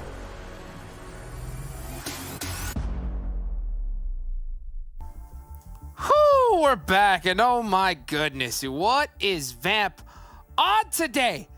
It's gotta be that Monster Energy, baby. That's right, our official energy drink partner. Was it 3 chicken dinners today? Have we seen a 3 chicken dinner today at all this tournament? 7? I think this might be the first one, actually. We saw 2. Right? That's right, we saw 2. 2 out of Panthers. We saw 2 out of Knights yesterday. It's the turkey, this is the first 3. It's the turkey. First 3. I'm telling you, that is how you get it done. Unbelievable performance for them. Let's take a look at the match ranking so you guys can just see it in this beautiful format. 29 points. These guys are going to skyrocket up the leaderboard, 7. They definitely are. The main impressive thing, like, I know we're talking about the chicken dinners. What's really impressive to me is the way they've been able to do it with the eliminations, backing it up. Like in this one, backing it up with 14 elims. This is gonna help them put themselves in contention for, like, especially for the finals. You can definitely say they're gonna make it to the finals in the position that they're currently on, but it's gonna put them in that contention. Be like, okay, are you guys probably gonna be pushing to be champions? Or are you guys gonna be putting up a fight for Knights and Nova? So it's really good to see those kind of numbers out of them. And then if we go down, Helping Quit Addiction, 4 bros, congratulations on the 22 points. But I want to go to Helping Quit Addiction because this is another team that has been quite consistent. 15 points for them. Nova Esports there being able to clutch up 13 points total. I do hope, Nova Esports, if you're hearing me, I do hope we get to see Ren more often because I just love his playing style. And then once we go here towards the second page, Glitter, HTV. Yikes. Still disappointed me a little bit. Dope. I gotta lie, definitely disappointed me today. XSET had some good performances today, but I still feel like this is not quite the XSET that we're used to seeing. Yeah. I'm not sure what's going on with XSET. I mean, really. We've seen them just pop off on a consistent basis before, and then just here, just seeing that kind of just back and forth. Good game, bad game. Not sure exactly what it is, but we gotta go, of course, talk about our daily winner today. Glitter, who do you think it is? I think we could just wipe all of them and just call it Vamp. Because I'm sorry, WallStreetBets, and I'm sorry, Knights. I don't really know that your chicken dinner is particularly matter today because Vamp put on the performance of their lives. I mean, look, they have the highest damage in the last match of the day at almost 2,600 damage. Same. They also have the highest elims, and they almost have the second highest elims on top of it. Like, this was such a strong performance. Yes, WallStreetBets, Knights, good job on your chicken dinners, WallStreetBets. Nice, strong, solid chicken dinner. But where did this Vamp come from? Because they weren't like this the first week in league play. They weren't like this the first super weekend. I mean, this is just a night. I don't know, did they get a shipment of Monster Energy? Because something has changed. Yo, it's on deck. It's on deck. Same here. I mean, that is ridiculous. You know, and this is what I was telling about earlier. You know, I have a feeling that this is going to be one of those squads we're going to see come finals time just go nuts. I mean, they're getting better and better and better. Today, that update has been downloaded. These guys know what they're doing. So I guess it's time to see that overall leaderboards, right? How far did Vamp move up? That is the question. And that gap? See ya. Wow. Gone, 7. Wow. That's, yeah. First of all, let's talk about that gap. It has increased even more with Knights and Nova, but helping Code Addiction now putting themselves there in that 3rd place. The Panthers, with the performance that they have had this Super Weekend, we talked about it, Glitter. Yes, they got a chicken dinner on the first day, but after that, it was a bit lackluster. They were able to secure some illims here and there, but it just wasn't the Panthers that we're used to seeing. Lazarus, huge jump up there to 5th place. WallStreetBets as well. Vamp, I feel like Vamp with those 4 chicken dinners, if they can start, I know this might sound silly with what I was just saying, but if they can start averaging more illims, even when they don't get a chicken dinner, that is what we want to see, right? We want to see those performances when you're not going to be able to secure that chicken dinner. And then we have 4 bros there topping it off in 8th place. And damn! Oh! They did me dirty, baby! Yeah, that's right. That's right. Dope let me down. We were going for 15. Yesterday, they made me proud by making it to the top 16. Today, they did it, Glitter. You know, they did chip away at least at the lead that Execute has over when it comes to Super Weekend specific points. But had they averaged what they were doing on days 1 and 2, had they averaged a performance that was literally matching the performance of Execute, they probably would have leapfrogged them. Today was not their day, did not go their way, and in the end, the only team that gets fully leapfrogged by both of our teams is B-Town, who's now in last place, but only by 5 points. So honestly, this final week, Jukes, is going to be stressful for so many of these teams. Oh, yes, ma'am, indeed. I mean, literally, if Dope does not make it into the final Super Weekend, they're done. Like, literally, I don't think they'll stand a chance. Unless, of course, those other teams don't make it at the same time. But it's going to be an all-out brawl. And the problem is that when you put yourself in this position, it is really scary. Because the last week, you never know what's going to happen. We've seen the shenanigans with the teams that know they're going to make it in. So they better make sure that they're very, paid their dues to the top squads, so that they don't make them angry. But speaking of top squads, the MVP of the day. Who is it gonna be? All of That Vamp. is my question. Yeah, all of Vamp. It's just gotta just say Vamp, right, at this point. But who stood out above the rest? Let's take a look here. And who's it gonna be? It could be... It's Solo. Wow, yep. 13 kills. Wow. That's a baker's dozen. Well deserved. That's a baker's dozen right there. Looking good. 7. I mean, what else can we say about Vamp? I mean, well-deserved, too. And it's not just the illims, right? 13 illims, that's something that we love to see. That average survival time, and I think it helps so much with them being able to get those 3 chicken dinners. But going back to what I was saying, please, Vamp, if you guys don't get the chicken dinners, I still want to see you guys get illims, because once we saw that overall, that was the main drop-off. If you see it, WallStreetBets had 132 illims. You guys only had 96, and you guys are trying to fight with that team. So there's, you got to close that up. Got to close it up. Got to get it done. I mean, WallStreetBets almost pulled out those last 2 chicken dinners. Well, yeah, almost pulled off 2, except for Coops shutting that down there at the end. But if Vamp keeps having performances like this, I mean, we're going to see these guys just get it done. Just get it done. Everybody, thank you so much, of course, for watching. Make sure that you go ahead and follow all of the socials. It's so important. And use that hashtag PMPL. And, of course, tag us as well. Hot Jukes, the 7 Worlds Gaming, Glitter Explosion, all the casters. Easy retweet, guys. Easy retweet. Well, that's all for us today. We will see you back in League Play. See you later.